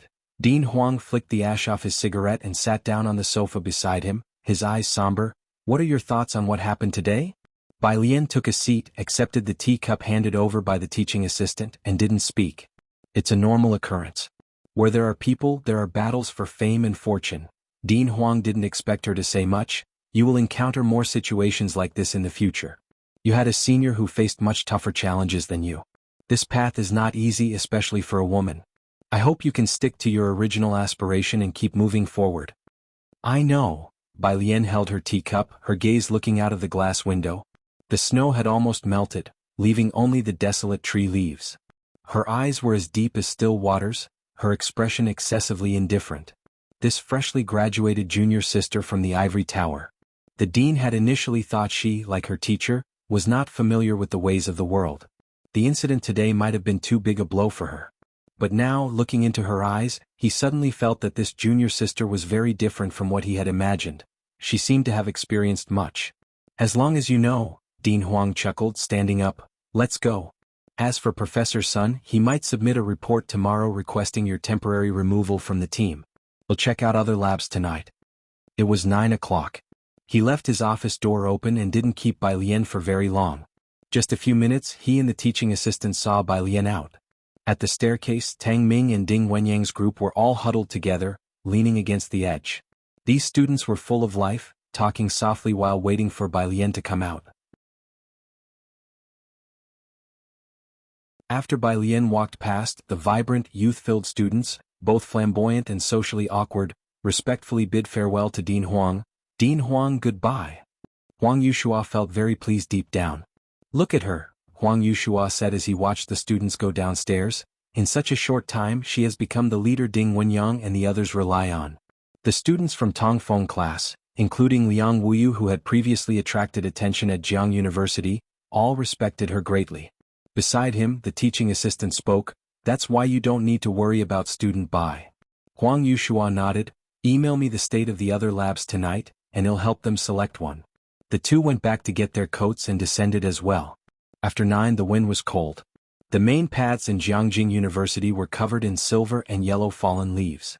Huang Yushua and the teaching assistant were discussing this year's postgraduate entrance examination when they turned a corner and encountered someone wearing a black down jacket. Hey! Huang Yeshua's stern demeanor instantly softened, and he hurriedly ran over without caring about his image. Old Xia, wait for me. When Xia Zhuyu saw him he instinctively wanted to run, but when caught he just turned around with an expressionless face. Dean Huang. Very formally. Old Xia, we're old classmates, why so formal? Huang Yushua slapped Xia Zhuyu's shoulder then whispered in his ear, Old Xia, how's the research on my medicine coming along? Xia Zhuyu had no expression on his face, his eyes inadvertently glancing at the top of Huang Yeshua's head, his mouth twitching slightly, still pondering it. The same old excuse. It's been 3 years, Huang Yushua followed Xia Zhuyu to his home. You can't just brush off your old classmate like this. Who was it that in college to help you and your sister-in-law, put on a woman's voice to answer the roll call? Who? Xia Zhuyu expressionlessly took out his keys to open the door. He was in charge of a key national soybean genetic engineering project, aimed at solving domestic soybean import issues, and Jiang University had built him a special building for this purpose. Huang Yeshua's reason for asking him to research pharmaceuticals in his spare time was simple, because he specialized in biochemistry during university. Xia Zhuyu had also researched pharmaceutical manufacturing and even had a small project. But in recent years he hadn't made any notable breakthroughs. Source: web novel. Com updated on Envgo. If you find any errors, ads pop up, ads redirect, broken links, non-standard content, etc. Please let us know reports so we can fix it as soon as possible.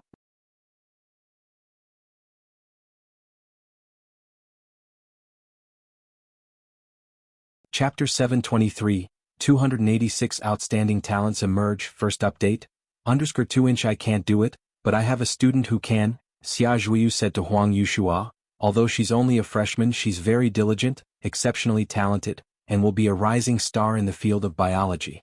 Just wait a few more years for her. Oh, could anyone be more diligent than you? Coming from a poor family background, Huang Yushua had been in the same high school class as Xia Zhuyu and was aware of his family's situation. It was hard to get into university back then, and Xia was always studying even when he was working part-time. He admired someone else's diligence? Yang Lin, my student, Xia Zhuyu went to boil water. With her tenacity, her name will undoubtedly be found in the future edifices of domestic biology. Huang Yushua sat on the sofa joking aside. But Xia Zhuyu's words surprised him.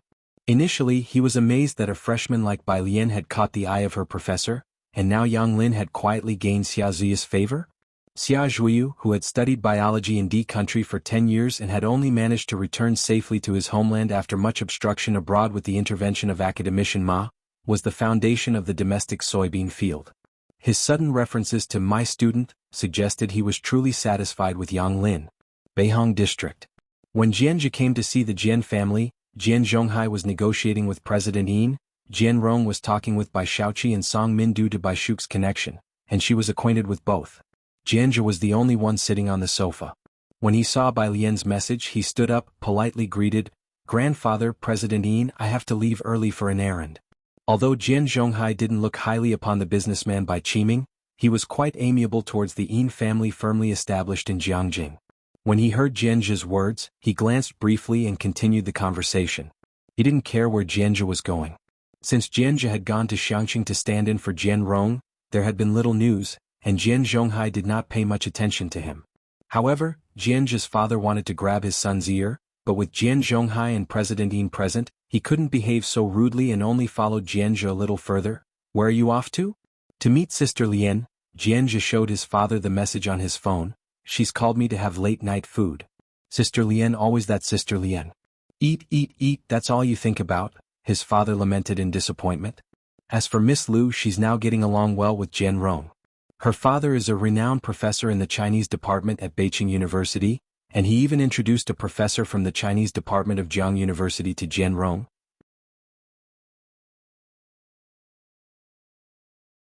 Jianzhe recalled and realized Miss Lu was the lady he had been set up with the last time he returned to Beijing. But she seemed to prefer Jian Rong's company. He nodded earnestly. "Then I should congratulate Jian Rong." His father looked at Jianzhe at a loss for words. As he passed by Xiaoqi and the others, Jianzhe greeted them politely too. "Heading out so late?" Bai Xiaoqi stood up out of politeness. "There aren't many buses around here." "I've already called a car," replied Jianzhe, showing his phone. After he left, Song Min looked to Bai Xiaoqi with a questioning glance, to which Bai Xiaoqi replied, "He's Jian Rong's older cousin. He was sent to Xiangqing in her place before. I haven't seen him in a long time." Song Min nodded, not paying much mind, and President Yin also did not make any special arrangements to have Jianzhe driven home. Clearly, the Jian family didn't say much about Jianzhe, who had little to show for himself and didn't warrant any special consideration. 10 o'clock. Jianzhe arrived at 103, at Bai Lian's request, fetching fruits to room 303. He was already familiar with Ji Heng and the others. At this time, Ji Heng, Lance and Dean Jian were playing mahjong. Jianzhe effortlessly filled Ji Heng's pipe with tobacco. Dean Jian sat to the left of Ji Heng and looked up at Jianzhe. "I heard you're preparing for postgraduate studies at Jiang University. How's the review going?" "There shouldn't be any major issues." Jianzhe handed the pipe to Ji Heng. He stood straighter and spoke more confidently than when they first met, exuding an air of dignity. He was vastly different from how he was over half a year ago. It had to be said that Bai Lian was quite good at teaching. Dean Jian didn't like the Jian family people, but he found the current Jianzhe quite pleasing. He drew a two of bamboos. "Come to the Culture Bureau tomorrow afternoon, I need your assistance." Jianzhe carried the fruits back to room 303. Zhang Xiais was chatting with Tang Ming and others, saying, "Score of 649, ranked 37th in the class." Jianzhe wasn't familiar with Zhang Xiais. He left one portion of the fruits and took another to Bai Lian in the study, telling her about Dean Jian's request. "Go ahead." Bai Lian's gaze remained on her computer screen as she picked up a strawberry and bit into it leisurely. "You could use the practice." Not surprised by this. Jianzhe glanced at her computer screen, which was filled with complex graphs, not understanding a single axis, which gave him a headache. He excused himself to join Tang Ming and the others outside for barbecue. The next day, Saturday. Ji Heng and Lance went to the Su family to invite Su En for fishing and to check on Su Siki. Bai Lian, thinking of Su Wenyao's upcoming graduate school exams, decided to join Ji Heng to see Su Wenyao. Today, Jiang Fulai didn't accompany her. As the year-end approached, he was busy preparing for the holiday season. Months passed and Su Siki's face had grown fuller. Sitting in the cradle with shiny black eyes, he would smile and gurgle happily at the sight of people. Bai Lian, with her arms crossed, leaned against the doorframe, watching Ji Heng play with him for a while before stepping out to discuss the graduate exams with Su Wenyao. The trip from Mingfeng district to Xinqing's place was somewhat far. Xinqing and her husband didn't stay with the Mu family. They continued to live in their apartment after the ceremony. In the evening, Ren Wanxian, who had been under observation in the hospital for a few days, also returned. Dong Xiaobai personally escorted her home. Before leaving, Dong Xiaobai made it a point to come downstairs to greet Ji Xiaojun. Upon entering, he spotted Bai Lian in the living room. Bai Lian, dressed in a fuzzy sweater, was casually sitting on the couch flipping through a book. Thinking about the Calligraphy Association matters and the lack of communication from anyone, Dong Xiaobai was in the dark about the arrangements above. He and Elder Dong had guessed that perhaps the Jiang family had directly cancelled that part, so he inquired with Bai Lian. "That matter?" Bai Lian had a good impression of Mu Yining and Dong Xiaobai, so she closed the book, stood up unhurriedly and said, "I'm on it." Dong Xiaobai was quite surprised. "You?" Source, web novel. Com, updated on Envgo. Co. If you find any errors, ads pop up, ads redirect, broken links, non-standard content, etc., please let us know reports so we can fix it as soon as possible.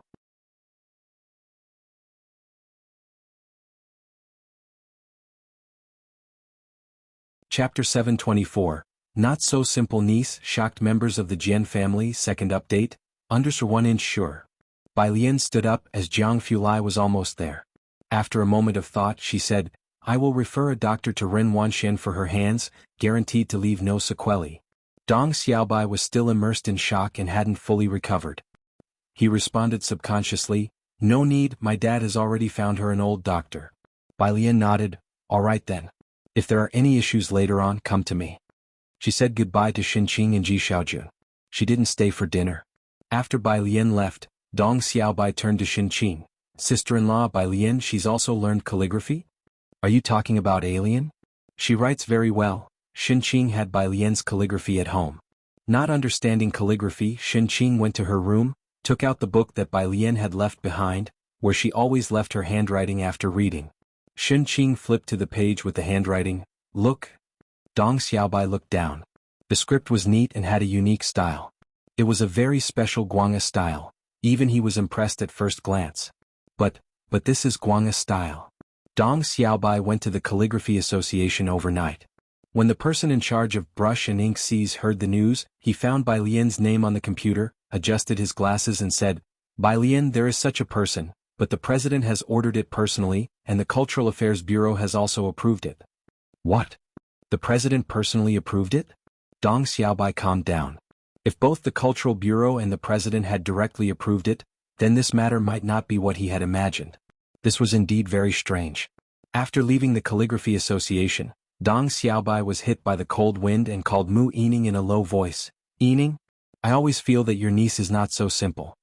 The next day early in the morning, Ding Wenyang and Tang Ming were among those who received a notice to suspend their lab visits. They were supposed to go to the plasma laboratory over the weekend. Now that they were free, Ding Wenyang took the opportunity to visit Ning Xiao's house. "You got a house as a reward from your uncle for getting into university?" Ding Wenyang, struck by the sight of Ning Xiao's ordinary clothes, said, "Bro, you really got me good. Houses in the school district of Jiangjing are not cheap." Ding Wenyang had always thought Ning Xiao's thrifty family wasn't well off, so he took care of him subtly in everyday life. Ning Xiao, with a slightly gloomy look in his eyes, gave him a glance but didn't reply. After the house visit, Bai Lian happened to return from her morning run.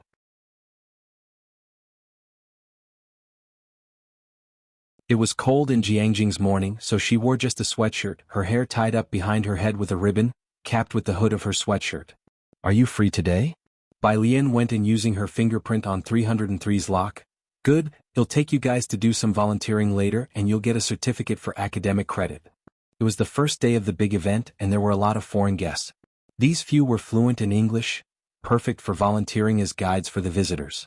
Volunteering? Ding Wenyang thought it was just the kind of volunteer activity arranged by a school club, and seeing that Bai Lian wasn't affected by the lab suspension, he touched his head. "Actually, I still need to fulfill my practice credit."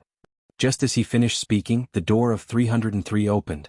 At the dining table, a man holding chopsticks in a lazy manner slightly raised his head, his movements elegant and distant. His gaze, not too oppressive, somehow still gave off a sense of alienation.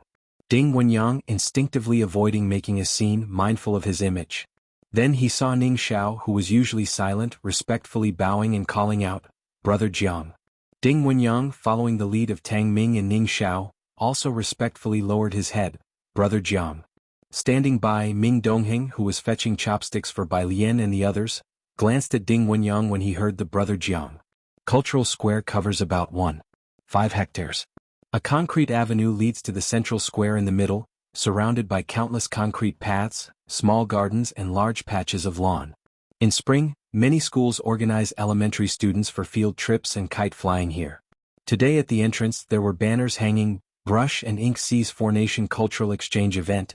It was the opening day of the event, with a gathering of masters. Outside there were also a circle of the Four Nations flags, with the red flag in the center particularly eye-catching. The weather was cooperating, no snow, and the sun had just risen, not as harsh as in summer days, soft and distant. This cultural exchange event attracted many visitors, and police were managing order at the main entrance. As Bai Lian and the others got out of the car, they drew the eyes of many people and the media outside, but as the group was rather young, the reporters only took a few photos and did not approach for interviews. Jianzhe was waiting for them at the main entrance. These are the volunteers, Bai Lian indicated the few people behind her. Source, web novel. Com, updated on Envgo. Co. If you find any errors, ads pop up, ads redirect, broken links, non-standard content, etc. Please let us know reports so we can fix it as soon as possible.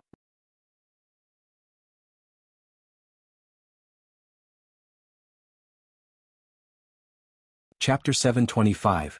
Not so simple niece shocked members of the Jian family. Second update. _2 As soon as Jianzhe saw Ning Xiao, he became respectfully solemn. These were all seniors who had been admitted to Jiangjing University. Senior, follow me, there are volunteers with sleeve protectors behind. The dean of the Jian family was the main person in charge of this event. He didn't get along well with the Jian family, but Jianzhe got along well with Bai Lian, and the dean liked what he saw in him. He even introduced Jianzhe to a few people and distributed some tasks. Ding Wenyang followed the staff to the rest area on the left side of the square and fastened the sleeve protectors around his arms. It was only after Bai Lian and Jianzhe had gone out that he tugged at Tang Ming's sleeve and whispered, "What kind of high-end event is this really? Can I handle it?" "I don't know either." Tang Ming adjusted his sleeve protectors, "but it should help us gain a lot of points, haha." Ding Wenyang. Sometimes he found Tang Ming's intelligence and sensitivity frightening, yet at other times he thought him to be excessively thick-skinned. The Jian family arrived early. Jian Zhonghai was not accustomed to this weather. He wore a thick coat as he stood at the red carpet entrance of Cultural Square, speaking with Jian Rong. "Did you manage to meet with Professor Feng?" Professor Feng was indeed the teacher Mr. Liu's daughter had introduced to him. Jian Rong shook his head. A professor from Jiang University was always busy, which was understandable. Jian Zhonghai wasn't surprised. "When your second granduncle arrives, remember to greet him right away. He'll acknowledge you after all." "Grandfather, don't worry." As the Jian family was talking, Jianzhe came their way with a girl and volunteers. Jian Rong recognized the girl at the front at a glance. Her face was slightly downcast. She wore a top with pipa sleeves, the cuffs tightly gathered. Below was a white pleated skirt, its base lightly colored, embroidered at the bottom with alternating lines of iridescent gold and blue thread, showcasing an elaborate pattern. On top were red chamomile flowers, with butterflies fluttering amongst them. A pure white cape was draped over her, interwoven with green grapevines. Sensing the gaze, she looked over lazily. Her beauty was fresh, and the cold winter sunlight illuminated her from behind, radiating a certain indescribable charm. Jian Rong was taken aback for a moment. Even though he had only seen her once, he recognized her as a contestant from last year's Lanting Awards in Jiangjing, who also seemed to be from Xiangqing. Jian Rong vaguely remembered that he had drawn a trip to Xiangqing, but in the end, Jianzhe went in his place. Upon seeing Jian Zhonghai and his father, Jianzhe greeted them politely, "Grandfather, father." Jian Zhonghai looked at Jianzhe and the group of unfamiliar volunteers accompanying him, then withdrew his gaze, not lingering any longer. "I asked you to come with your grandfather, but you didn't," Jian Rong's father whispered in his ear. "Now you're with these kids, later on just follow me. Your grandfather came here specifically for your second granduncle. Jian Rong is here too, and you can't be absent." Jianzhe was just about to speak. Ahead, the person in charge of Cultural Square was leading several smartly dressed individuals their way, followed by a couple of reporters taking photos of the elderly among them, obviously important figures. Jian Zhonghai recognized one of them at first glance and quickly perked up, Professor Feng. Jian Rong also shifted his gaze away from Bai Lian and went to greet Professor Feng. "Professor Feng, you are here today as well?" Professor Feng was a professor from the Chinese Literature Department at Jiang University. Jian Rong's father, watching the mingling of the group, tugged at Jianzhe's sleeve. "See that? That's Professor Feng. You should have met him originally. I'm here for the cultural exchange to broaden my horizons."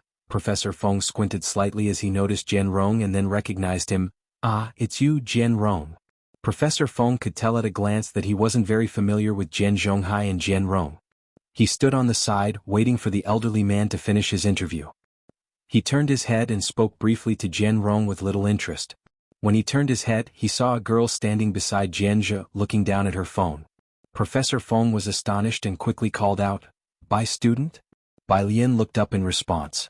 "It really is you, Bai student?" Professor Feng's eyes brightened as he walked over, now speaking warmly with Jian Rong.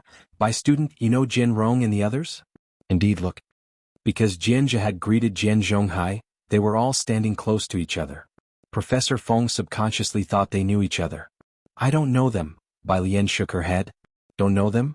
Professor Feng didn't ask further, but instead looked up at Dean Shu, who was still being interviewed, and called out, "Dean, Bai student is here too." Professor Feng was one of Dean Shu's teaching assistants, and Bai Lian had met her in the office before. Bai Lian also recognized Professor Feng and, looking up again, saw Dean Shu declining the reporter's interview and walking over. He was dressed in a dark blue long gown, a wise and gentle elder. His temperament clearly distinguished him from others. "Dean Shu," Bai Lian gripped her phone, also somewhat surprised to see him there. "You're here too?" "Yes, the Cultural Bureau asked me to oversee the event." Seeing Bai Lian, Dean Shu was also pleased, his face much kinder. "Let's go in and talk." It was crowded outside. Bai Lian nodded and turned, giving Jianzhe a look. Jianzhe followed. Dean Shu noticed Jianzhe and was slightly startled. "This is?" "My friend." Bai Lian raised her hand, introducing while walking. "He plans to apply for the graduate program in the Chinese Han language department at Jiang University this year." Then introducing to Jianzhe, "This is Dean Shu." "Dean Shu, hello." Jianzhe stood to Bai Lian's left, greeting him without servility or arrogance, long past his earlier bluster. The young man had a very distinctive air about him. Nowadays, few students in the field of Chinese Han language truly settle down to study. Dean Shu looked at Jianzhe, his heart stirred. He paused slightly, then asked, "What is your name?" "Jianzhe," Jian as in simple, Zhe as in philosophy. Dean Shu committed it to memory and nodded subtly, then began discussing school matters with Bai Lian. The few people chatted as if no one else was around. Professor Feng, hearing Jianzhe's name and recalling previous comments made by Dean Shu, observed Jianzhe's figure and asked Jian Rong, who was standing beside him, "What is Jianzhe to you?" Jian Rong and Jian Zhonghai were still watching Jianzhe's figure and hadn't come back to their senses. They had just been watching the reporter interviewing Dean Shu. Not only that, but they also took note of the attitude Professor Feng had towards Dean Shu. When Professor Feng asked, it took quite a while for Jian Rong to come back to his senses. "Yes, he's my cousin." Professor Feng, Jian Zhonghai also came back to reality. "That Dean Shu is?" Because of Bai Lian, Professor Feng stayed a little longer than usual and explained to them. "He's the dean of the Chinese department at Jiang University." Source: Web Novel. Com, updated on ENVGO. Go.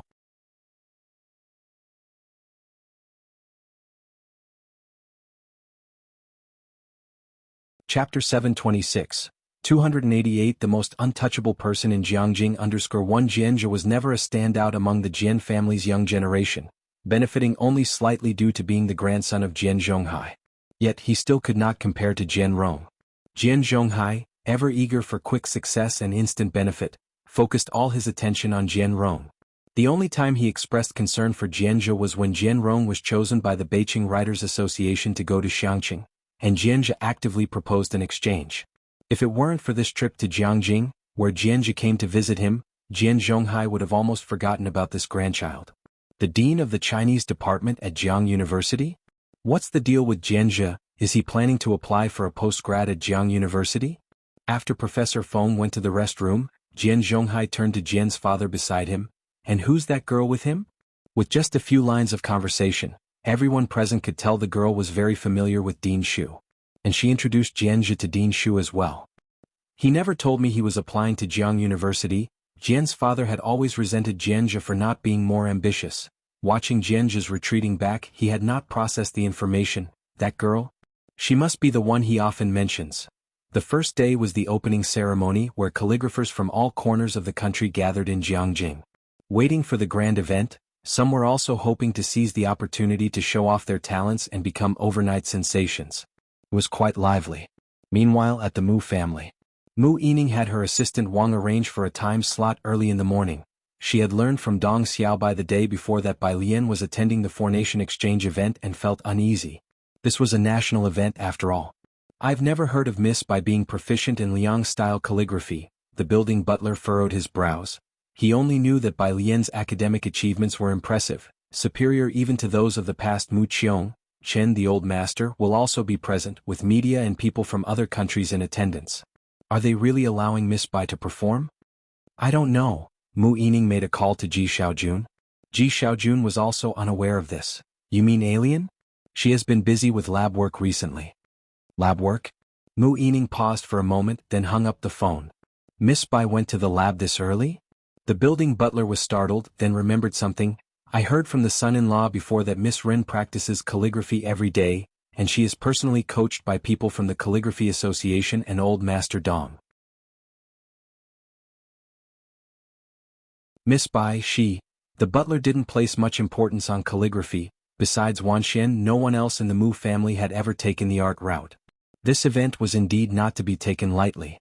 A national affair. Assistant Wang, book a private room at Qingxin building for tonight.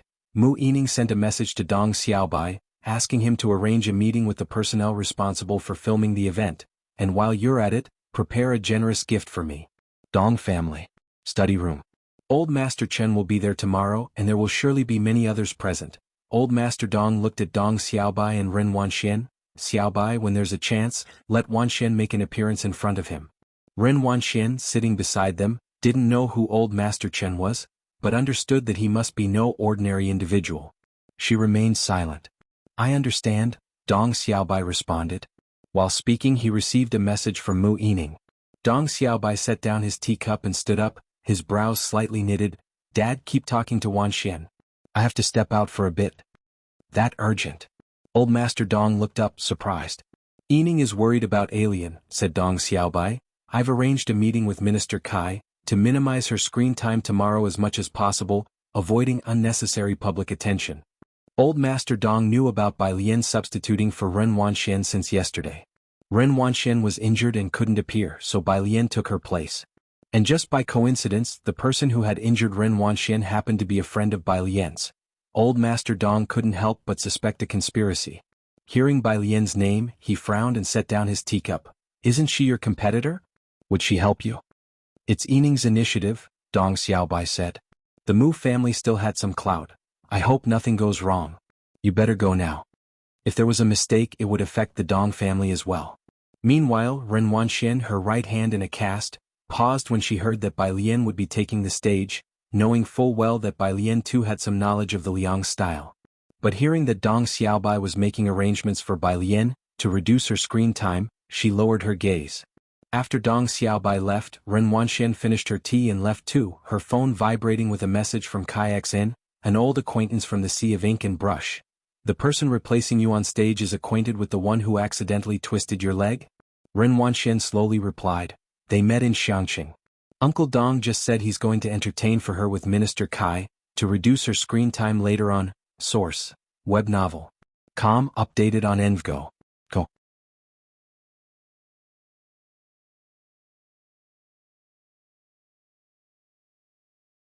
Chapter 727. 288 The most untouchable person in Jiangjing _2 He flipped back to the group of socialites in Jiangjing. Above was news about tonight's gathering, to which Ren Wanxian replied that she'd be there. Then she put away her phone. Thus, Shanghai apartment was still bustling. Tang Ming, Ning Xiao and Ding Wenyang had volunteered outside all day, seen a lot, and were dining at 103 in the evening. Meanwhile, Bai Lian had returned to 303 for a bit before heading off to Sun Qian's banquet. Beneath the glittering lights of the Xijing Club, Kong Wei squatted down at the bottom of the stairs with a gift, speaking to Yu Ximin. Ximin, should we even be here? Yu Ximin's family was better off than Kong Weiss, but she had only heard of the Xijing Club. She had never been inside and had also hesitated as she heard it hosted the real top-tier rich second generations of Jiangjing. I don't know, the address for Sun Qian's birthday party is here. Let's wait for Lian to arrive and then follow her in. Plus, I can get her to help circle out some content for the final exams. Although Bai Lian was not often seen in room 407, both Kong Wei and Sun Qian seemed to rely on her, intentionally or not. Before long, Bai Lian arrived with a computer and gifts in tow. Yu Ximin and Kong Wei finally felt like they found their backbone and followed close behind Bai Lian. The hostesses at the entrance of Xijing Club wore fur-trimmed kipayos, security staff were in suits and leather shoes, the female attendants were beautiful and the male ones handsome. They all took notice of the trio as they entered. The lobby supervisor, who had been giving instructions, perked up at the sight. He quickly came over to lead the way for Bai Lian and her party. "Do you need me to carry something for you?" The lobby manager, along with the rest of the staff at the Xijing Club, remembered Bai Lian's face very clearly from the summer holidays. Carrying a small gift bag and her computer, Bai Lian walked unhurriedly. "No need. It's a bit cramped over there, you see," said the lobby manager respectfully after checking the private room and offering. Pressing the elevator button to the furthest right, he inquired, "Would you like to change to the VIP room on the top floor?" Bai Lian continued to shake her head. Behind her, the staff were also very polite to Yu Ximin and Kong Wei, warm and thorough. Upon reaching the private room, Sun Qian came out to greet them. Seeing the manager, she was also taken aback, greeting him politely, "Manager Ku, hello." After sending Manager Ku off, Sun Qian expressed her surprise. "Why did Manager Ku send you over?" Kong Wei didn't know who Manager Ku was and merely handed her gift to Sun Qian. "The service attitude here is really good." The private room was resplendent, with small groups gathered and the music never ceasing. Sun Qian introduced Bai Lian and the others to her circle of friends, saying, "These are my roommates." With many people in the private room, mostly well-off second-generation individuals, hearing they were Sun Qian's friends, not many came forward to socialize as the circle kept it real. Near the bar inside, someone holding a champagne glass looked over at Ren Wanxian, then turned their attention to Bai Lian, showing interest. "Wanxian, do you know them?" "You don't know them?" Ren Wanxian leaned back on the sofa, her gaze flitting toward Bai Lian, who sat in a corner with the other two, checking their phones, ignored by everyone else. After the college entrance exam results were out, Tang Ming, Ning Xiao, and Yang Lin all got into Jiang University. The rumor around the school was that Bai Lian tutored them. Ren Wanxian found it hard to believe but couldn't think of any other reason why they would have been admitted to Jiang University. During that time, all of Xiangqing celebrated, except for her and Qinzhu, who stayed shut in their rooms. Qinzhu repeated a grade. Ridden with restlessness, Ren Wanxian didn't stay in Xiangqing to retake classes but instead enrolled in an art school in Jiangjing. Later, the Mu family surfaced. Ren Wanxian took a sip of champagne. She was now listed in the Mu family genealogy, ranked first in her major at the art school, and was a new member of the Calligraphy Association. In Jiangjing she made many socialite sisters while Bai Lian's friends were still the same few. No progress whatsoever. Ren Wanxian withdrew her gaze, looking toward Kai Xen. "She's the one who will be on stage with you tomorrow." "Her?" Kai Xen frowned. Since learning about the change, Kai Xen had not seen Bai Lian come over for rehearsal even once. Her airs were bigger than those of their association's president. His eyes continued to follow Bai Lian's direction. "It's a situation set up by my brother." Sun Qian, typically aloof, had good academic grades and usually didn't socialize with the others in the circle. Having received all the second generations, she then sat down next to Bai Lian's group. "Thank you for coming." She let out a small sigh of relief. Kong Wei and Yu Ximin were fascinated by everything in the Xijing Club. Just after exploring the table next to them, they showed Sun Qian the key points Bai Lian had circled on their phones. "Qian, we have hope for our finals complex functions now. Look at the key points Lian just drew for us." Source: Web novel. Com, updated on Envgo. Go.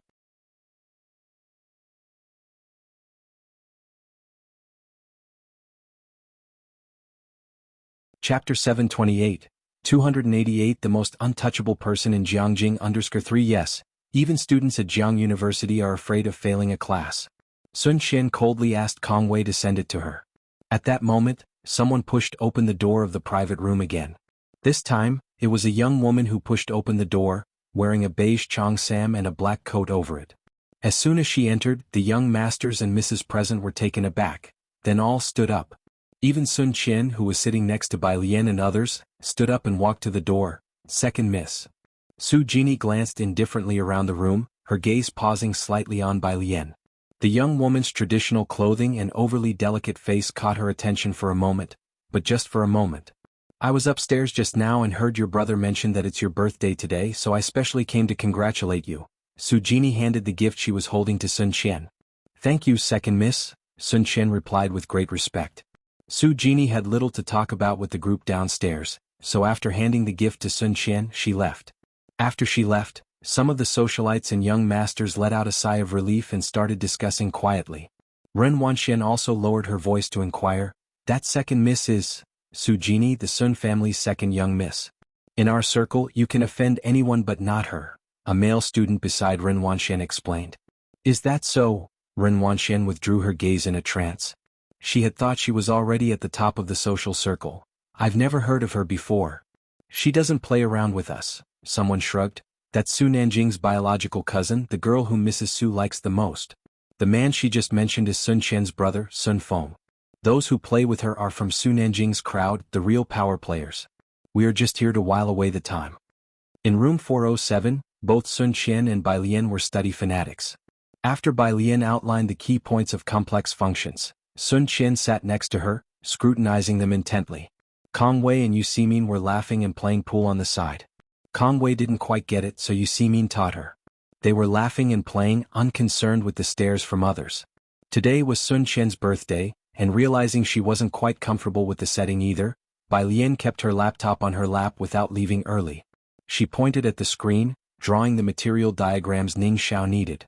The diagram she was working on was beyond Sun Qian's study range, so after glancing at it, Sun Qian continued with her complex functions. This year's basic physics complex function exam questions were set by a teacher from the math department, who was quite familiar with Bai Lian. Bai Lian helped them to inquire about the key topics.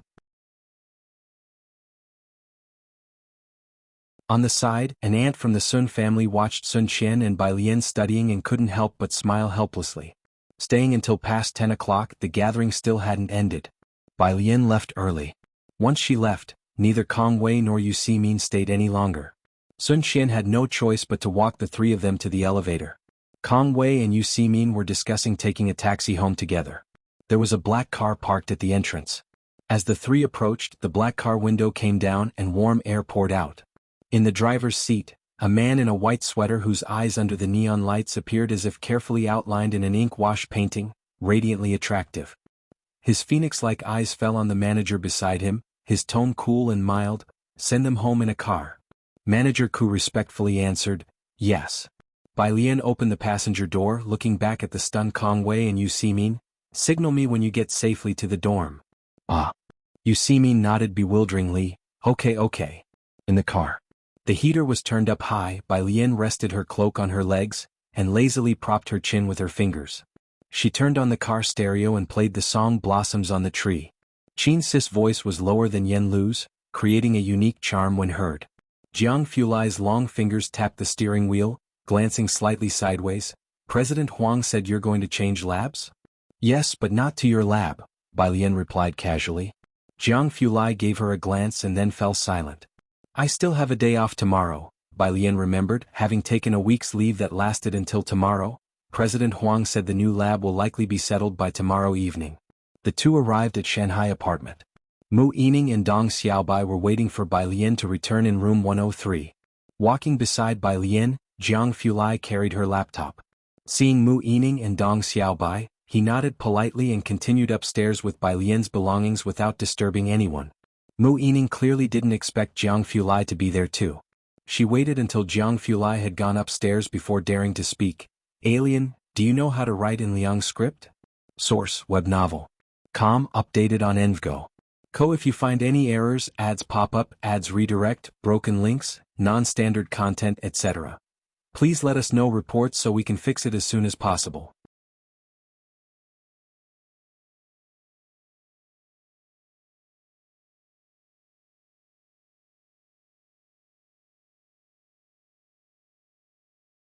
The president of the Calligraphy Association practices Liang-style calligraphy and is the sect leader of the Gujing schools, who first became famous because of the White Robe Journey. Both masters have a special relationship with the Chen family's patriarch. Actually, seeing the trends of the recent years, one knows why Liang style has become so prevalent. It's all pushed by the Chen family from behind. The Chen family is a grand clan with 1,000 years of legacy, numerous family members, leaders in politics, elites in scientific research, magnates in commerce. They have a presence in almost every field. Many people seek connections to join the Calligraphy Association, simply to integrate into this circle. Fawning over elegance is merely incidental. Ren Wanxian seemed to understand but not quite grasp it all. The resting room in the innermost area. Outside the door, 3 black-suited bodyguards stood guard. Inside the resting room, Su Yajun paused her writing, waiting for the ink to dry. Next to her, the president picked up her writing and brought it to the Yuanyue tea house, to show the Chen family patriarch sitting in the middle. The Chen family patriarch was watching Dean Jian make tea, the latter's actions taking him by surprise. "Who did you learn this from?" "A white porcelain snowy froth exuding fragrance." "From a young friend." Dean Jian placed the tea set down with a gentle tap 3 times and handed the tea to the Chen family patriarch. "Later on, he'll introduce her to you, you'll surely like her." The two enjoyed their tea, whilst appreciating the calligraphy brought over by the president of the Calligraphy Association. Dean Jian also admired the writing.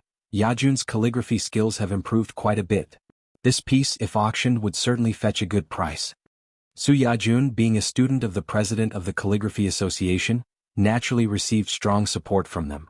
With her good looks and great talent, writing mainstream Liang style, she also became a small calligraphy star with many calligraphy fans. Rarely willing to endure the hardships of practice, the patriarch of the Qin family also nodded with a look of appreciation on his face. Although not as good as the ancestors, as a girl naturally with less wrist strength, she has already begun to show her own character. The president of the Calligraphy Association smiled, taking the piece and brought it to Su Yajun.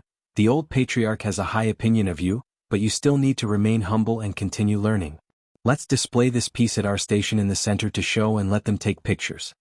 Su Yajun did not show joy but accepted it with respect. "Yes, teacher."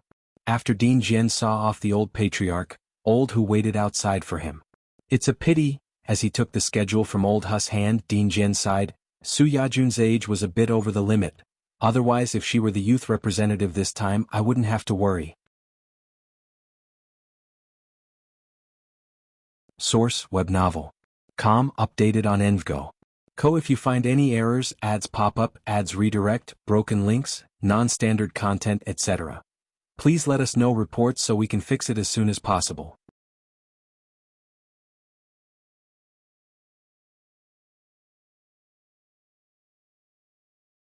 Chapter 730, 289. The old ancestor leading their cause returns. Second update.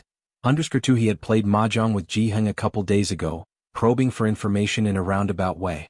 But he didn't get any news about Bai Lian and her mastery of the Liang style. "You needn't worry too much," Lao Hu said, choosing his words to comfort. "Miss Bai always has her own way of thinking. Plus, our foreign friends don't understand our characters. At most, it's the fans of the Liang style who might have a few more things to say." Director Jian also considered that Bai Lian was not a person to act impulsively, especially because he had been wondering for a long time whether Bai Lian could use the spear, so could she possibly master the Liang style calligraphy? That's why he didn't reject her when he first saw Bai Lian's name. The immense indoor plaza of Cultural Square. The floor inside the plaza was entirely covered with a red carpet, hosting countless small exhibition stands for calligraphy and paintings, and the central sunken stage area was where the opening ceremony would take place. All around the stage, fresh peonies and plum blossoms were set up, with pink and red peonies blooming in a gorgeous display of cold elegance and nobility. There were journalists packed on both sides. Only 4 rows of seating, 10 in each row, were for foreign guests and VIPs. Of the Beijing Writers Association, only Zhou Wennan had the privilege to sit in the back row to spectate, while other Beijing folks like the journalists stood around the perimeter. The Jian family members naturally did the same. But the Jian family members with their sharp eyes spotted a young man sitting next to Zhou Wennan in the back row. "Master," the old man who followed Jian Zhonghai whispered in shock, "how is young Master Jianjia sitting there?" The eyes of the Jian family were all fixed on the central exhibition stage. At the old man's mention, they then noticed that the label stuck behind the first seat from the left in the back row bore just 2 characters, Jianjia. From the beginning with Director Xu to the present, the Jian family members were becoming desperately curious to know why this was happening. To be seated here, one must be a master in the field of calligraphy, or someone with significant influence among calligraphers. Jianjia, he had no relation to any of this, right? Old Master Chen was seated in the center of the first row, with orderly media taking photos and filming the entire event. Bodyguards stood at the sides of the first row.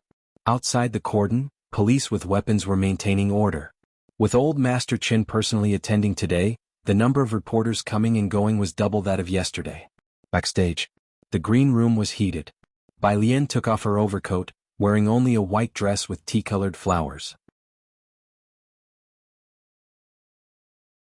In the waiting room before going on stage, as Bai Lian entered, Kai Xan was already seated inside. Upon hearing the door open, he didn't look up, sitting on the sofa, toying with a wolf hair brush as if no one had come in. It was Kai Xan whom she would be performing with on stage. Bai Lian had heard about him from Jianjia. Bai Lian's etiquette was meant only for those who deserved it, and she paid him no mind, taking a seat on the other side, pulling out her cell phone and leisurely browsing through academic papers. Just before it was time to take the stage, Kai Xan stepped out for a moment. When he returned, the program-responsible person smiled at them reassuringly. "Kai Ms. Bai, it's your turn. Don't be nervous." Bai Lian dusted off her sleeves, standing up at a leisurely pace. Across from her, Kai Xan looked up and glanced at her. Outside on the central stage, the host introduced Bai Lian and Kai Xan, and then translated everything into 2 languages. When Mu Yining arrived, Dong Xiaobai and several others were looking for seats in the front rows. Fortunately, a few people from the Calligraphy Association who knew Dong Xiaobai and Ren Wanxian gave up their seats for them to view the ceremony. They even asked why Ren Wanxian wasn't on stage. Beside Dong Xiaobai, Mu Yining, surrounded by dense crowds of journalists and listening to the clear voices of a few young people, wondered, "There won't be any problems, right?" "I've spoken to Minister Kai," Dong Xiaobai comforted her. "Don't worry." Mu Yining's gaze fell on the center of the first row, on the man seated furthest to the right, wearing a duckbill cap, his back straight and posture relaxed, her own anxiety gradually subsiding. It should be all right. On stage, a writing desk and the 4 treasures of the study were all neatly arranged. The host announced enthusiastically, "Next up, our 2 young representatives." Scattered applause rose, with quite a many fans in the audience shouting the names Kai Xan and Su Yajun, and occasionally the name of the budding talent in the calligraphy world, Ren Wanxian, though not often. The girl in white ascended the stage. The live broadcast camera first gave her a close-up. The girl's delicate face had no bad angle on the official broadcast, very beautiful to look at. But this group of calligraphy enthusiasts had never seen her before. "Who is this?" "Heard she's a new member of the Calligraphy Association. Something Ren, who is this Bai Lian? Isn't this the young lady from Jiang University who went viral in that video? Did she walk onto the wrong set?" Source: web novel. Com updated on Envgo. If you find any errors, ads pop up, ads redirect, broken links, non-standard content, etc. Please let us know reports so we can fix it as soon as possible.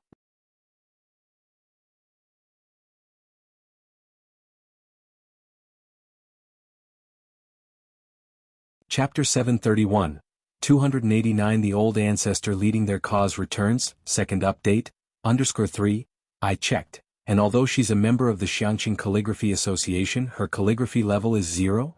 The Sino-Japanese Korean cultural exchange wasn't very popular, and the official live broadcast room only had a few tens of thousands of enthusiasts online, but due to Bai Lian's high popularity last time, many people clicked directly into the stream. Moreover, the gimmick of a calligraphy level of 0 drew in quite a few viewers. Many people present were simultaneously watching the live stream and the event. Mu Yining noticed that the camera was almost always on Bai Lian, with only occasional glimpses of Kai Xan. A few young people studying calligraphy nearby also received this news. Mu Yining paused. She hasn't passed any level tests? Hadn't Bai Lian claimed her calligraphy was decent?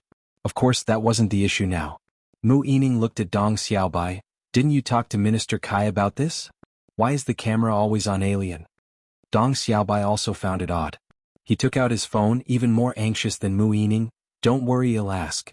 If there was a mistake at this conference, the Dong family would be the first to bear the brunt. They might even fade out of this circle in the future. Dong Xiaobai was already regretting why he had introduced Ren Wanxian in the first place. But no one answered Minister Kai's phone calls. Both Dong Xiaobai and Mu Yining were clever people. Seeing that nobody answered Minister Kai's calls, they pretty much understood why. Dong Xiaobai felt a cold sweat on his back. Backstage, Minister Kai turned off his cell phone and tossed it aside. He slowly pulled out a cigarette, speaking leisurely, "Keep the cameras on this Bai Lian." Not giving Master Kai the spotlight? The staff member was startled. Minister Kai lit his cigarette, the smoke curling. "No need. Well, give Kai Zin's writing a shot after she finishes writing. Our Kai Xan doesn't care about these things." "You're really generous," the staff member said earnestly. After all, the Sino-Japanese Korean cultural exchange was the fastest way to gain fame. Minister Kai flicked the ash from his cigarette, smiling subtly. Dong Xiaobai was so anxious, calling him, inviting him to meals, all to cover up by Lien's abilities. He hadn't really done anything except direct the cameras a bit. After all, the representation of the youth was solely taken over by the Dong family, and if there were to be any problems, they would ultimately be traced back to them. He and Dong Xiaobai were rivals. In order to bring Dong Xiaobai down, Minister Kai didn't even save face for Mu Yining this time. There were sacrifices to be made and they spared no effort. In the center of the exhibit, the host started with a smile. Let's appreciate the talent of the young generation. The camera switched entirely to the female side. Under the high-definition lens. The young woman was dressed in a white pleated dress with T-frills, her hair casually pinned up with a hairpin, the falling strands brushing her pale cheeks. When she slightly looked up, under the bright lights of the venue, one could see those carefree, wild and pitch-black eyes. In her right hand she held a wolf hair brush, her knuckles distinct and forceful under the camera, while her left hand loosely held up her pipa sleeve. She started with a reverse stroke, the brushwork firm. Strive to become stronger without ceasing. Carry virtue in great measure. The 8 characters leaped onto the paper. Although it was an encouraging phrase, the prominent bones in the writing carried a sharpness, like a drawn sword. Under the enlarged live shot, the previously chatty members of the Calligraphy Association fell silent. Jingjing stared at these 8 characters. Even through the lens, the online viewers seemed to see, across the words, the image of a person in white courageously venturing into Fengdu. Liang Zuan's style varied with each person who wrote it. His own characters were gentle. However, the writing of his proud disciple was ambitious and sharp, with an inherent intent to kill. The authentic works left behind were few and over the years, almost no one could replicate the style of Bai Xiangjuan. Even the president of Jiangjing could only grasp a fraction of it. Until today, when this young woman in a white pleated dress with T-frills put down her wolf hair brush, slightly raised her head, and smiled serenely at the camera, under the countless spotlight of the reporters, she silently announced to everyone, the progenitor of their Liang style had returned. Source: Web Novel. Com. Updated on Envgo. Co. If you find any errors, ads pop up, ads redirect, broken links, non-standard content, etc. Please let us know reports so we can fix it as soon as possible. You're tuning in to the Han Li's Wuxia Chronicles YouTube channel. We're so grateful for your support and don't forget to subscribe to join us on this incredible journey through captivating stories. Your generosity through donations truly makes a world of difference, as it's the primary source of revenue that allows me to expand and enhance this channel for you. Thank you from the bottom of my heart for being a part of this adventure.